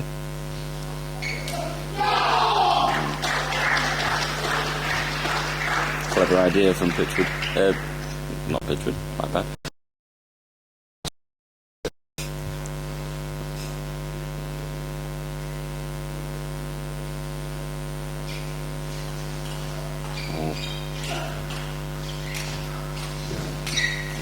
Good play. Bagley on the floor Both again. sets. Both sets at 5-4.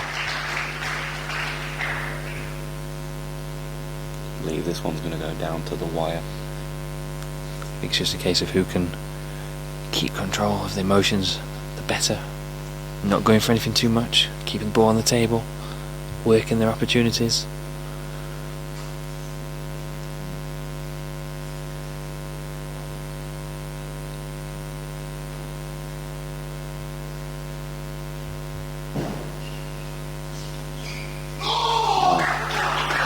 See how much that meant to Bagley. Yeah, it really. He knew that was a big point. That was either going to be level, or the defending champions trailing by 2, which is the case. Oh. Some cheap points going on here. And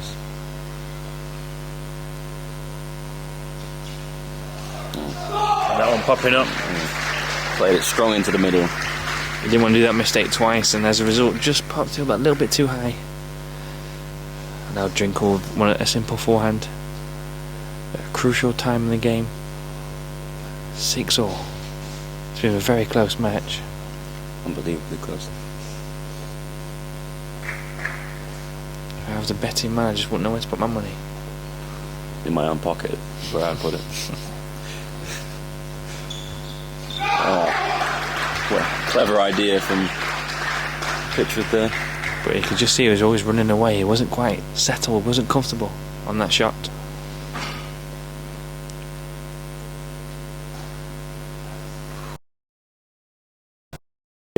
Myself up here, to be honest. It's good for the number 2 seeds, just taking their time, thinking about it. Oh, went for a good old shot block there. Change your pace.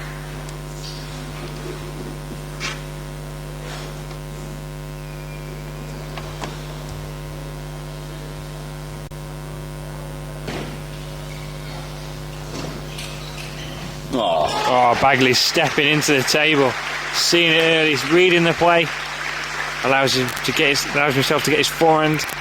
Took it right off the bounce. Pitchford with his 6'4" reach couldn't get that one. Oh. Went for another fade down the line. Bagley knew that was close, didn't he? Everyone knew that was close.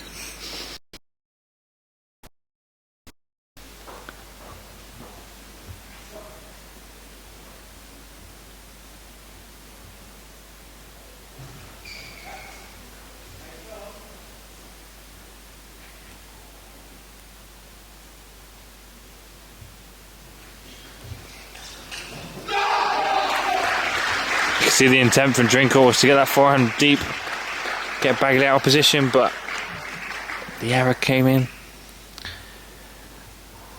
Bagley with a big serve could really open up a huge advantage in this deciding set. Oh, what a backhand. Placement from Drinkhall there. I don't know how he managed to get it just over the net. And That's showing very wide. Showing his experience there, knowing that you don't have to hit the ball hard all the time. It's the placement in this crucial stage of this 5th set.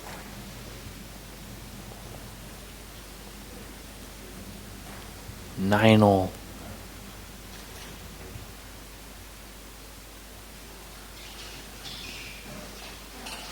Oh. Good backhand. Pitchford over the table. Taking it earlier. Making sure he gets it on again. Not 100% power, but the spin and the accuracy. This one has gone down to the wire, as predicted. And with their first match point, Drinkhall Probably the most comfortable time he's been in the match there with that third ball attack. Getting the forehand down the sides for the winner. Taking the match 11-9 in the 5th. Adding to their title. Last year they won together. It's unlucky for Darius and Bagley. Felt like they could have had that. The D-bag combination did not quite work this time. But it was a great and exciting final. And then coming up next will be the final of the women's singles between Kelly Sibley and Joanna Drinkhall.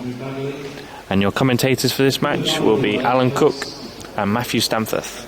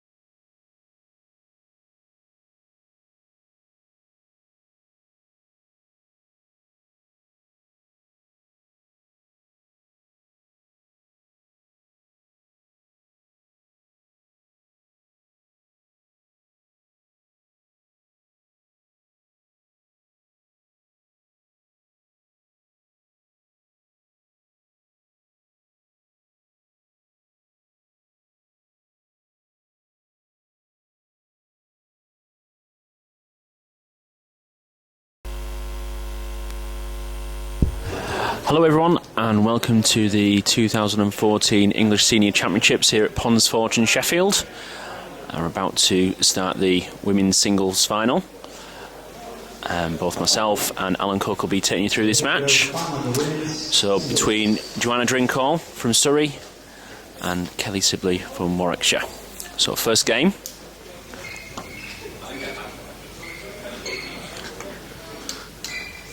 These two have met each other 4 times in previous women's singles finals. Kelly, the current England #1 and reigning champion 3 times, has beaten Joanna 3 times in the singles finals. First point there to Kelly. Joanna, former champion, 2 times champion, current England #2. Beating Kelly on 1 occasion and Karina Lefebvre on another. So a classic match of attack against defence.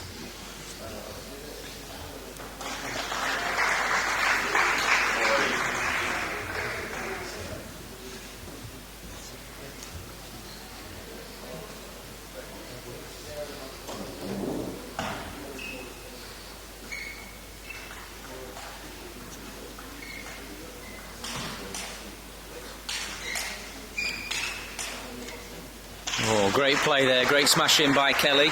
Fantastic retrieving by Joe, just missing that last ball by centimetres. Good change of pace by Kelly there. Starting off with a little bit more spin and went for the right ball and a bit more power. Yeah, interesting. Kelly's not trying to boom the first ball. Playing quite safe on the first ball, waiting for a slightly higher ball to attack hard.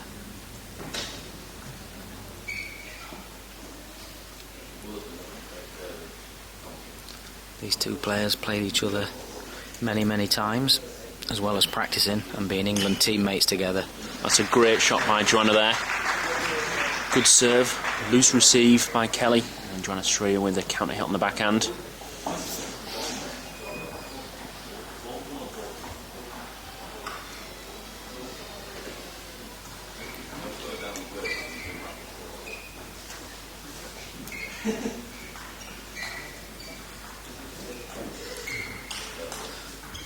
Oh, well played. Very good. Great change of pace by Kelly there. Set the ball up nice and high, but fantastic counter-attack from Joe.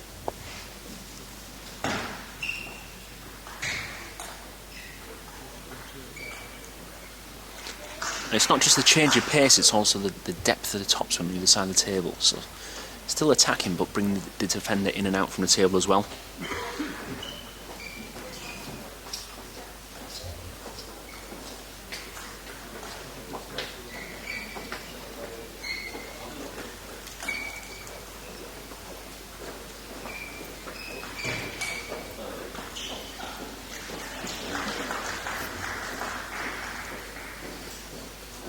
I think Joe will be pleased with the start so far. I've seen these two play many times. I think the key for Joe, Kelly probably got head-to-head the advantage in recent years. And I think the key is that Joe gets a balance between defence and attack. Patience in a defence. Whoa, a little bit fortunate there. Just clipping the top of the net. Ball just edging over. Joanna unable to get there. So all levels so far, 5-all.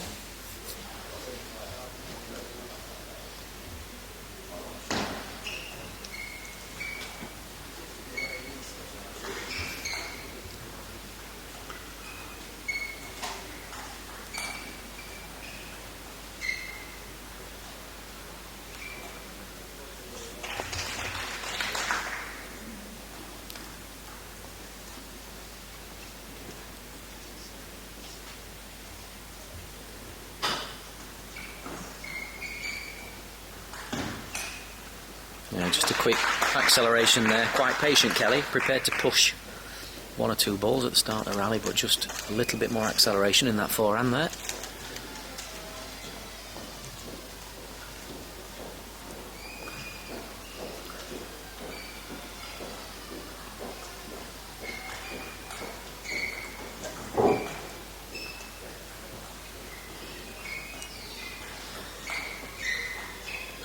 That's a great change of spin there. Chopping the ball, heavy on most of those, and that last one made it look like it was heavy spin and in fact float. Kelly overlifting. Of course, very difficult to see that on TV, but I can tell you by experience the amount of spin that these players are putting on the ball, quite exceptional.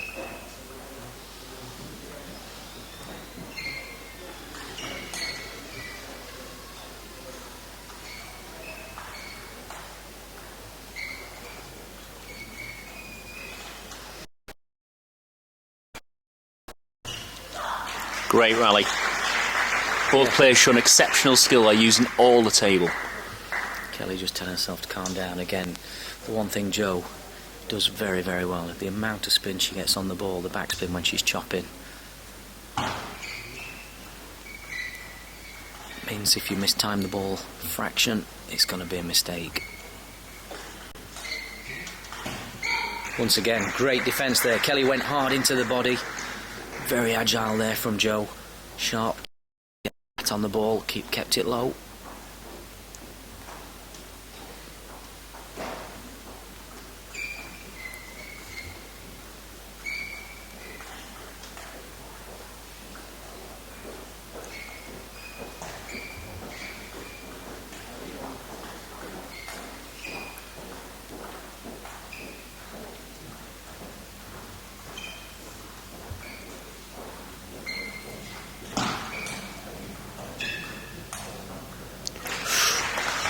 Good play. Kelly, nice deep top spin there towards the end of the rally. Making it more difficult for Joanna to execute that backhand chop. 8-all.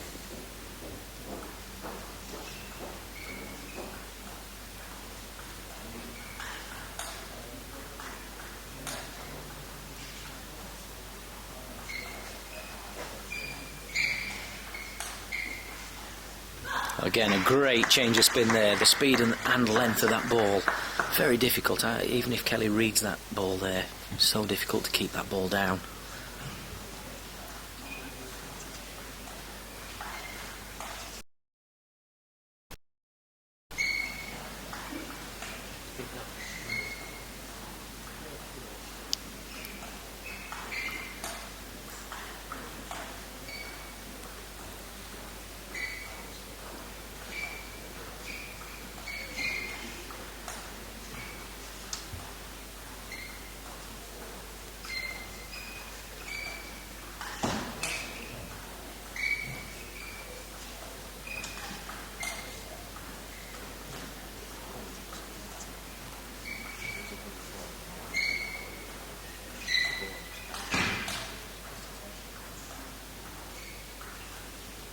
Oh, An tremendous, epic rally. Tremendous.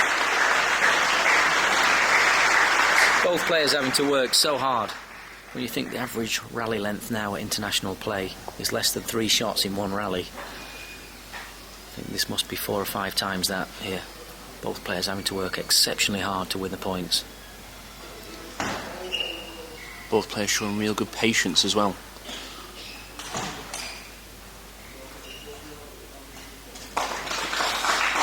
Well, that's one of the few unforced errors in this game. She'll be a bit annoyed at that this stage. So Kelly with the first game point, leading 10-9.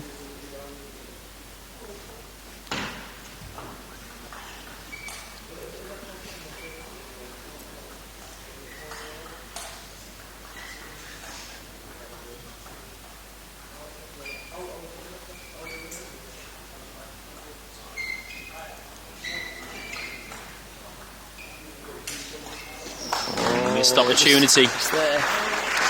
The defence set up that ball. Great float ball again. Kelly this time deciding to push it. The ball did sit a little high. Again, Jo has to go in and attack that. Unfortunately, just overhitting. That's the first set to Kelly Sibley. Takes that one, 11-9. Thoughts on this, Matt, for Jo? Yeah, I mean, for me, for me, the key is good variation. That seems to be the enforced error from Kelly. We've seen that on a number of points where she's looked like she's put heavy chop on the ball, but deceived it well. and Kelly either making a mistake or Joanna setting herself up with the next one. Kelly showed good patience there, trying to bring Joanna in and out from the table, predominantly going white to a forehand first. But it must be hard for two players that know each other so well. Yeah, they've played each other so much in competition and obviously in training. They room together when they play for England. Great friends, of course. Interesting here, both of them got their mums in the corner. But it's not so much about the tactical advice. They know that. They've played it, like you say, they've played each other so many times. It's just having the support in the corner behind them. But here we go, second set, Kelly Sibley, game to love.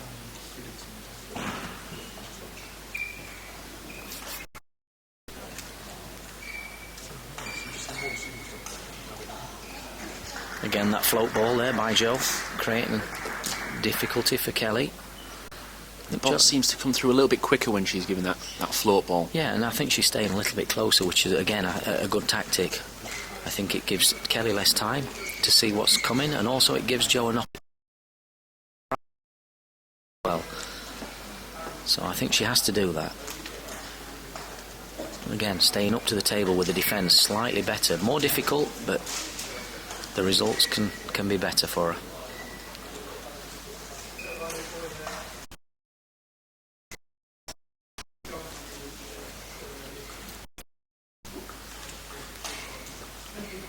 Some great play here, great play.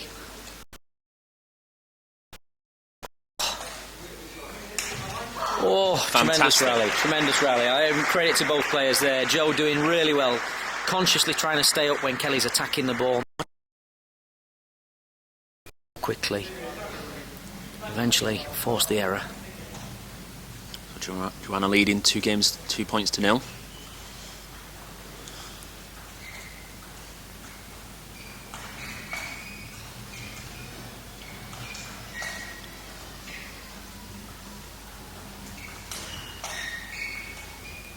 And again, the float ball causing the problems for Kelly.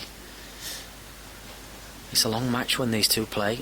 It's a long way to go, but got to keep the concentration throughout this match. Yeah. Good play. Got to be careful not to put the ball too high. Kelly will smash those very, very hard. I think she can tempt her with some sort of medium-high balls. Hope that she might loop some of them, but I think if it goes too high, Kelly's going to be smashing those all day long. Yeah.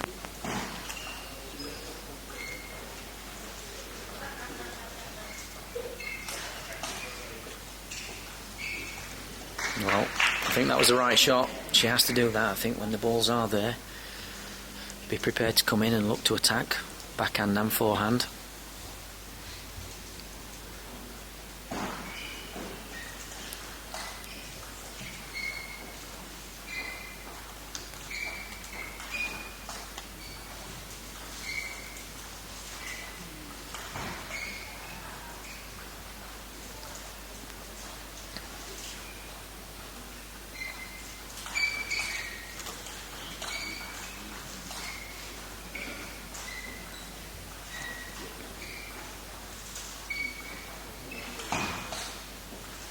Oh, that's great play. Fantastic retrieving there. Great attacks by Kelly, but Jo equal to them. Even saw Joanna counter topspin in that rally. Sometimes underrated, and I think sometimes even Jo herself doesn't realise she has got a really good attack. Hard skills to master when somebody's spinning the ball hard and you've got a re-loop from defence. But she looks in good shape. Yeah, Joanna just starting to edge a slight lead here, leading 5-2.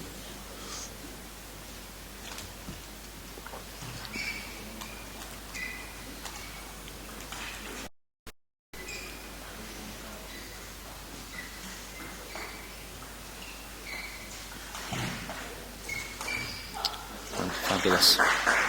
Very good. Subtle change of spin again there. Very difficult to see how much spin's on that ball. But Jo constantly changing from heavy spin to light spin.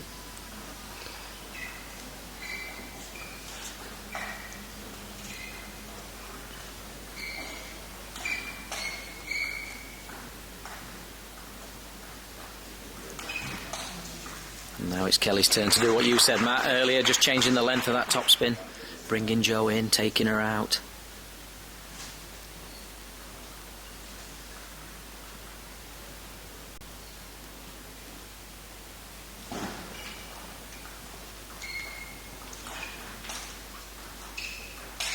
Oh, great stuff. Again, Duran pushed out from the table, but managed to work her way back in. That quick no-spin ball again. Kelly unable to keep it tight. Joanna taking the opportunity. Yeah, great play. She's playing well, very, very well here. Kelly knows she's in a match. She's going to have to work very hard.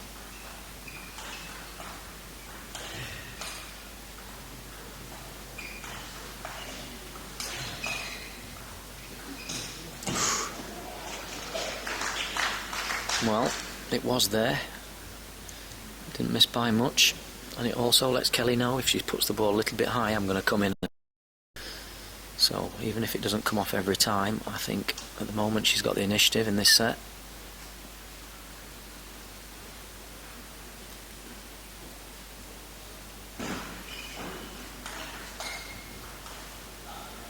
Good heavy chop there from Joanna. Chop came through very quick.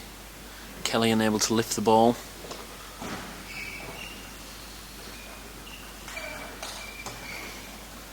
And again, good aggressive chopping from Joanna. Nice and deep near that baseline. A great shot by Kelly there, just freeing up now the game. 10-5 up.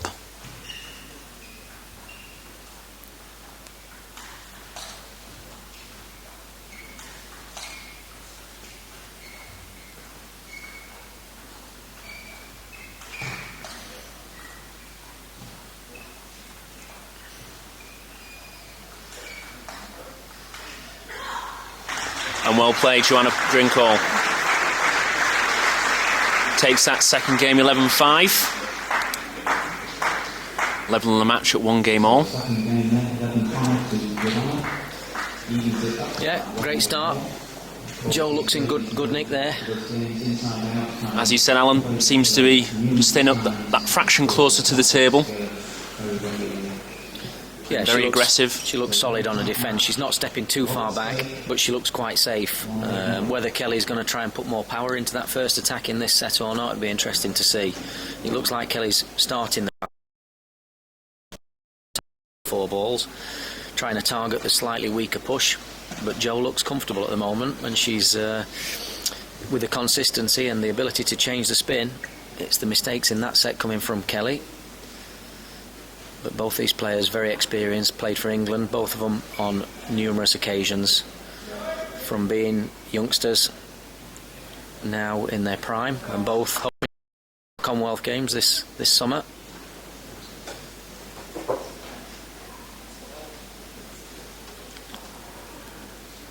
In fact, these two Commonwealth medalists, and hoping to add to that tally this summer in Glasgow. So here we go, third set, 1 game all, Jo to serve.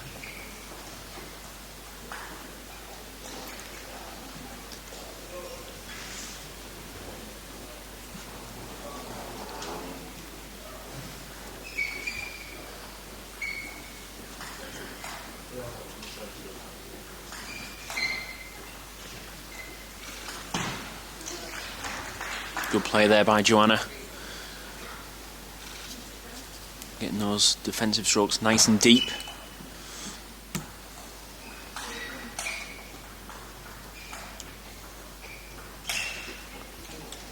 Oh, she'll be disappointed she missed that again. Chopping beautifully. Really good defence. She set the ball up perfectly. Just missed the edge with that smash. But I'm pretty sure she'll be happy with the way she's playing at the moment, Jo.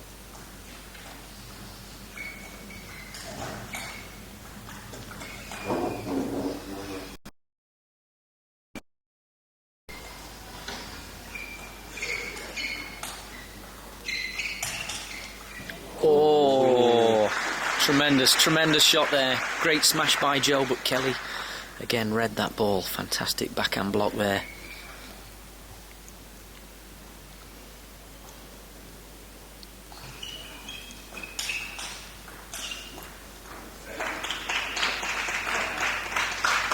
So Duran on the offensive there. Just missing that last shot.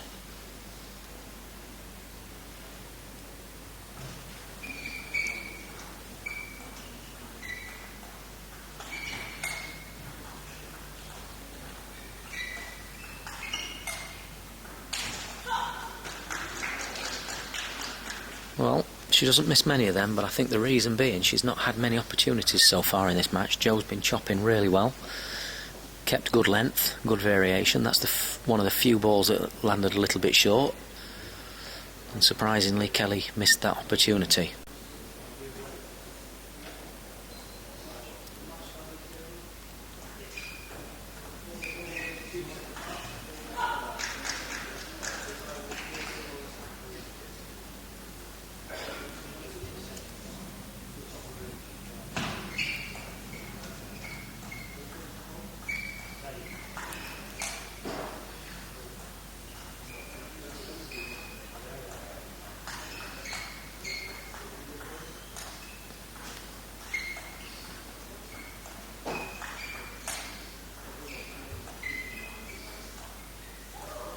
Well played, Kelly.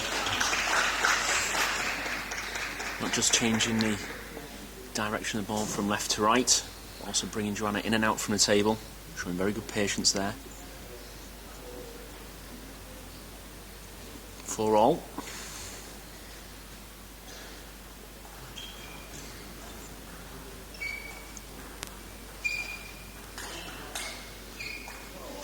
Bit more power in that shot there again by Kelly.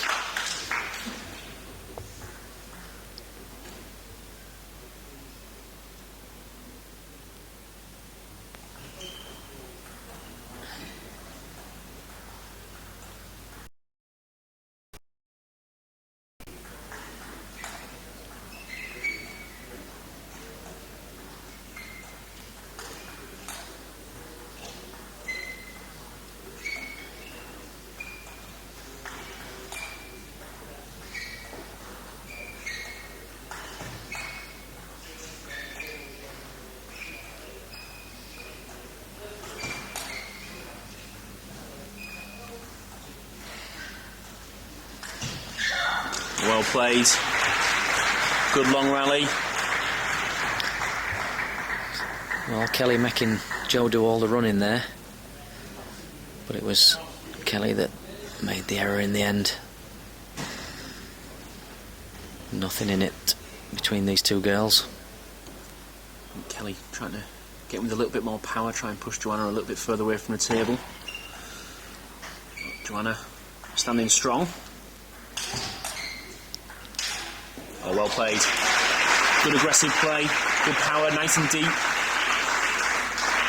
Joanna able to keep that ball tight, sat the ball up. And Kelly, trademark straight in, smash that ball away. Yeah, I think really important that Joe keeps solid on the defence. If she allows that ball to sit up there, Kelly's going to be looking for those smashes as this match progresses. So really important Joe keeps that ball nice and tight.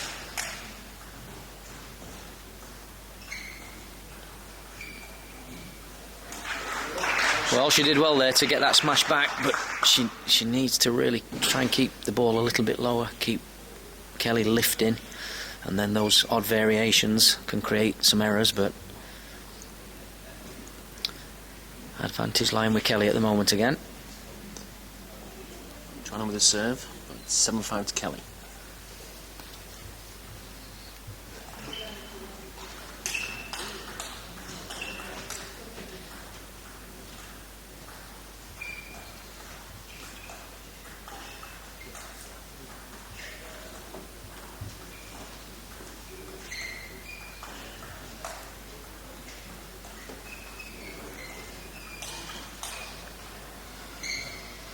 Oh, it's well played.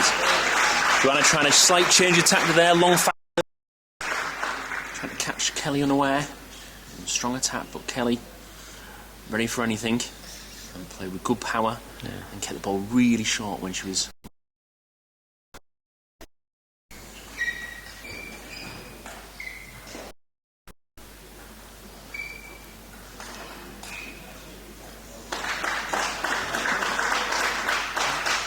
Kelly with the upper hand at the moment. Leading 9-5 in his third game.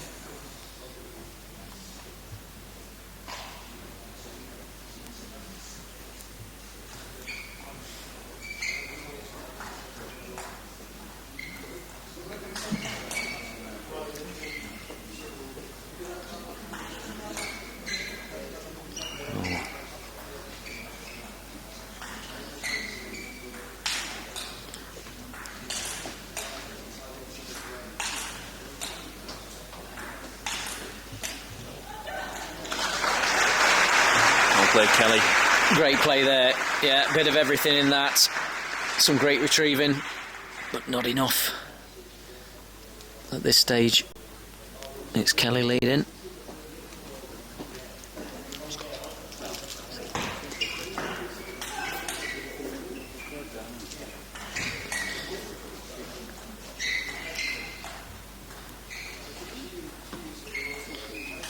Certainly looking to power that forehand at the moment. Bit of confidence now.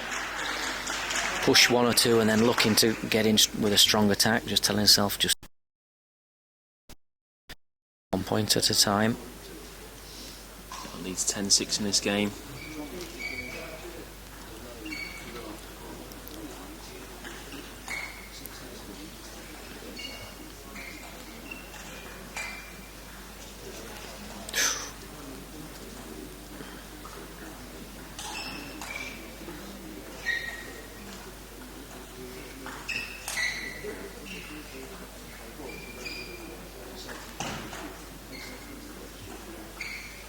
That's well played, Kelly. Great change of direction from backhand to forehand. Playing with that bit more aggression. Joanna trying to keep it down but unable to do so. And Kelly takes that one 11-6.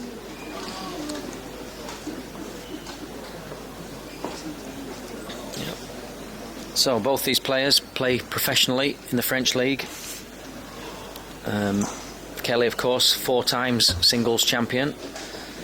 Joe won this title twice, and together they've won the doubles now 6 on 6 occasions, and I'm sure there's still more to come. Indeed, but we did see hopefully some of the new young prospects coming through as well, with Tintin Ho and Maria Sapsinos performing very well in the final earlier, pushing the more experienced pair. I'm sure we'll be in for some exciting doubles finals in the future. So 2-1 to Kelly.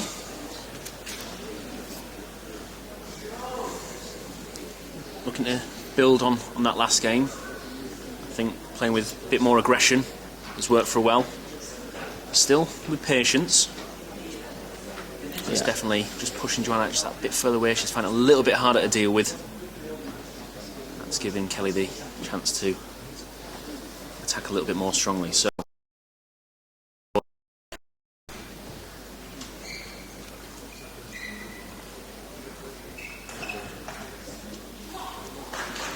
Yeah, I think it's important here that Jo doesn't try to change too much. I don't think she needs to overdo it with the attack. She just needs to be a little bit more solid again with the defence. Just settle down. Working hard.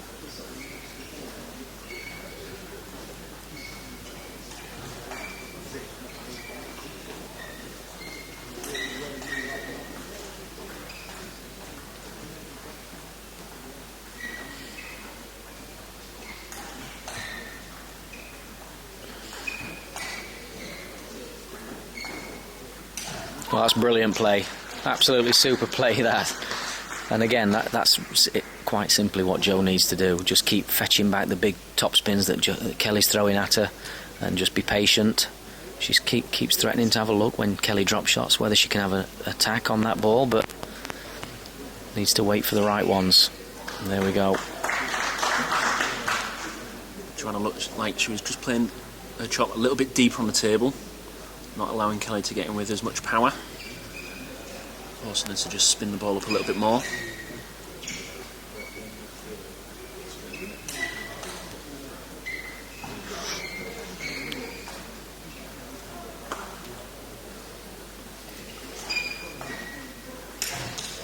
Oh, great retrieving.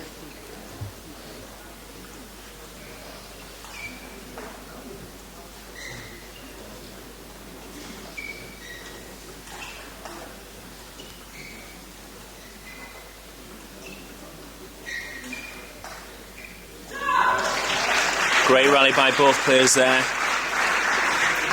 Joanna managing to get some very tricky attacks back and get herself back into it. Well, she's covering some ground there, Matt, isn't she? She is indeed. In and out, side to side. Kelly moving her around. Jo covering the whole court. Kelly using the table very well.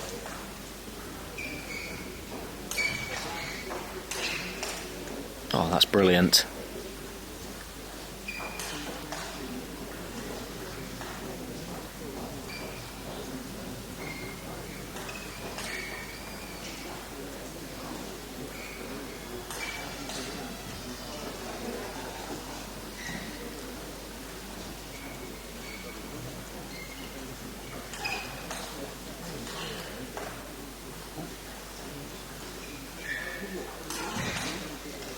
Oh, that's real quality from both girls there. Absolutely fantastic table tennis. Kelly dominating the rally early on, putting Joanna under pressure, but Joanna managed to get her way back into it. Kelly managing to see that point through. Leads this game 4-1. Oh, well played. Yeah, that's good, that's good. Right moment, come in, pick off the loose ball. Keeps her in this set. She might just not start to need to have a look at one or two of those balls, see if she can attack some of them. Kelly seems to be getting good rhythm at the moment.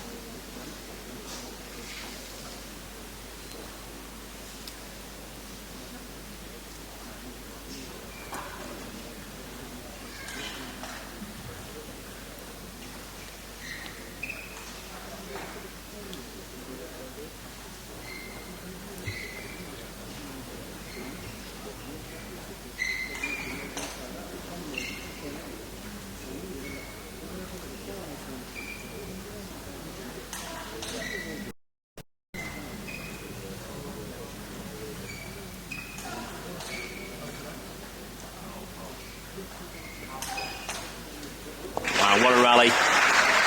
Both players playing exceptionally well there. Kelly getting some really wide angles off both the backhand and forehand. Joanna covering the court really well.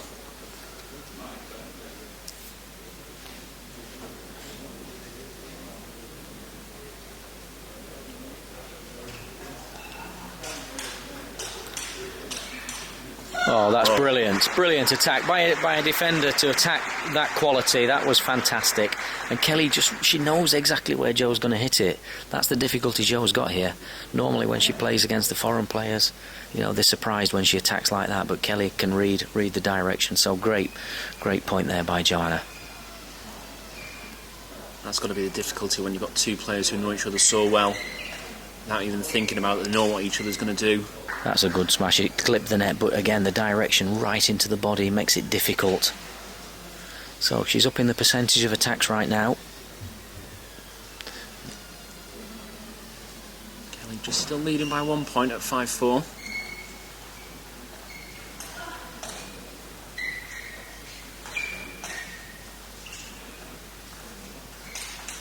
Yeah, and it's brought her back in, that attack, Matt. Yeah, no, she's not taking too many risks, but looking that little bit closer at the balls that she can have a go at. Brought her back into this set.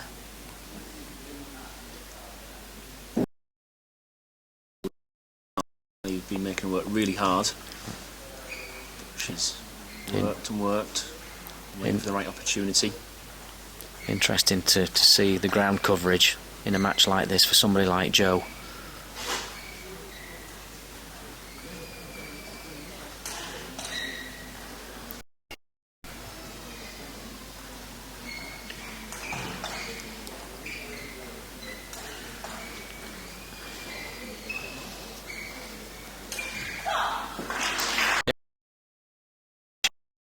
interesting the fact that Joe's actually doing more running in a game like this, but having played defenders many times, it's physically very hard lifting the heavy balls that Joe's putting out there. It's quite difficult physically playing against the defence, so it's not all one-sided, the one that's doing the physical work out there. You also say it's quite a mental battle as well. Absolutely, especially with somebody like Joe. You know, she's when she's playing backspin, she's changing the spin. Anything that's a little bit loose, she's going to look to come in and attack. So yeah, your concentration needs to be absolute and thorough when you're out there. You know, 2 minutes or 30 seconds, you lose concentration in a game like this, and it can cost you dearly. So 6-all. Kelly with the serve.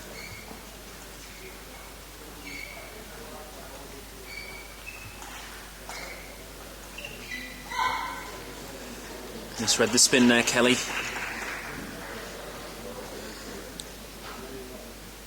Pushing that ball off the end of the table. Giving Joanna another point. Just needs to regroup now.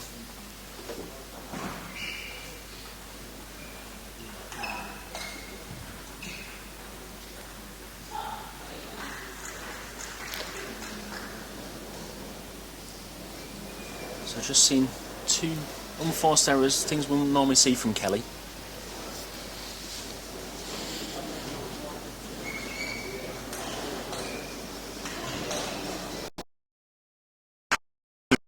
Kelly. Good strong forehand, tops and white the forehand.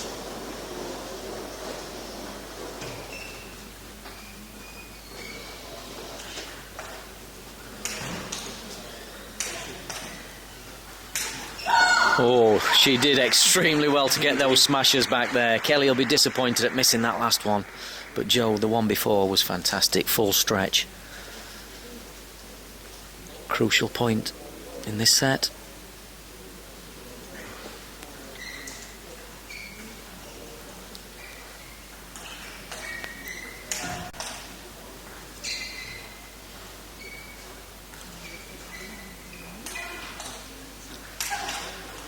Oh. Great change. Oh, look at this. Amazing. Amazing play. Quality, real quality from both sides there. Getting some of those smashers back, and believe me, that ball's coming at some speed. The variation both players are showing is impeccable. Split second decisions. Changing it all the time. Unbelievable. Again there, fantastic. Little subtle change, just a little bit more wrist in that last ball, that extra little bit, 5% more backspin than the previous one. Just then makes that bit more difficult to keep the ball on the table. That gives her 2 game points. She leads 10-8.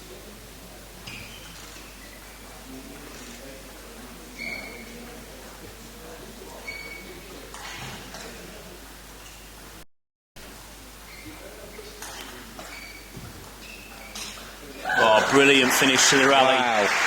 Great chopping. Kelly trying to bring her in or out. Slight loose ball. And as we've seen from Duran a few times this match, stepping in. Great backhand smash straight past her. Takes that game 11-8 and levels the score at 2 games all. Wow, what a great match. Difficult to call at this stage. Both these players been in this position many, many times. Lots of experience.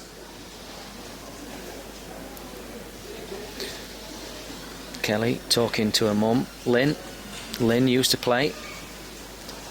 I'm not sure if she'll be giving her tactical advice or whether it's a situation where Kelly's talking to Lynn, but she does play, or did play, a lot of table tennis in her days, whereas Joe, on the other hand, talking to Marie, her mum, with no table tennis experience, but both feel comfortable with the parents in the corner in a match like this.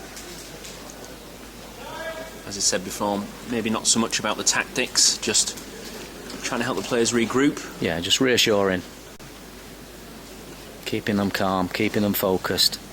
The girls have been through all this many times. So 2-all in this match, still a long way to go. Both players playing some exceptional stuff.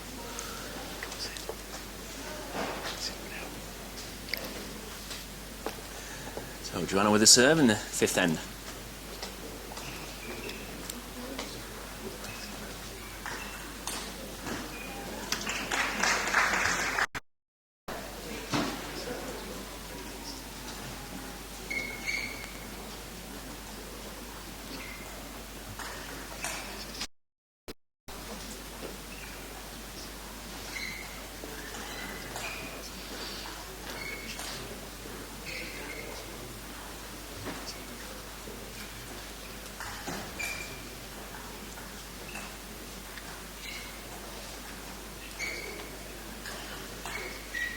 Oh, some variation from Kelly there. One ball going hard, the next ball going high and deep. So trying to play Jo at her own game there. A bit more variation.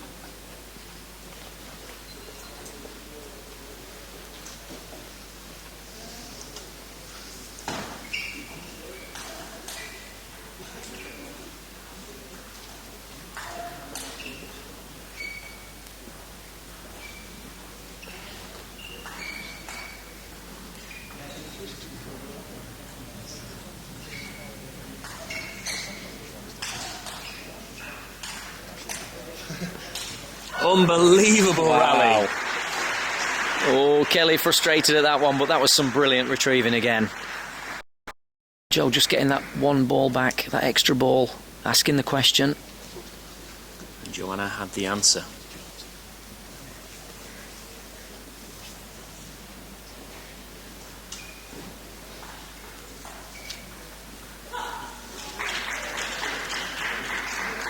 Kelly just looking a little bit frustrated. Just need to compose herself.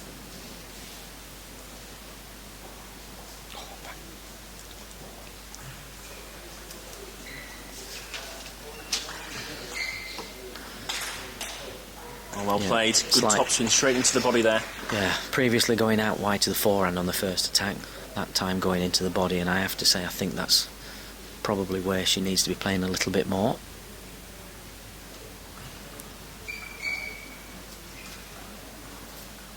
But Jo making it difficult there, good length, good quality in those pushes. Not giving Kelly easy balls to attack. With Joanna's just staying that little bit closer, you're able to get a real aggressive push in there. And it gives Kelly much less time by being that bit closer. And getting with a powerful topspin straight away and early in the rally.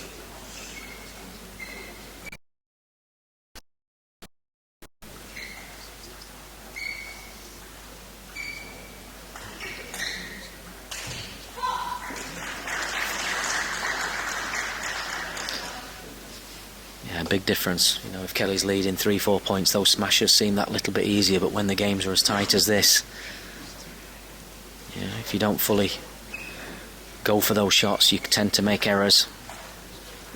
There you go, turning that one down. Ball was high, but she decided to wait. And that's the danger. If you wait too long and don't take those chances, Jo's going to come in.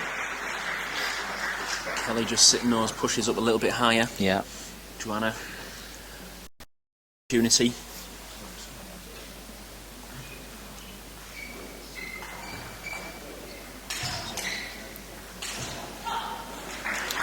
Well, the first smash is going on, but it's not full power, and then Kelly's tending to miss the second or third smash. I'm wondering whether she should try and hit the first one a little bit harder, but easy to say.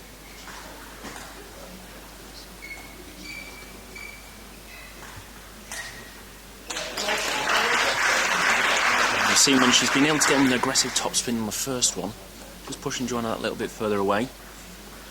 Perhaps if she has to go for a little bit more spin, it's not always easy, but if going for a bit more spin, maybe going down more to Joanna's body. Can't get that swing of the chop in.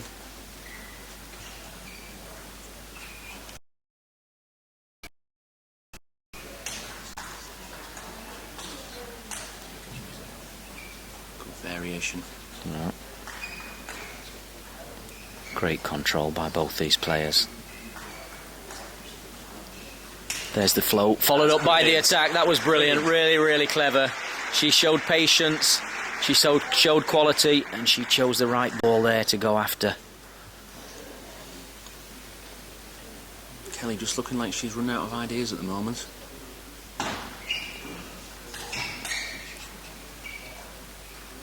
Joanna answering everything that's been. Yeah, that first attack seems to be going always to the forehand at the moment. Not causing that many problems for Joe. Good change of spin. Heavy chop into a more of a float chop. Kelly misreading it and pushing that ball to the end. So, Joanna in control, 8-4 up. Now with the serve.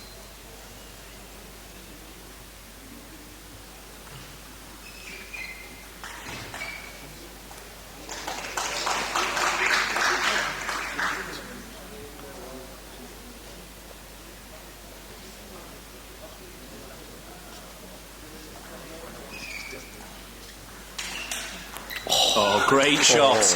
Ball was a little bit short of Kelly, straight onto it as you'd expect. But Joanna ready for everything, smashed it straight back. That's a 4-point advantage, now leading 9-5.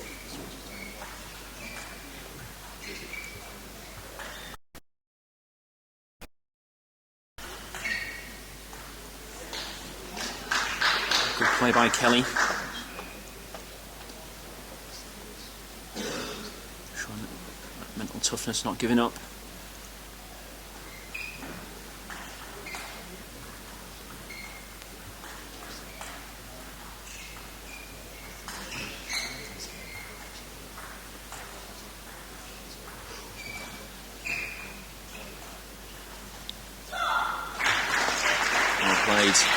Kelly changing the length of the topspin on the other side of the table.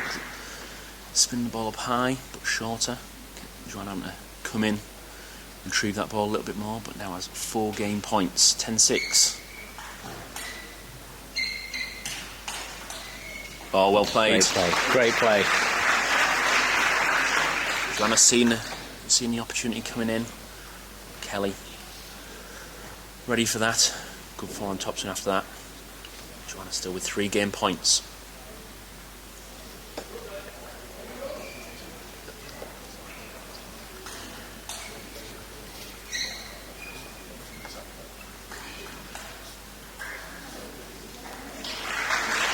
A little bit fortunate there.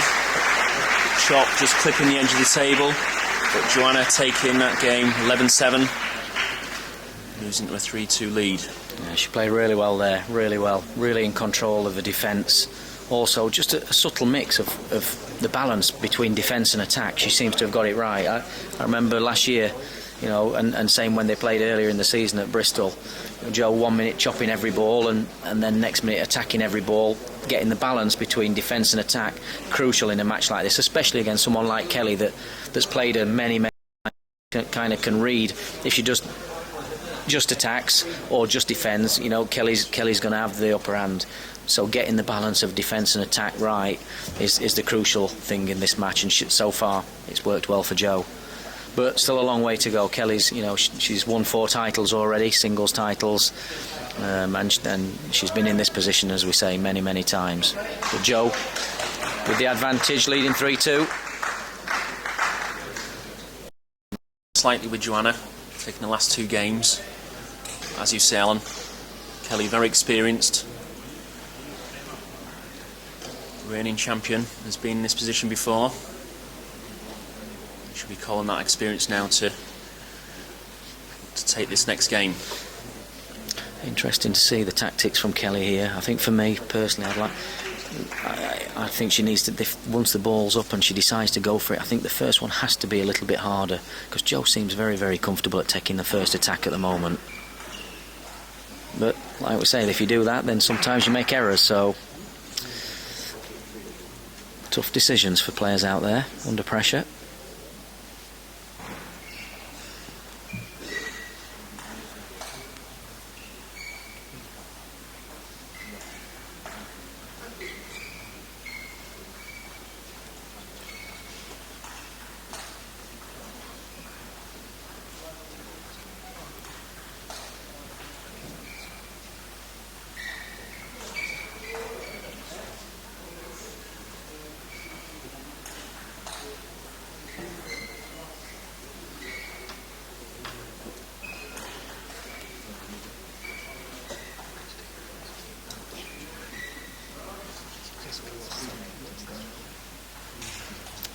That's a brilliant rally. Superb, and great power in that last backhand from Jo, just using the wrist there.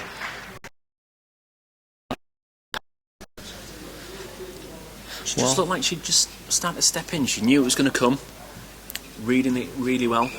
I think she's in a good place mentally right now. You know, her game's flowing. She's in full focus. But important, like we said, you've got to keep the concentration in a game like this. There are ebbs and flows all the way through, and it's important that you keep the concentration.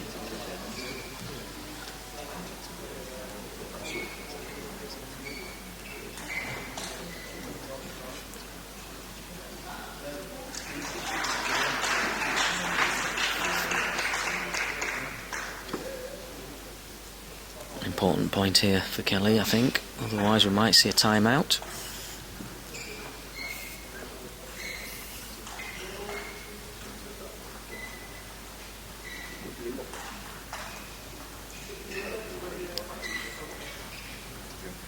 Could this be a timeout? Yeah. Called it. Yeah, good time to take it. She's trailing 4-1. Yeah, and the advantage definitely with Jo here. She's in really good shape. Seems to have control of Kelly's first attack.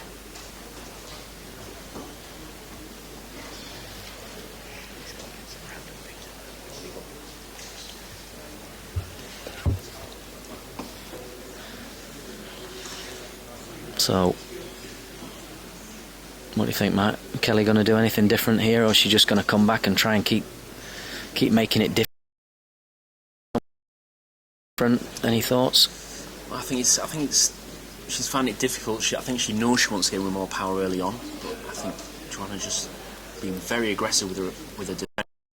She's finding it very hard to do that. Jo's moving great, and she's putting pressure on the ball all the time, and by that, even in the pushes, she's actually getting a lot of length, a lot of spin, not giving Kelly enough time to get into position to attack the ball. So she's making the job very difficult for Kelly. The rallies are still long. So both players having to work physically hard in this, as well as concentration. But I think crucial, next 2 or 3 points now, crucial for Kelly to stay in this game.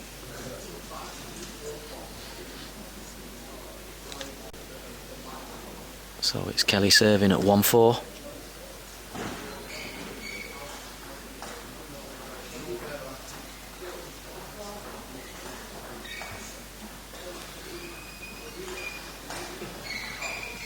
Again, fantastic length on that defence there. It's not an unforced error. That was quality defence. Right on the white line. Yeah. Very difficult.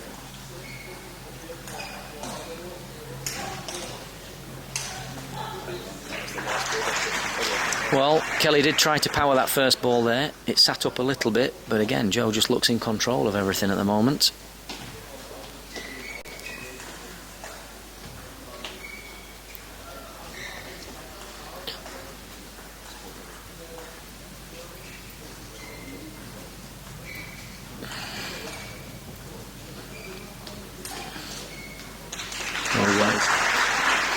And I think that's what she's got to try to do. I think she has to target the ball, the push ball, and when she does, she needs to go quite hard on that first attack.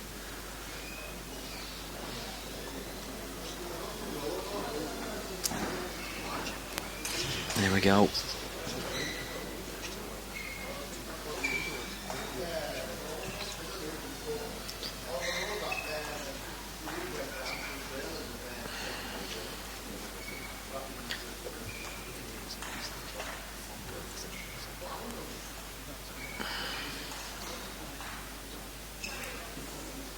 Fortunate there for Kelly, just clipped the top of the net. Also a little bit different, Joanna unable to bring the ball back down.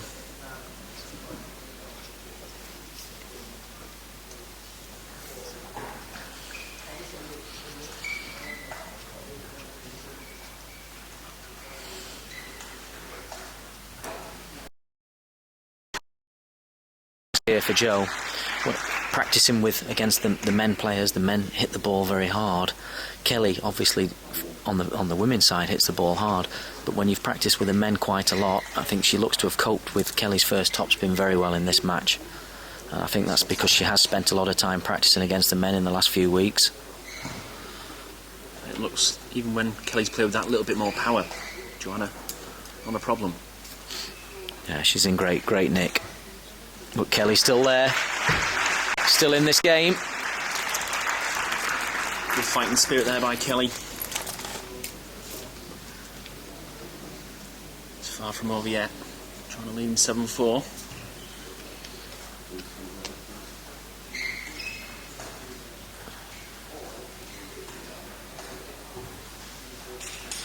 Oh, Great attack. Super shot. And that's the problem. If Kelly just pushes the ball back a little too high, a little too safe, Jo's looking for it now. She's got a lead. Confident.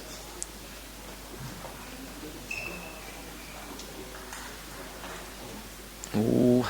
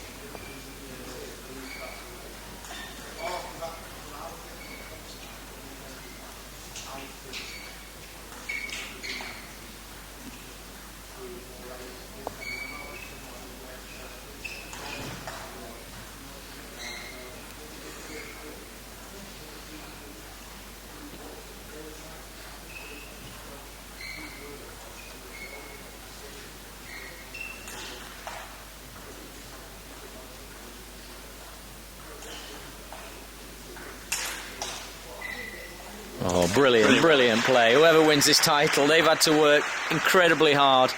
Lots of long rallies.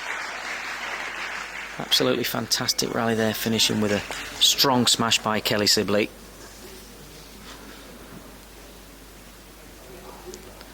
So Jo leading 8-6.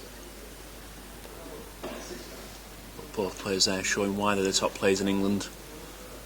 Great skill.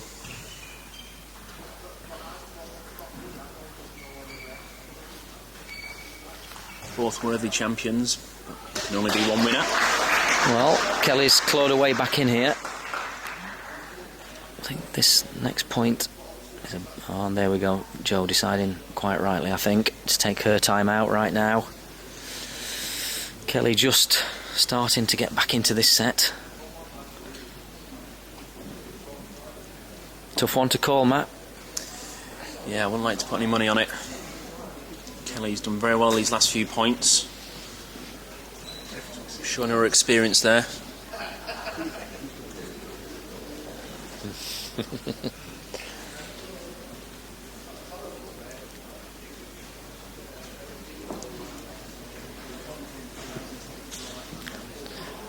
Well, interesting to see for me here what Jo does really. Whether she decides she's going to come out with some early attacks in this point. It's a fine line, she's got to be patient, but I also think she needs to look for her opportunities again here. Just to keep the pressure on Kelly. Anything a little bit weak, she needs to be looking to get in and attack. Big point now. So Joanna leading 8-7 with the serve.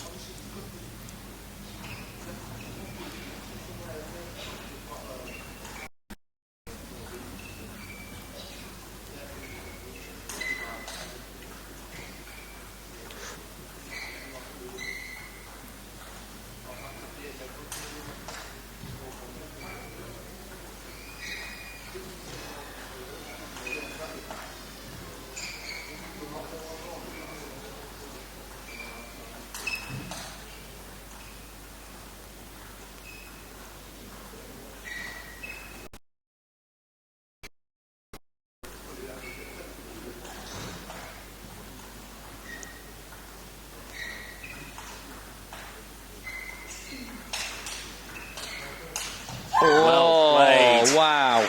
Massive point. We had everything in that one. And again, Kelly read Joe's first attack. She took the ball fantastic, but superb attacking by Joe. Earlier on the rally, Kelly clipped the net, but Joanna completely unfazed by it. Yeah, both focused very, very well. But it's Kelly with it all to do. She's down 7-9.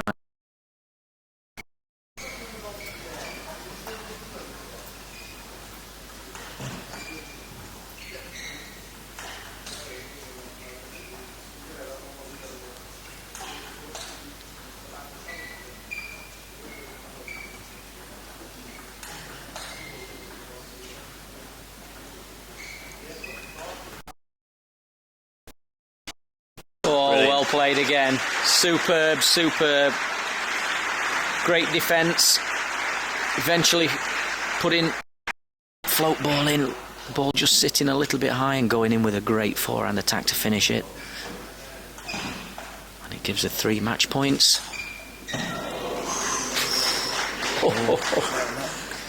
Wow.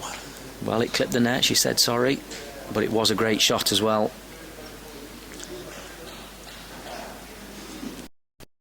But Joe with the advantage. 2 championship points and serving.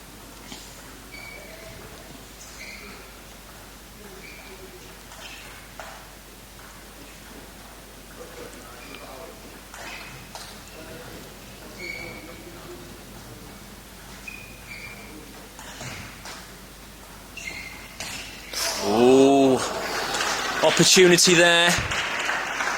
She played very well in that rally. Ball just sat up. It was the right shot to go for. Yeah, right shot. Just didn't quite time it. She needs to keep calm. Be patient.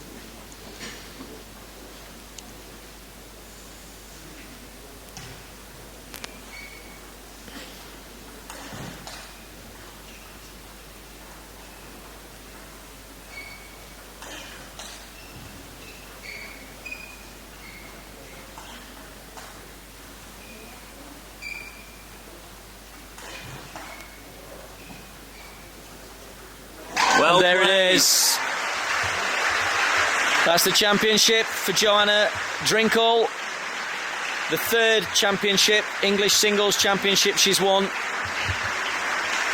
Beating her main rival, Kelly Sibley, in what was a superb women's final here at Ponds Forge. And what a fantastic match it was. Congratulations, Joanna. But Kelly played her part.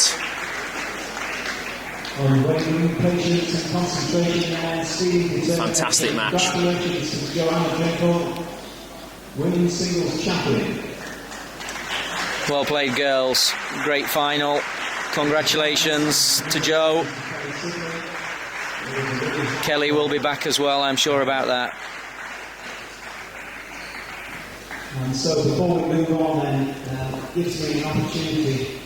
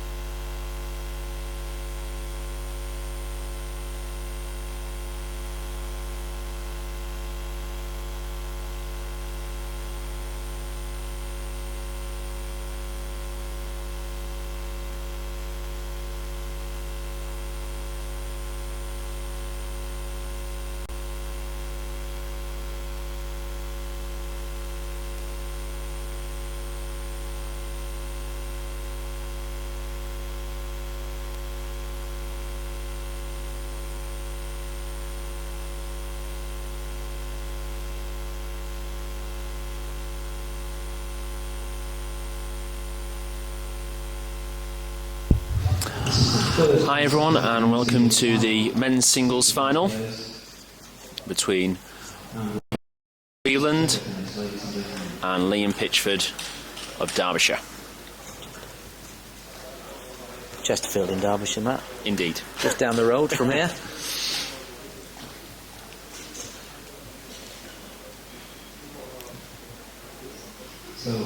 These boys played the last two finals together. This is the third final in a row between these two players. So far, the head-to-head in this championship is 1-1. Pitchford, the current number one and reigning champion, to get us off in this first set, the national singles final.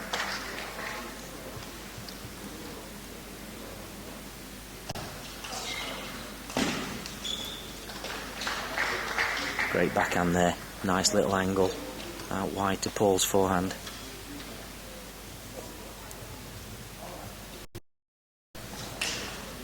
Oh, great aggressive topspin there from Paul. Awesome power, awesome.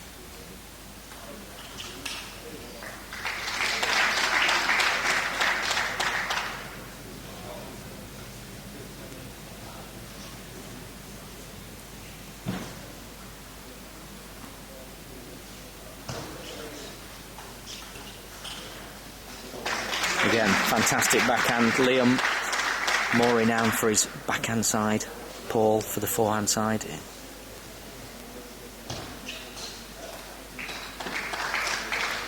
Good serving there by Liam. Leads his first game 5-1. Yeah, I'll be pleased with the start. In his last two matches, he's lost the first set, so I'll be wanting to get off to a good start in this final. Paul, on the other hand, had an incredible quarter-final victory against Darius Knight.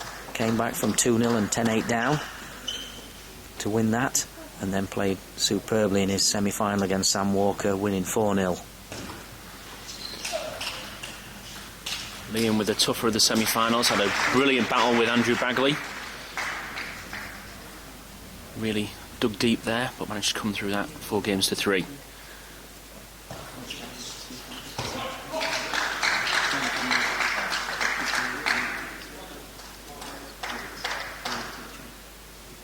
So Pitchford with the early lead in this game, leading 6-3.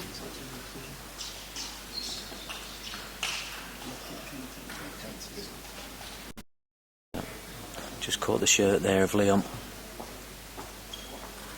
All aiming for Liam's crossover there. Liam unable to get out of the way. Paul just edging his way back into this game.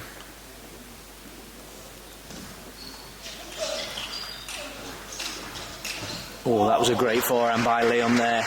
Got a fantastic angle. He'll not be wanting to play too much forehand to forehand. That's Paul's strength side, but did very, very well there.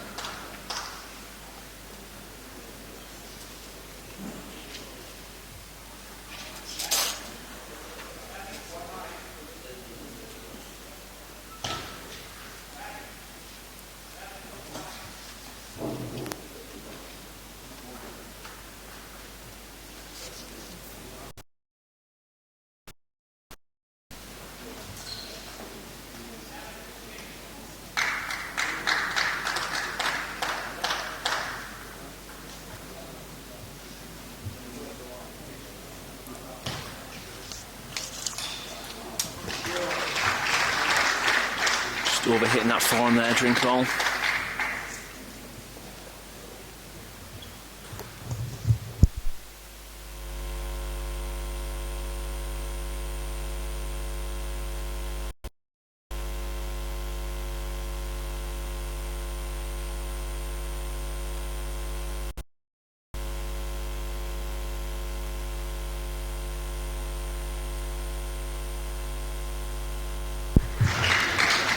So Paul looking to be aggressive with the forehand there, but just hitting that ball a little bit flatter. Didn't have the spin it needed to bring it back down, overhitting the table. Liam just leading this one 9-7. Now with the serve.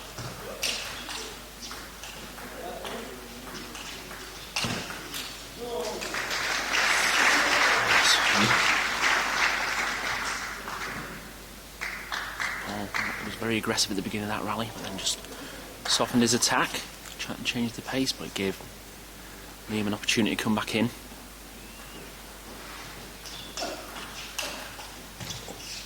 Ooh. Oh, great play there by Paul Drinkhall. Again, showing some quality on the backhand side there. Strong ball down the line to Pitchford's forehand.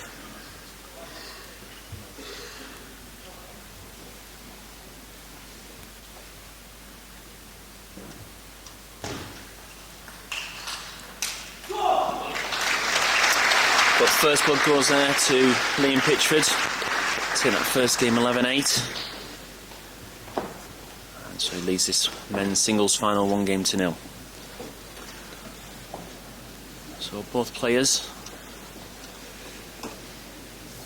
been sat off for a little while since the men's doubles, but it's been quite a rest since the semi-finals. Do you think that'll have any effect on their performance, Alan? I wouldn't think so. Both these players, again, have played these sort of competitions many, many times. So, you know, and they've played a lot of matches over this weekend. Both boys playing singles, doubles and mixed. So they've had enough table time. It's all about their mental preparation, really. A little bit of and getting the focus. That's the most important thing. Two very experienced players, although Liam's only 20.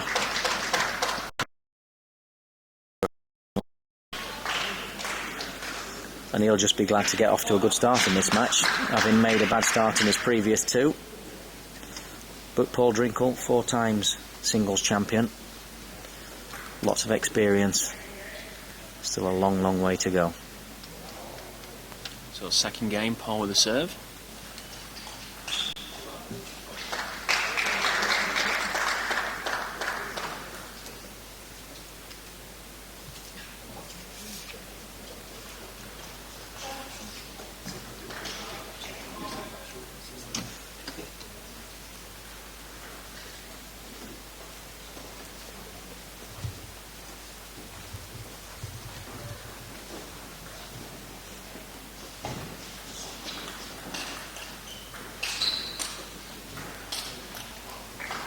Well, he'll be a little bit disappointed with that. He's taking a very early time out, Paul. He realises he can't afford those sort of mistakes. He played a great backhand down the line there, pushed Liam away from the table, but he'll be annoyed at missing that forehand. He doesn't miss too many of them. No, you're right, Alan. Obviously he needs to get his mind focused at the job in hand. He knows Liam's a very dangerous player. Liam has improved massively over the last 12 to 18 months and has jumped up the world rankings. Currently ranked 52 in the world. Has picked up some fantastic wins on the way. Yeah, whereas Paul, on the other hand, had a big operation on his hip last summer, as well as getting married to Joanna Parker. Now, of course, Joanna Drinkhall, ladies champion. So, having recovered from that hip injury, he's been practicing incredibly hard in his club in Germany, Werder Bremen. But this year has struggled to have lots of matches, so he's a little bit short of match practice coming into this competition. But he's certainly shown signs of Paul back to his best. But he won't want Liam to get into a big lead here.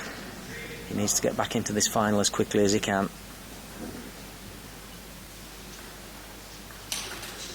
Great backhand there by Liam. Good reverse serve. Paul unable to keep him out. Liam, strong backhand attack. Yeah, that's his trademark shot, isn't it? His backhand topspin.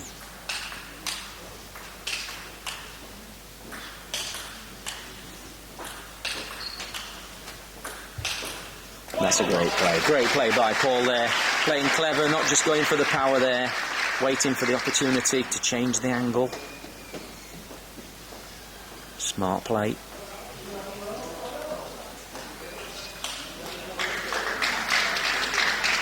And just snatched it at that one. Not quite in position. He's still got a 2-point advantage. Leads this game 4-2.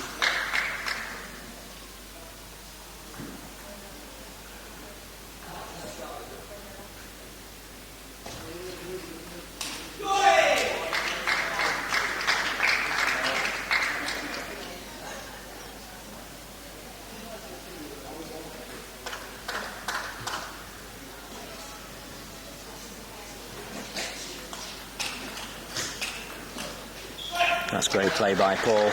Staying up to the table, trying to take the ball early. And as soon as he got opportunity there, going again to the hip, the crossover point for Liam. Most difficult part to defend. You've seen that on the last couple of points from Paul, him going for that area. That's a great switch again. Super shot. Topspin early on the backhand side. First opportunity he got to go down the line.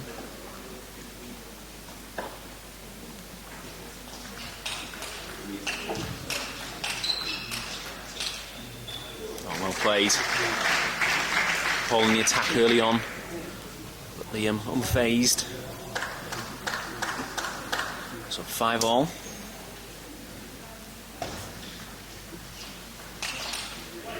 That's a great shot. See Paul coming back to form here. Really showed some quality table tennis this weekend.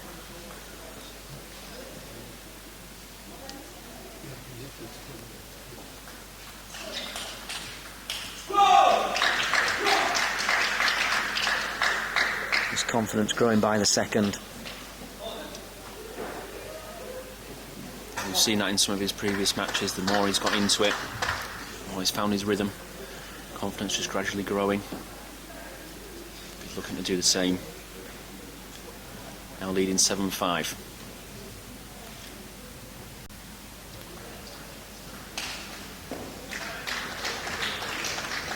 Well, I don't think he'll be happy with that one. He was there for the taking, but just hit the ball a little bit flatter.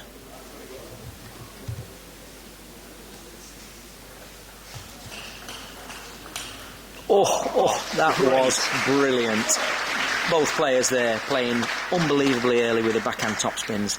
Pitchford just using the wrist, getting an incredible angle there from nothing, hitting the winner down the line.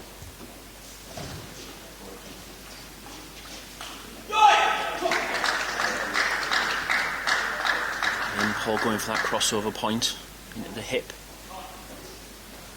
Not even able to get round enough with that strong forehand.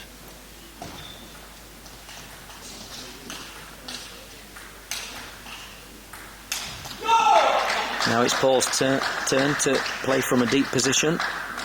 Unexpected, unforced error there from Liam. So Paul with the advantage, lead 9-7 now with the serve.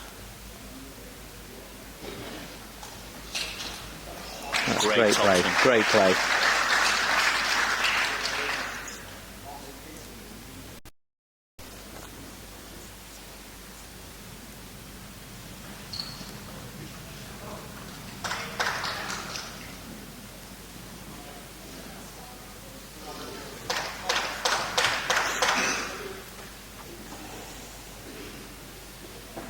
So Liam now with the serve.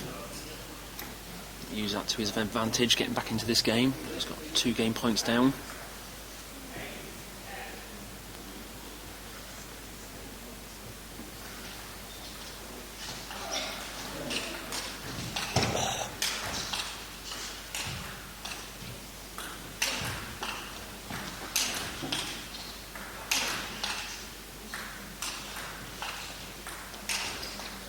Fantastic. Brilliant point. Shame to finish with the mistake from Liam, but that was a fantastic point. And Paul will be delighted. He took his time out there early on, very early in a match like this, to take a time out. But he got what he wanted. He turned that game around, and he's brought this game back to 1 game all.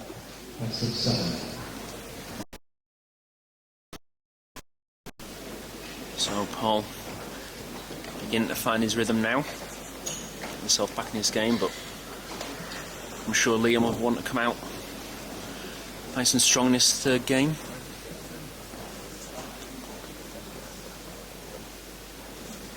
Probably.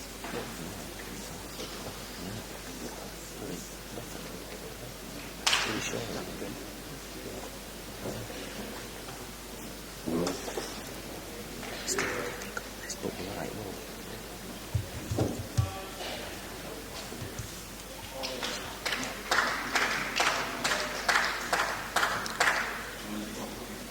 So third game. Liam with a serve. We're all level at 1-1. Yeah, great to see Paul coming back to his best.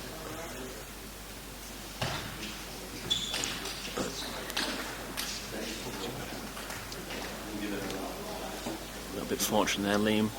Trying to be aggressive straight away. Putting Paul under pressure. Paul a little bit fortunate.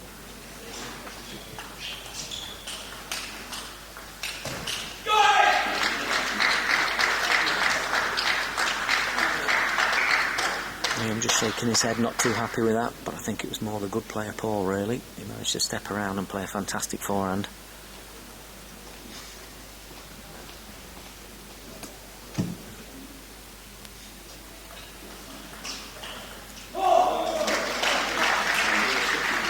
Great backhand there from Liam. We've seen so often with him. Yeah.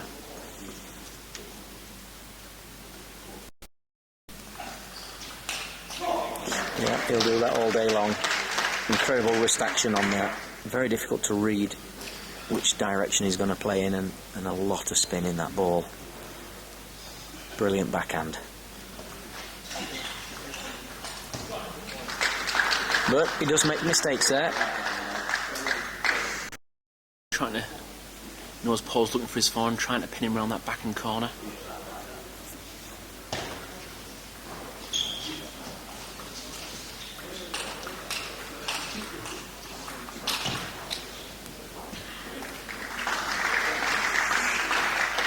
Played it a little bit different there, went out wide to the forehand first.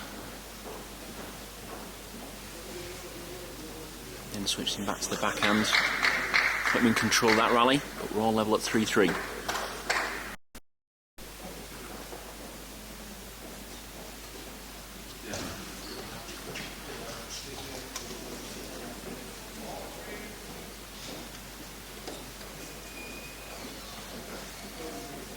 So Liam just questioning something there, not sure what. I think he believed it. He clipped the net, but he thinks he clipped the edge as it came back down. Paul not sure. Point's gone his way on that occasion.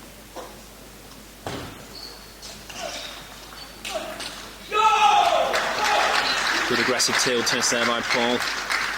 Stepping round, strong forehand top spins, using his power.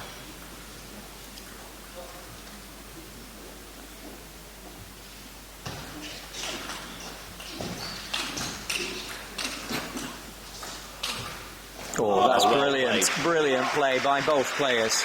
Paul starting in that rally, dominating, getting his forehand in, but Liam coming back there with some fantastic shots. Both players will be pleased with the start, really, of this match.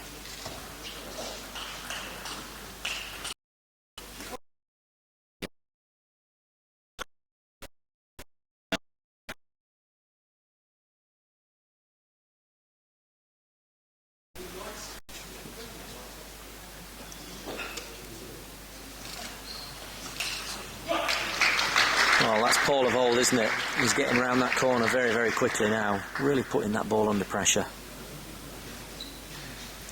He's taking the ball quite early. Around it, and he's just straight at him. Again, superb, absolutely superb. The speed at getting round on that his backhand side with his forehand. We recently did some testing at Sheffield Hallam University, some physical tests. And considering Paul had a serious hip operation in the summer, he really has worked hard to get back to full fitness. The test results were excellent. Leg power back to normal.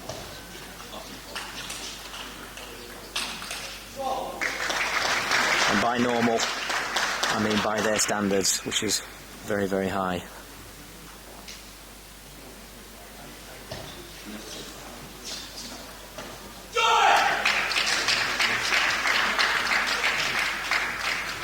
Liam just looking a little bit frustrated, but that's typical Liam. He likes to get his frustration out quickly, then get back to the table refocused. Paul just leading this one 8-6.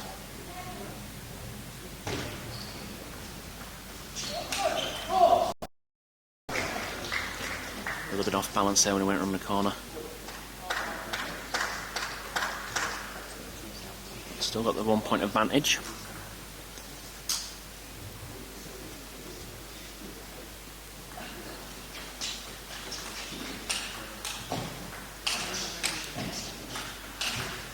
superb forehands. Liam Pitchford, absolutely fantastic. Right on the white lines, one out wide to the forehand, the next one deep into Paul's backhand, and the last one, he faded the ball wide of Paul's racket.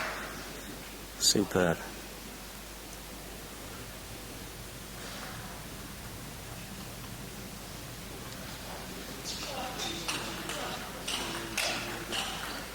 Brilliant backhand.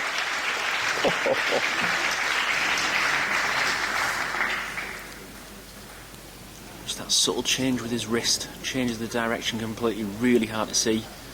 That change in direction.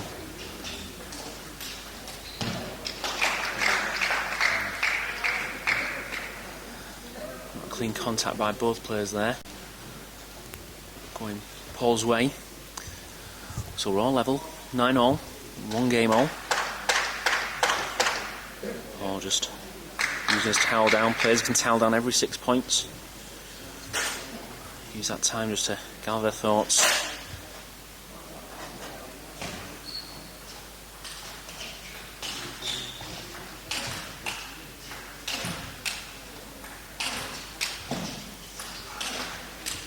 That's good aggressive play by Liam. Dominated early on, the strong backhands. Corner.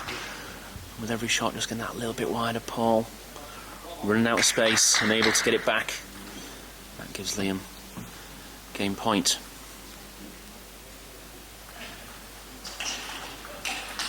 But Paul, good strong shots there. Using his power. Brings him back into it, 10-all.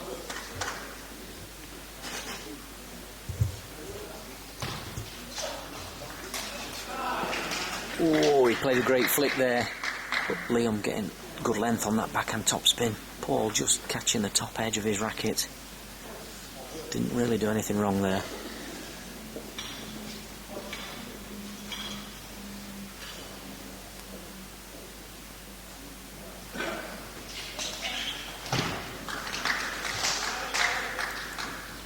Just apologising there, he was looking for the forward attack, didn't hit the ball quite as clean as he'd hoped. Ball not coming through, forcing Liam to mistime it.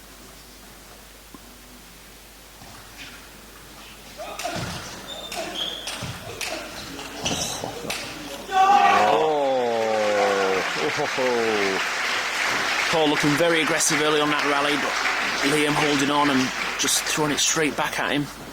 Great counter topspin. Paul will be disappointed he missed that last one there. He had a chance, didn't he? He did. But he's still there, still only 1 point in it.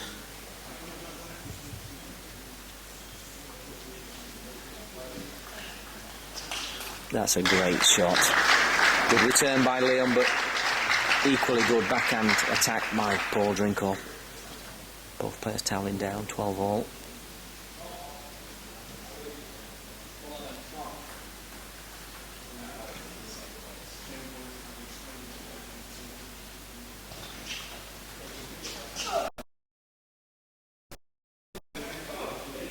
Receive, it was drifting long, but it was still hard to play. I'm not able to get the spin on he needed to lift it over the net. Just catching the top, forcing the ball off the end of the table.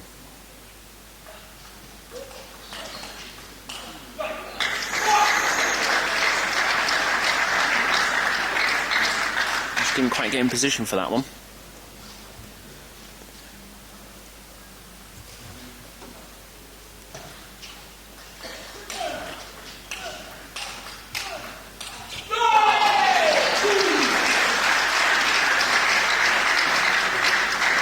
Demonstrating strong forehand attacks from that backhand corner. Paul just trying to go a little bit wider, getting it right into Liam's crossover point.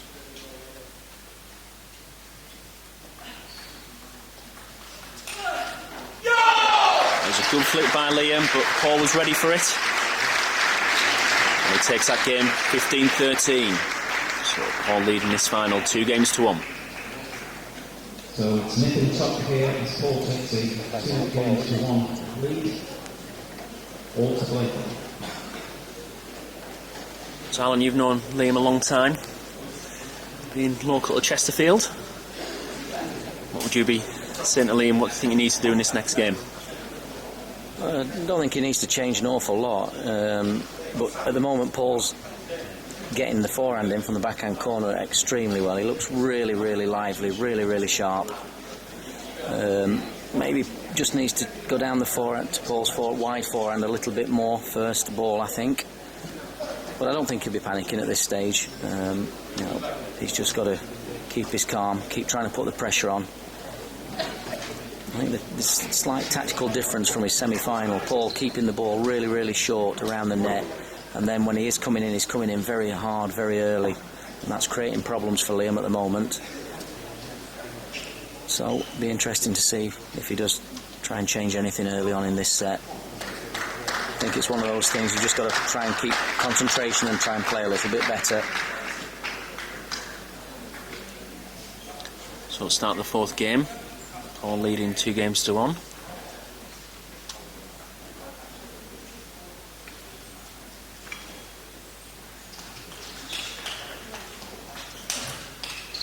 Well, he did go out wide forehand early.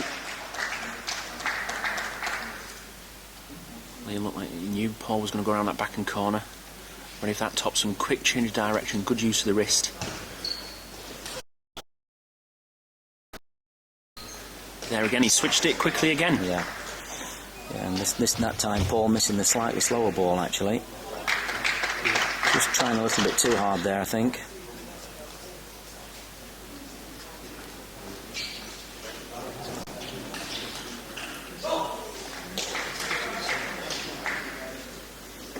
So Liam take the advantage early on in this game, leading 3-0.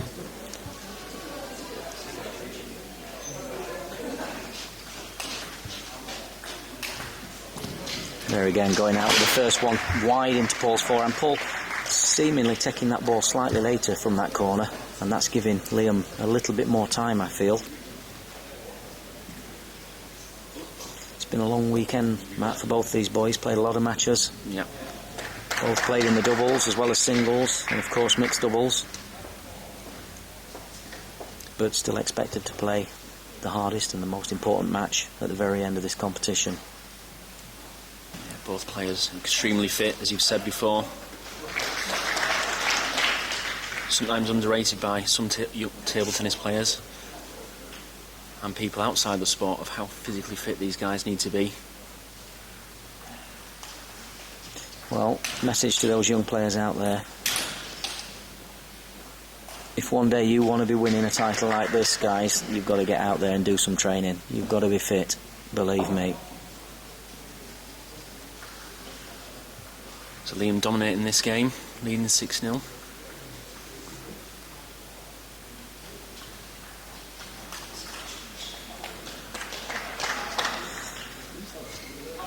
Yeah, slight change of tactics has brought this game in his favour.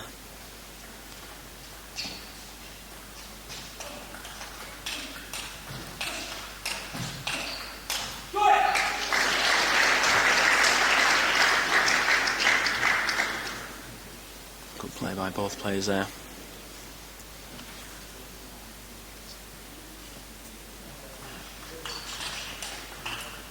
I think Paul's in a situation here where even if, okay, maybe it's hard to win this game, but he's somehow got to change the momentum again. He can't allow Liam to totally dominate all this set.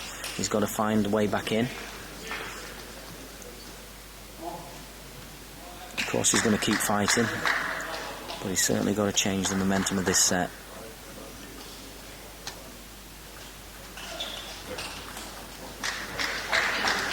Liam just seems to be using that reverse spin serve a little bit more now,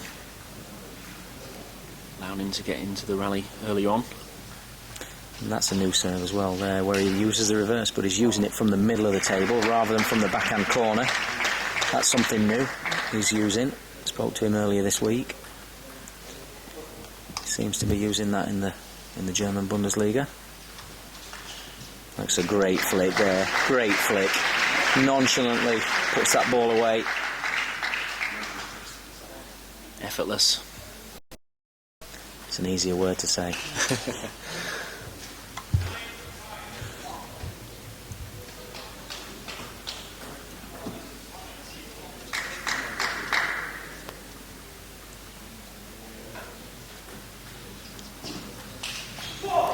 Well, wasn't far away. Right shot. Liam, 5 game points.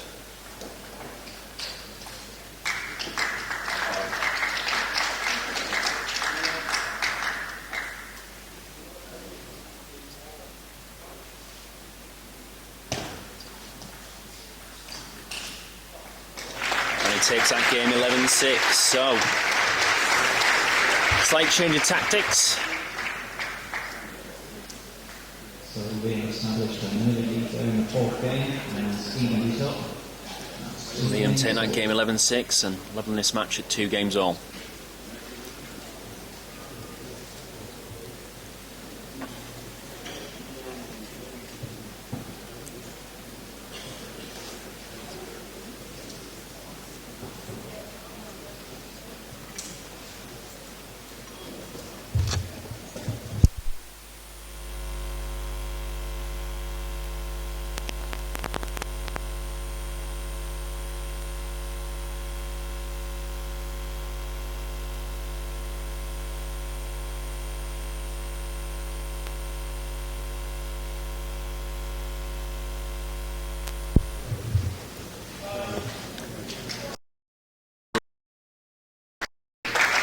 Making his way back to the table, Liam was there ready and waiting.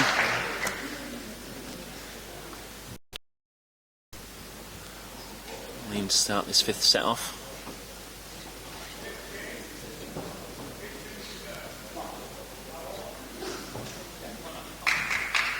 Starting us off with this reverse serve from the middle of the table. Wide to full.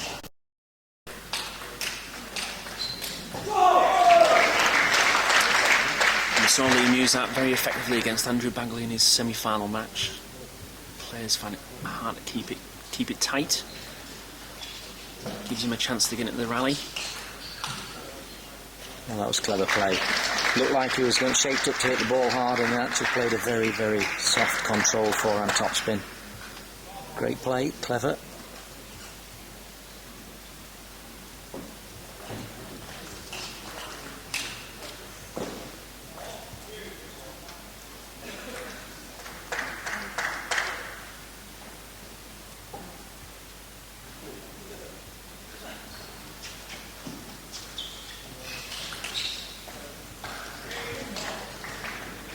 Players trying to keep the ball nice and tight and short around that net. A little bit fortunate. Ball just clipping the net, sitting up. Liam taking full advantage of it and putting the pressure on.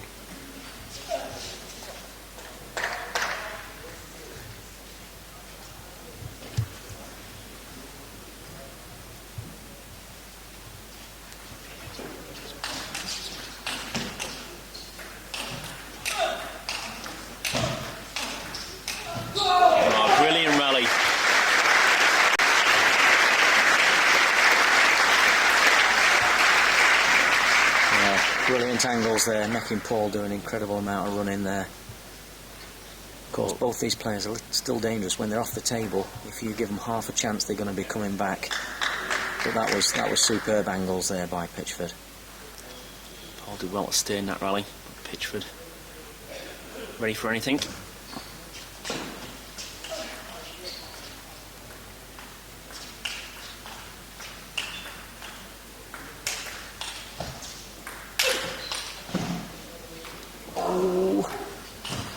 Oh my word. Well. Was finished on an edge, but some incredible balls getting back edges and nets in that rally.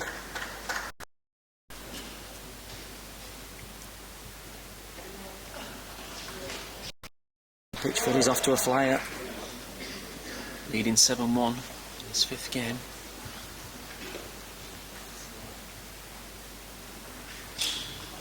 That tactic of serving from the middle out to short, wide forehand of Paul seems to have paid dividends in the last 2 sets.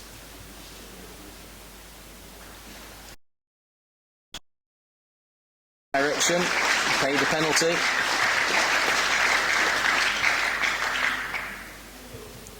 A lot of work to be done by Paul if he's going to get himself back in this game. Just upping the risk factor, maybe difficult shots, but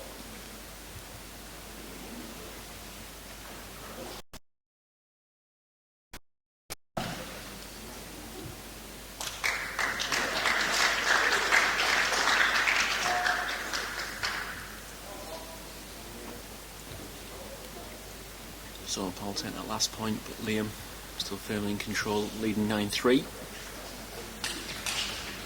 Oh, that's a superb shot. The power of both these players, phenomenal, but the touch, the timing, the finesse, all there.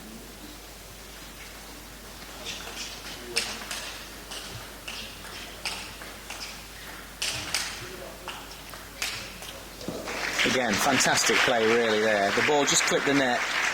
Absolutely no problem to players of this quality. Just to change the timing and adapt in a fraction of a second.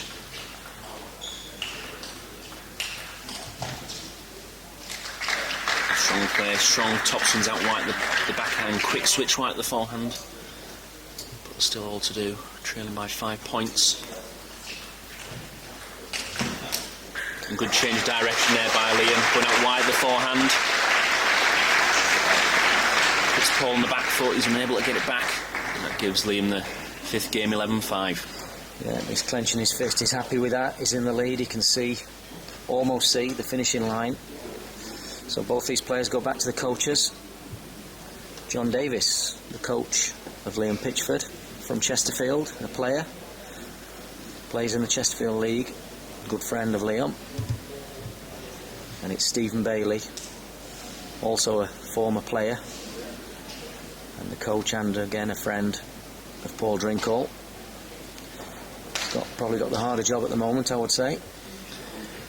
He has, but he knows him very well, which I think is important for the coach. Knows what makes him tick, knows how to get him to refocus. Interesting that Liam's very, very quickly back to the table. He's ready. He wants to get on with this match. Paul just using up the minute that he's allowed. Trying to keep nice and light, dancing on his toes. He's got to keep the legs nice and light. They're doing a lot of work, a lot of lactic acid building up in those legs when you play matches like this. You'll notice that both players trying to stay on the toes in between the rallies.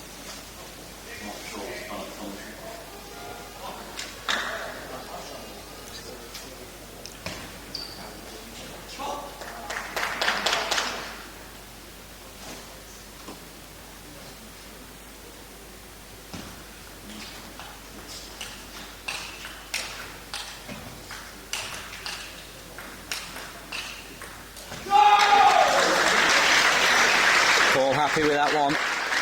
Did well there. Doesn't want to let Liam get away in this set. Very important that he can try and stay with him.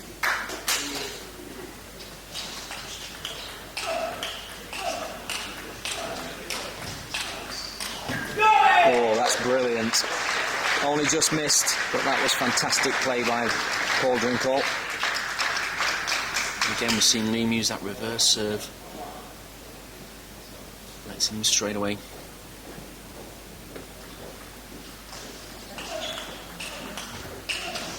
Oh, that's awesome. Paul just seems to be trying to take the ball out a little bit early, giving Liam a little bit less time. He's definitely taking that ball earlier, isn't he? Yeah, a little bit more risk involved. But you've got to do that at this level. Just safe and on the table against a player like Pitchford's not enough. We saw that in the semi-final against Andrew Bagley. Andrew threw everything at him. Played incredibly aggressive.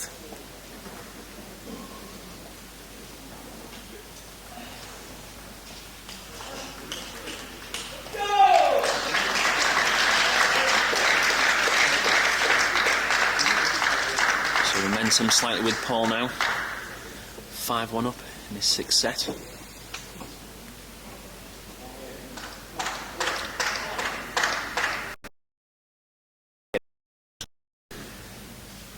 Failing on that final ball. That's a good change of direction there. Looked like he was going to go cross court, but just a slight change of the wrist angle, goes wide at the forehand.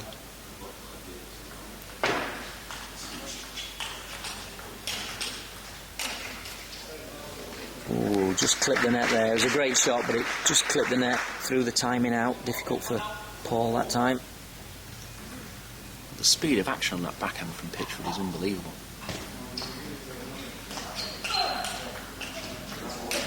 Oh, but that's awesome. What a forehand there as well. Unbelievable. Oh, what an angle.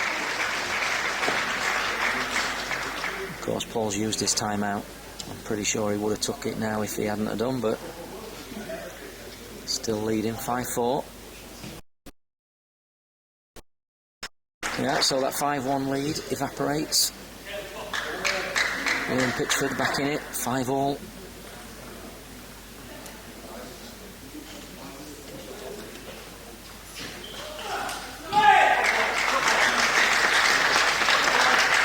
Good aggression there by Paul.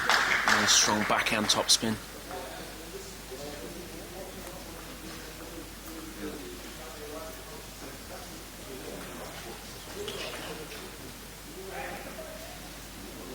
Paul just seeing net serve there.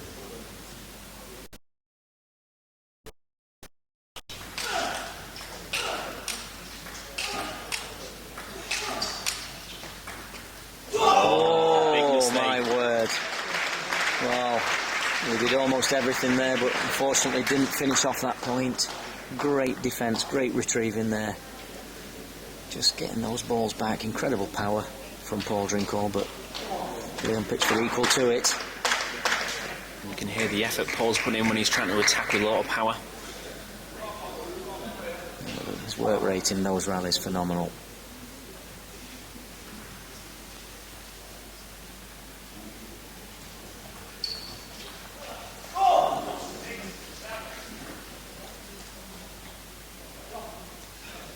So just one or two little errors creeping in. Liam now 1 point ahead at 7-6.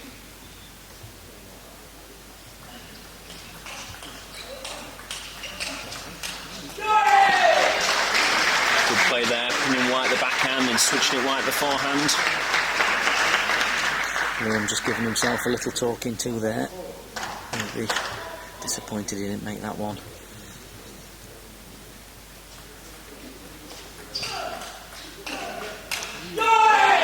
I have to say, Paul is getting in with some incredible foot. He's reading the game beautifully. He really is back to his best here this weekend.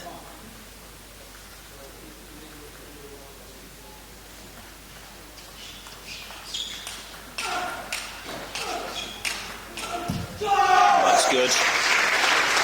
Paul getting him very wide at the backhand. Liam step right round.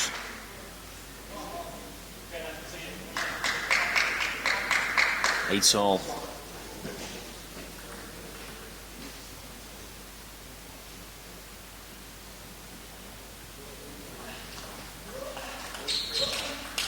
Oh, that's a brilliant shot. Wow.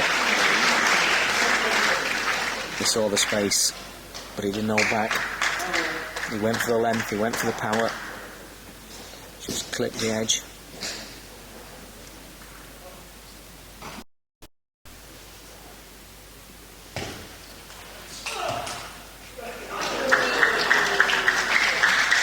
Great pick up there, Paul.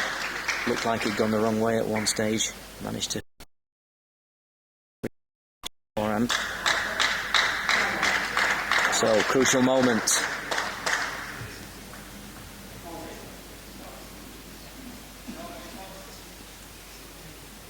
Liam Pitchford 2 points away from retaining his title. And that is a superb backhand topspin. Gives him his first championship point, 10-9 up. Can he take it?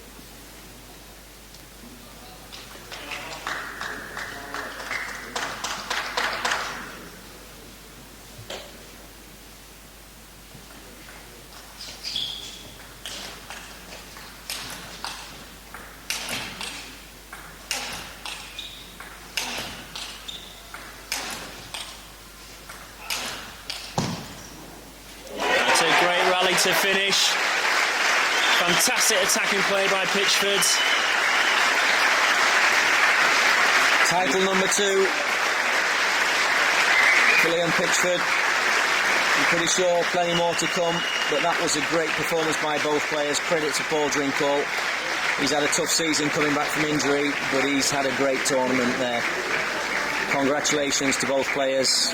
Congratulations It's Liam Pitchford who takes the men's singles title here at the English Senior National Table Tennis Championships 2014. We prepare the presentation area for the award ceremonies. At this stage, I would like to ask all